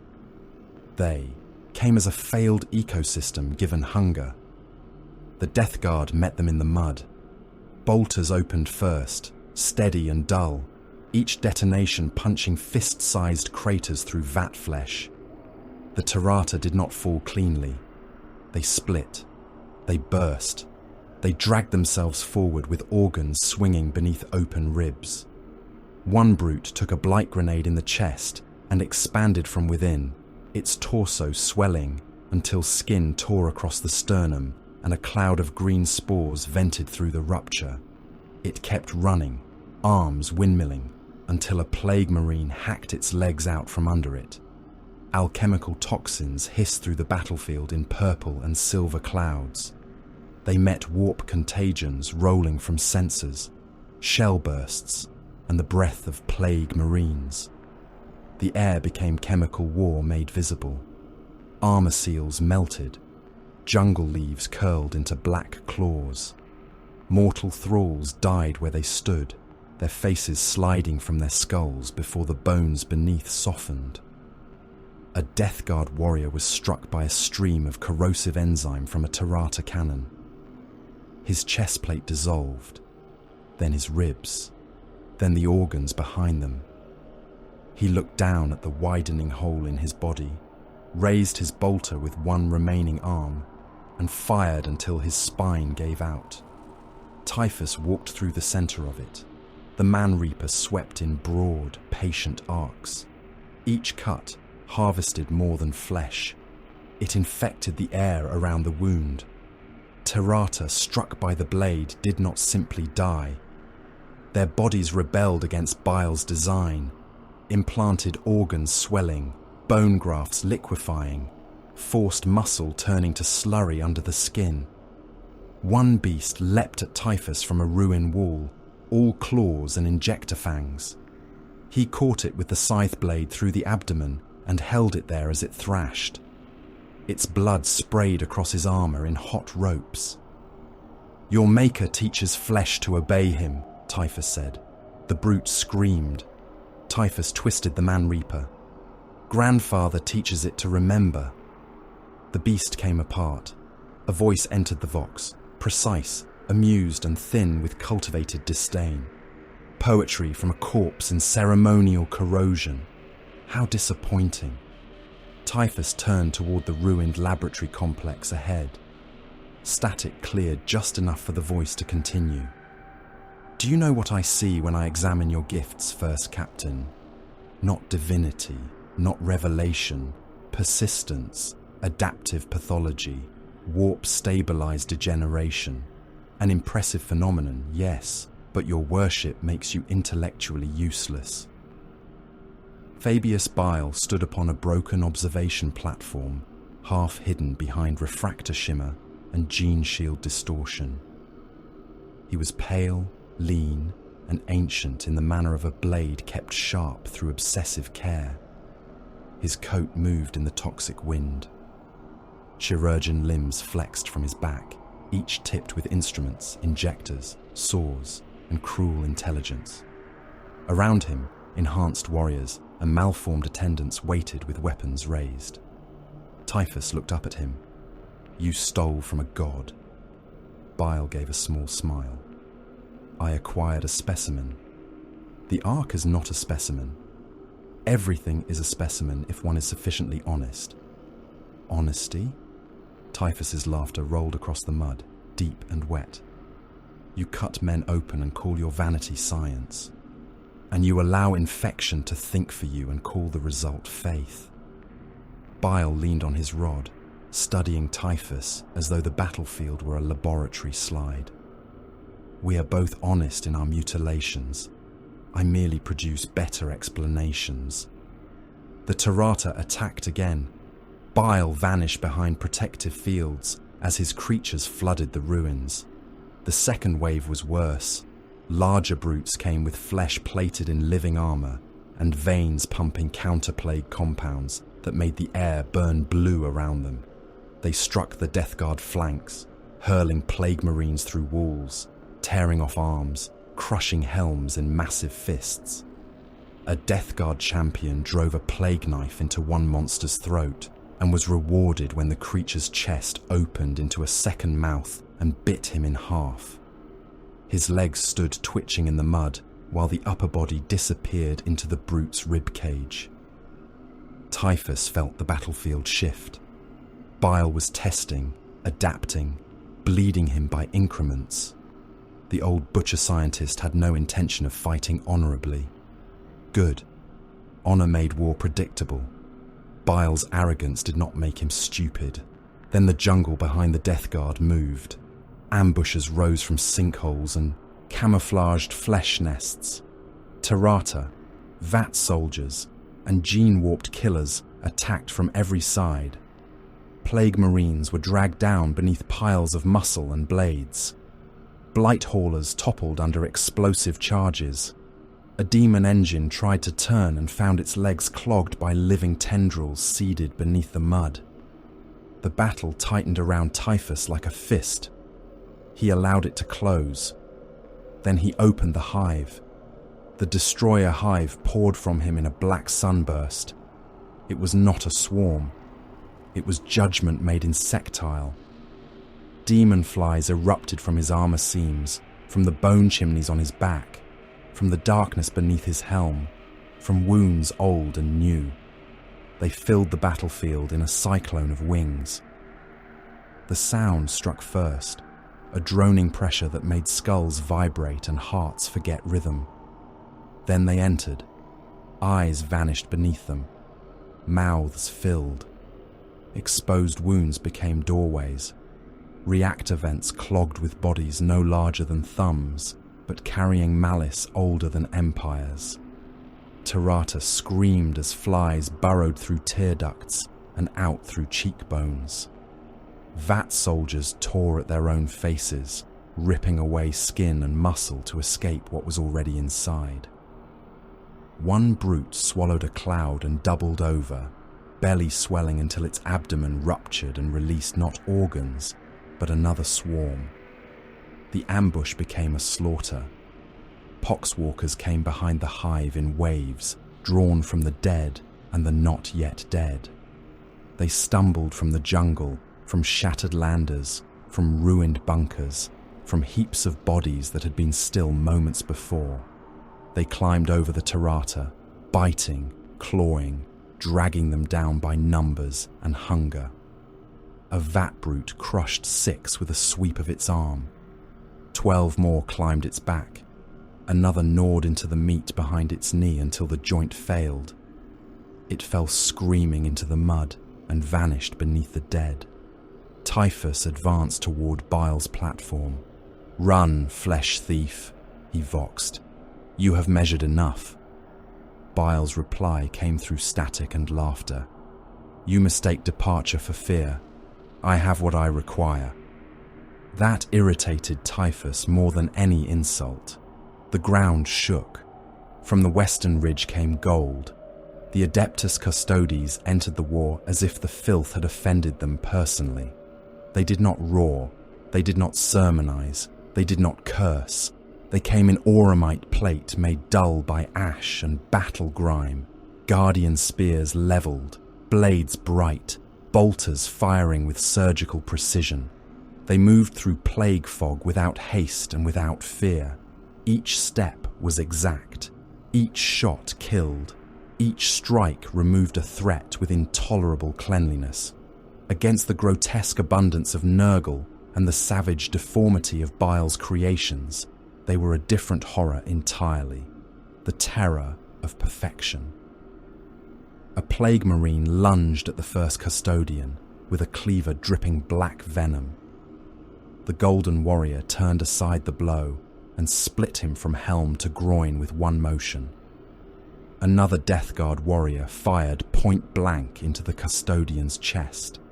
The bolt shells detonated against auramite and staggered him only half a step. His spear barked once. The plague marine's head burst inside his helm. More custodians followed, their formation too fluid to be called a line and too coordinated to be called a charge. They carved through poxwalkers by the dozen, through Tirata when they came too close, through Death Guard when they stood in the way. They had not come for Typhus alone. Their purpose was broader, colder, and shielded by layers of Imperial command he did not need to fully know. The Ark, Bile, Nurgle's designs, all of it converged, and now the Emperor's most gilded blades had entered the wound. Typhus met one amid the broken roots of a black tree.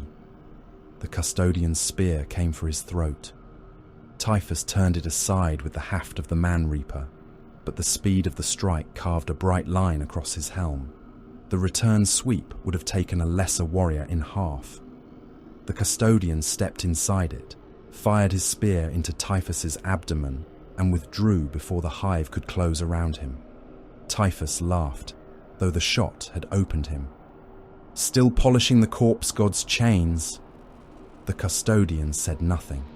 He struck again. Their duel lasted through the collapse of the nearest ruin. Typhus was stronger, heavier, and gifted with diseases that would have ended armies. The custodian was precise beyond hatred, every motion measured to deny the Plague Lord rhythm. The Man Reaper clipped one auramite pauldron and sent a line of corruption crawling across its surface. The custodian cut the infected plate free without hesitation and drove his spear through Typhus's side. Typhus trapped the weapon for a heartbeat, but the warrior abandoned grip, drew a blade, and slashed across the joint of Typhus's gauntlet before recovering the spear with impossible economy. The battle around them turned worse. More golden warriors entered the field. Bile's surviving creations withdrew into prepared tunnels. Death Guard still advanced, but each meter now cost warriors Typhus had no reason to spend for pride. The Ark's trail was breaking. Bile was leaving. Custodes' pressure increased by the breath. Limaxes had become a grinder, and grinders were useful only when one chose what to feed them. A Death Guard lieutenant forced his way through the smoke toward Typhus, armor split, one horn broken from his helm, entrails hanging from a rent in his belly and dragging in the mud. His name had once mattered to some Vectorium. It did not matter now. "My lord," the lieutenant rasped, "permit pursuit. Bile flees beneath us. We can take the tunnels. We can drown them in our dead. We can still seize him." Typhus watched custodian icons move across the tactical haze. He felt Bile's retreat like a splinter beneath the skin. Annoying, not fatal. "No," the lieutenant stared. "The Ark, my lord. The thief escapes. For now. We cannot allow insult to stand." Typhus turned fully toward him. The lieutenant took one step back, then stopped, ashamed of the instinct. "Zeal without patience," Typhus said, "is a Khorne worshipper's disease." He touched the haft of the Man Reaper to the lieutenant's chest. The warrior stiffened. The death was slow because Typhus wished it educational. The lieutenant's armor swelled inward. His lungs became sacs of crawling larvae. His throat sealed, then reopened in several wrong places. His eyes boiled, but his vision remained long enough for him to understand each stage. He sank to his knees, trying to speak, trying perhaps to apologize, perhaps to beg for renewed permission. His torso split from neck to abdomen, and flies crawled out in a disciplined stream. Typhus leaned down. "Do not mistake hunger for command." The lieutenant collapsed into a steaming mound. Typhus opened the Vox to his fleet and Vectorium leaders. "Withdraw by plague pattern. Leave the dead awake. Seed the tunnels. Burn nothing that can breathe tomorrow." Orders spread.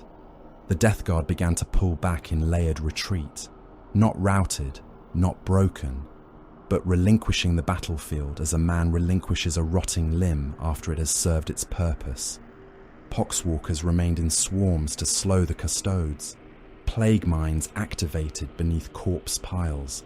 Contaminated smoke flooded the lower ruins.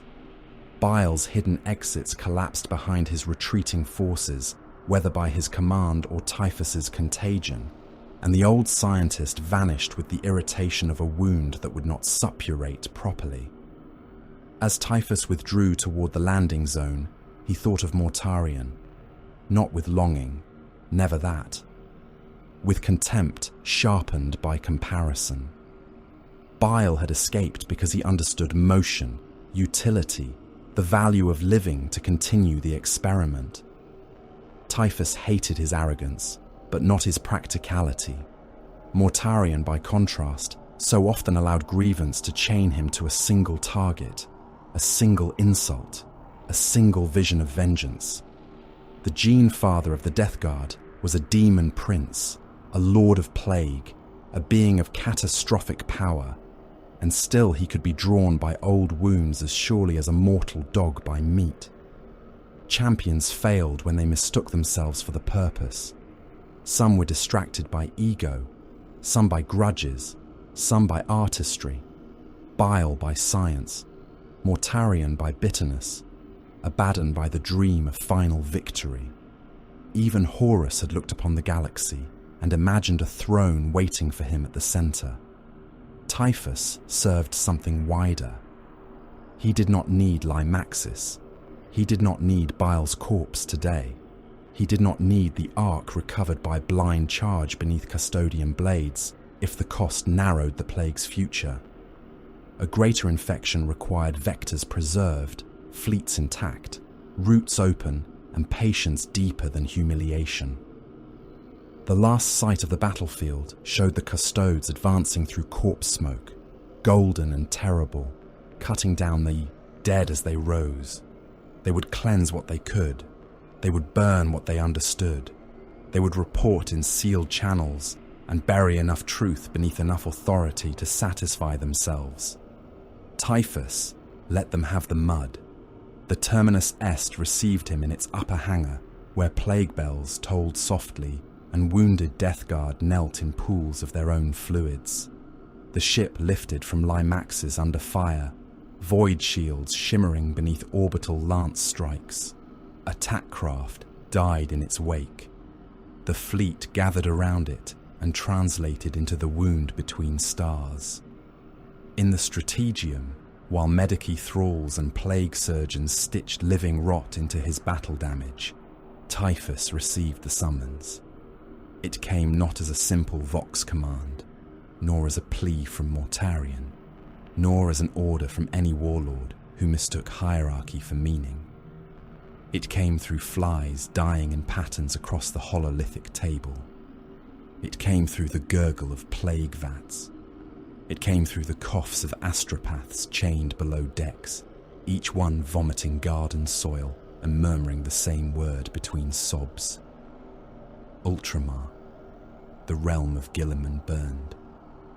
Mortarion moved at last, dragging the weight of the plague planet's hatred toward the sons of the avenging sun. Nurgle's shadow lengthened over worlds of order, discipline, blue armor, clean logistics, and intolerable hope. The garden had turned its patient gaze toward Ultramar, and every flower in that divine rot whispered with anticipation. Typhus stood from the throne. His armor wept. The hive murmured. The Man-Reaper rested in his hand, still stained with the blood of vat monsters and the scorch marks of custodian war. "Set course," he said. A bridge thrall raised a face split by devotion and disease. "For Ultramar, Lord." Typhus looked into the hololithic stars as they curdled green. "For the next lesson." Ultramar burned in disciplined colours. That was what offended Typhus most. Even as plague fleets tore through its outer systems, even as the great rift bled madness across the stars and the realm of Guilliman shuddered beneath Mortarion's advance, Ultramar tried to die in order. Its agri worlds raised void shields according to emergency protocol. Its orbital bastions fired by measured sequence. Its governors transmitted evacuation priorities with calm voices while their cities drowned beneath spore rain. Its soldiers died behind clean firing lines, weapons drilled, formations maintained, banners lifted against skies already crawling with flies. The sons of Guilliman had made a civilization from obedience and called it virtue. Typhus came to teach it fever.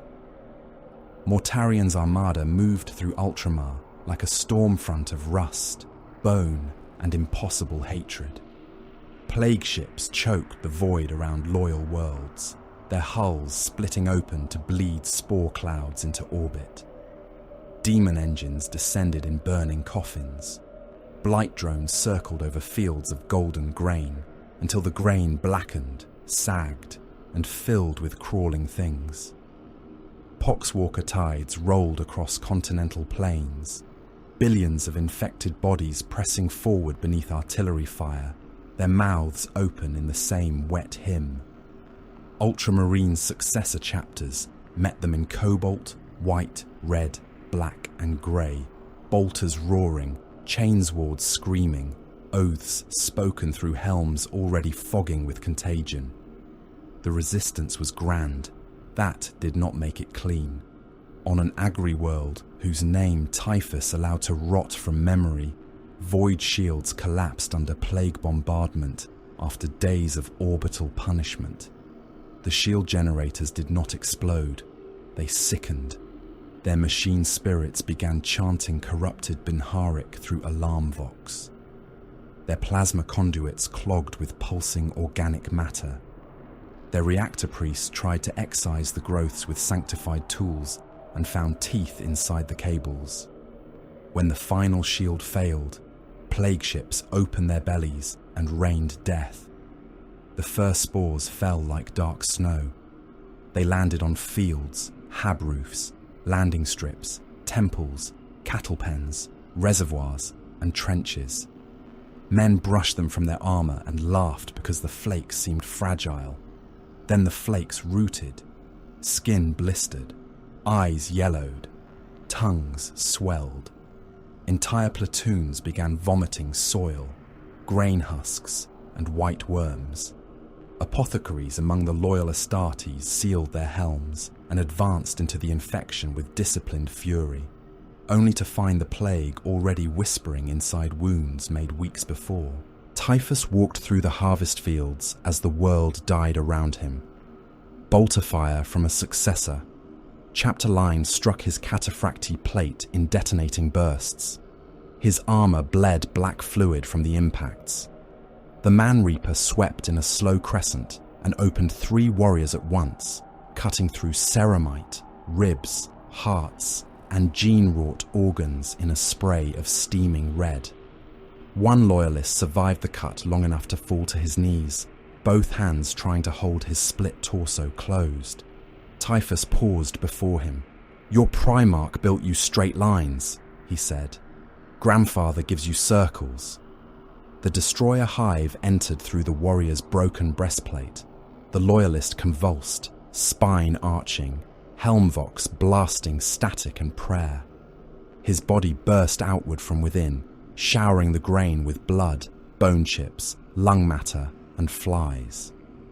Behind Typhus, poxwalkers surged over the firing line, drowning the disciplined sons of Ultramar beneath infected hands, broken teeth, and the sheer arithmetic of the dead.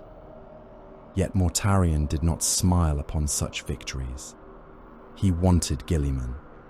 That was the old wound given wings. The demon Primarch of the Death Guard hurled his bitterness toward the avenging sun with the focus of a blade driven again and again into the same scar.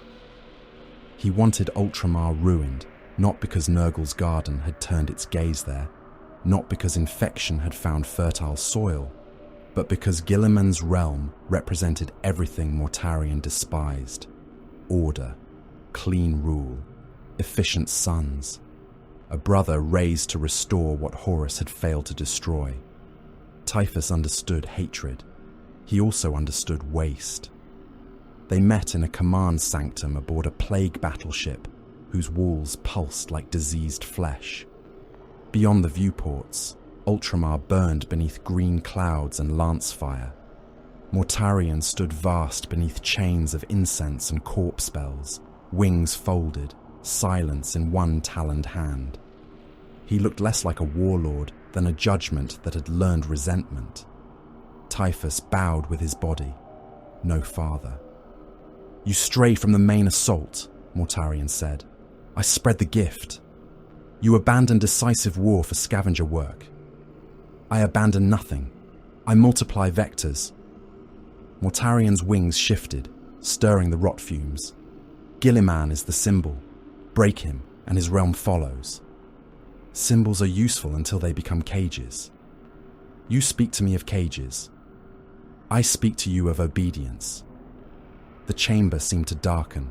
Even the plague servants chained to the walls stopped moaning. Mortarion lowered his head. "Choose your next words with care." Typhus looked up at the thing that had been his father, his gene sire, his liberator, his jailer, his rival. There was no warmth between them. There had never been warmth. There had been usefulness, shared poison, and the long lie of Legion brotherhood. "Grandfather's will moves," Typhus said. "You stare at Gilliman and call it devotion. You chase a brother through burning worlds and call it strategy. The garden does not bloom because you hate." Mortarian's grip tightened around silence. "And you hear Nurgle more clearly than I. I hear movement where you hear insult." The blow did not come. That was how Typhus knew the wound had landed deep. News reached him soon after through flies that died in formation across a brass altar aboard the Terminus Est, through plague vats that bubbled in unison, through pox choirs that coughed the same syllables until their throats split. Nurgle's attention shifted. The Scourge stars called. Ultramar was not abandoned, but priority changed, like a fever, finding richer blood. Typhus gathered a substantial portion of the Death Guard forces operating at the outer edges of the war zone and prepared departure. Mortarian's wrath followed him across the Vox. "You leave before the harvest is complete." Typhus stood on the bridge of the Terminus Est as the fleet translated into formation around him. "No harvest is complete. That is why we continue. You defy me. I obey the god you still mistake for your instrument." Static filled the channel, thick with demonic pressure. "You were always a serpent in my legion." Typhus rested one gauntlet on the command throne. The destroyer hive stirred in amusement beneath his armor. "No, Gene Father. I was the rot in its roots." He cut the link. The Terminus Est turned from Ultramar and plunged toward the Caradon sector. Charadon was not a garden of noble worlds waiting to be bruised. It was industry, stone, metal, sweat, ore, labor, manufactoria, forge shrines, orbital docks, and populations reduced to numbers by masters who believed numbers could save them. Typhus liked such places. They thought themselves practical. They thought faith belonged to priests, and flesh belonged to workers, and machines belonged to the Omnissiah. They did not understand that everything with function could fail, everything with structure could rot. He opened the saw. The warp rupture tore across the sector like an infected gash in reality. Space split, puckered, and wept green light. Through it poured heretic warships, plague hulks, demon engines, raiders, mutants, pox hosts, plague marines, cult armies, and things whose names could not be placed in mortal deployment ledgers. Astropathic calls for aid curdled into screams. Warp tides bent around the wound and made sane navigation a rumor. Worlds that had believed themselves behind defensive lines woke to find the war already breathing in their atmosphere. Munis Ferrum fell into industrial apocalypse. Its hive stacks rose like iron cliffs beneath skies blackened by furnace smoke. Typhus's bombardment turned those cliffs into collapsing tombs. Plague shells punched through upper hab layers and burst among millions packed in ration queues, work dormitories, transit tubes, and manufactorum shrines. The hive stacks did not topple all at once.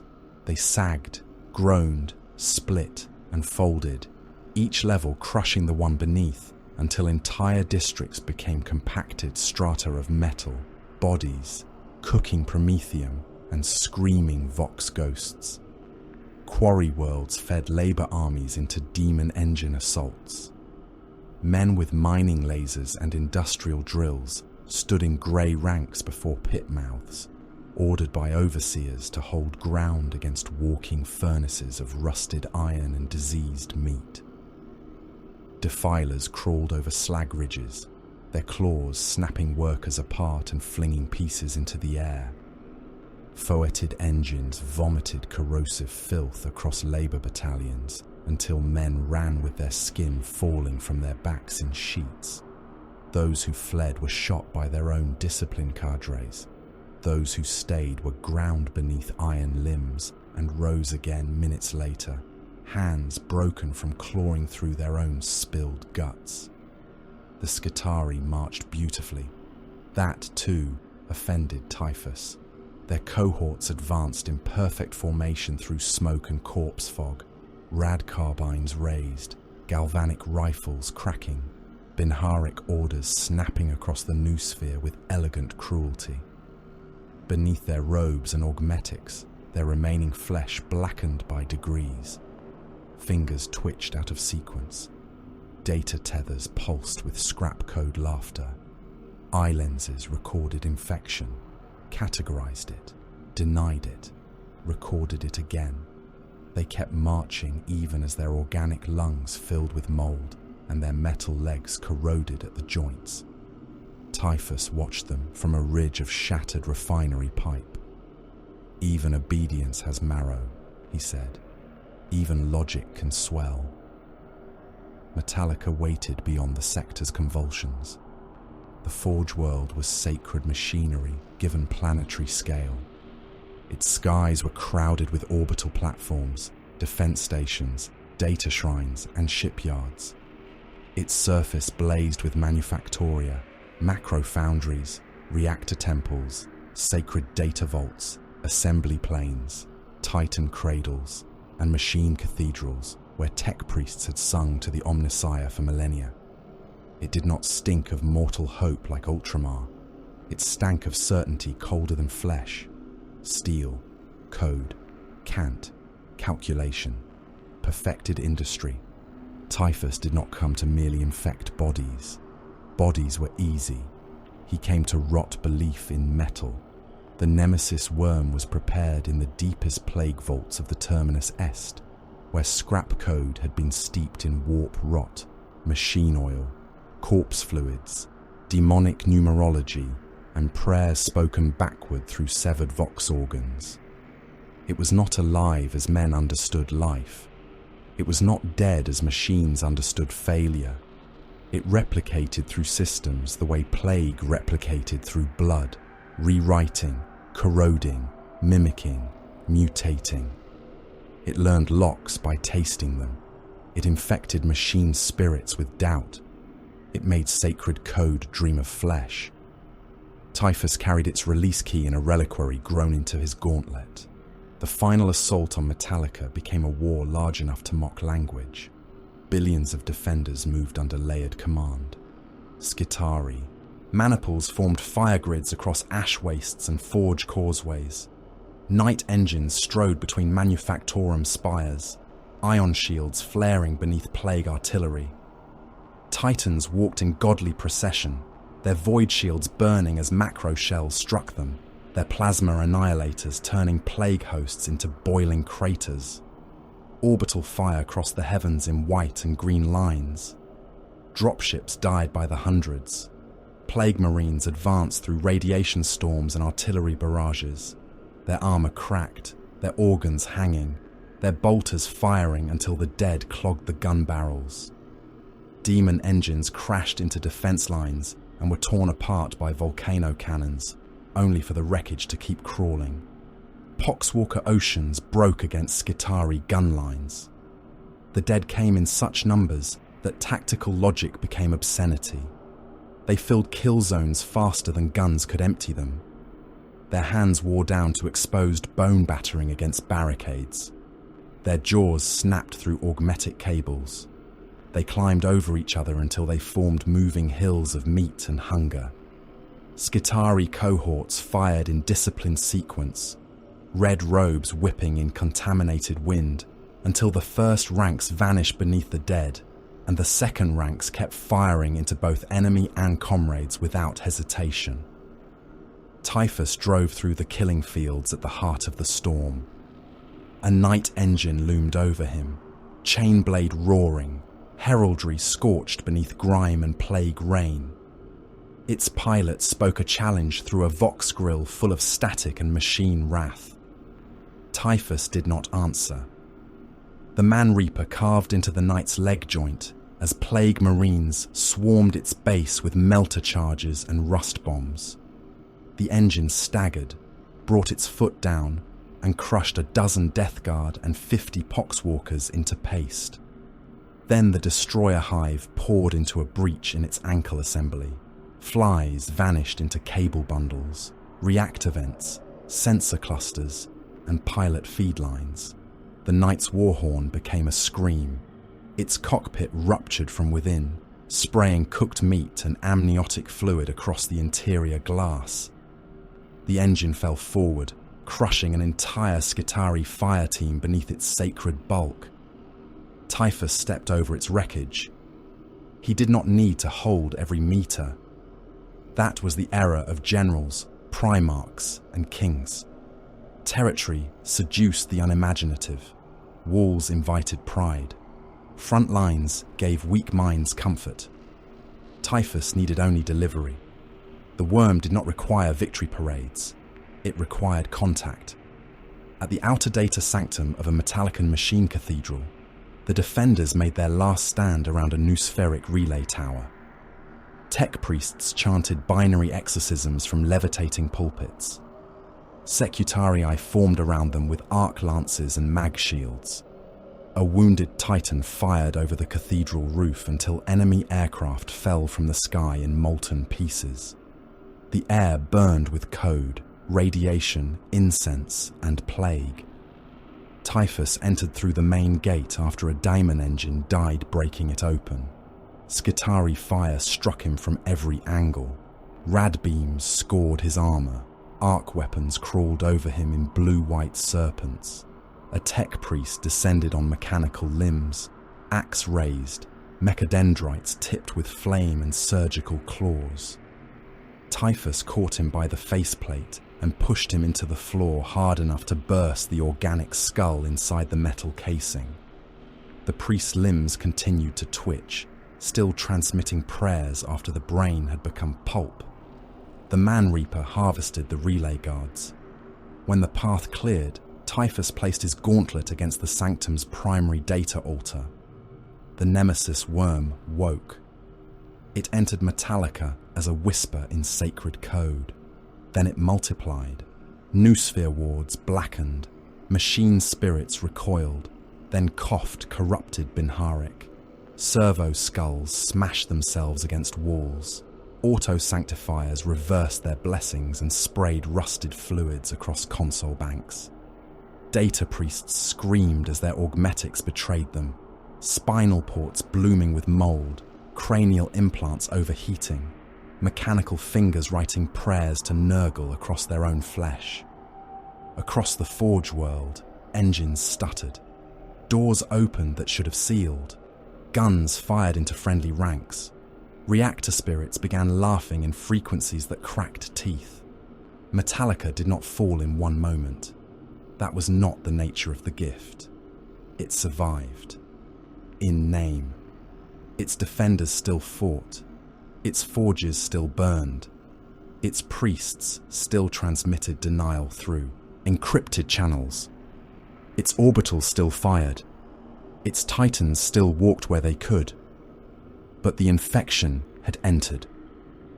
The worm had tasted the sanctum and found the arteries.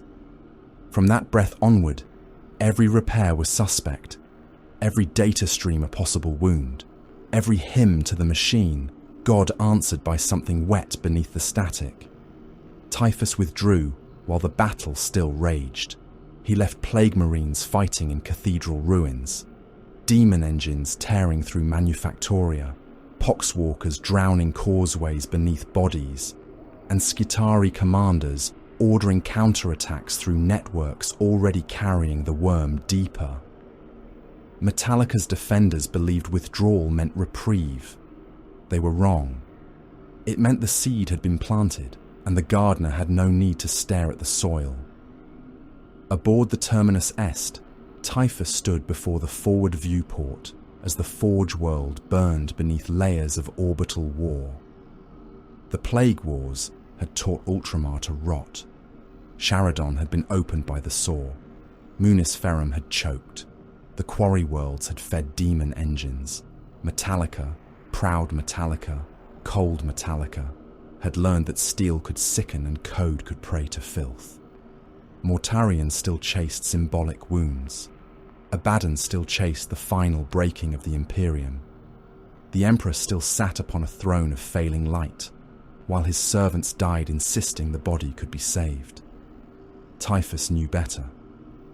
The galaxy was not a fortress to conquer. It was flesh. It was machinery. It was memory. It was faith.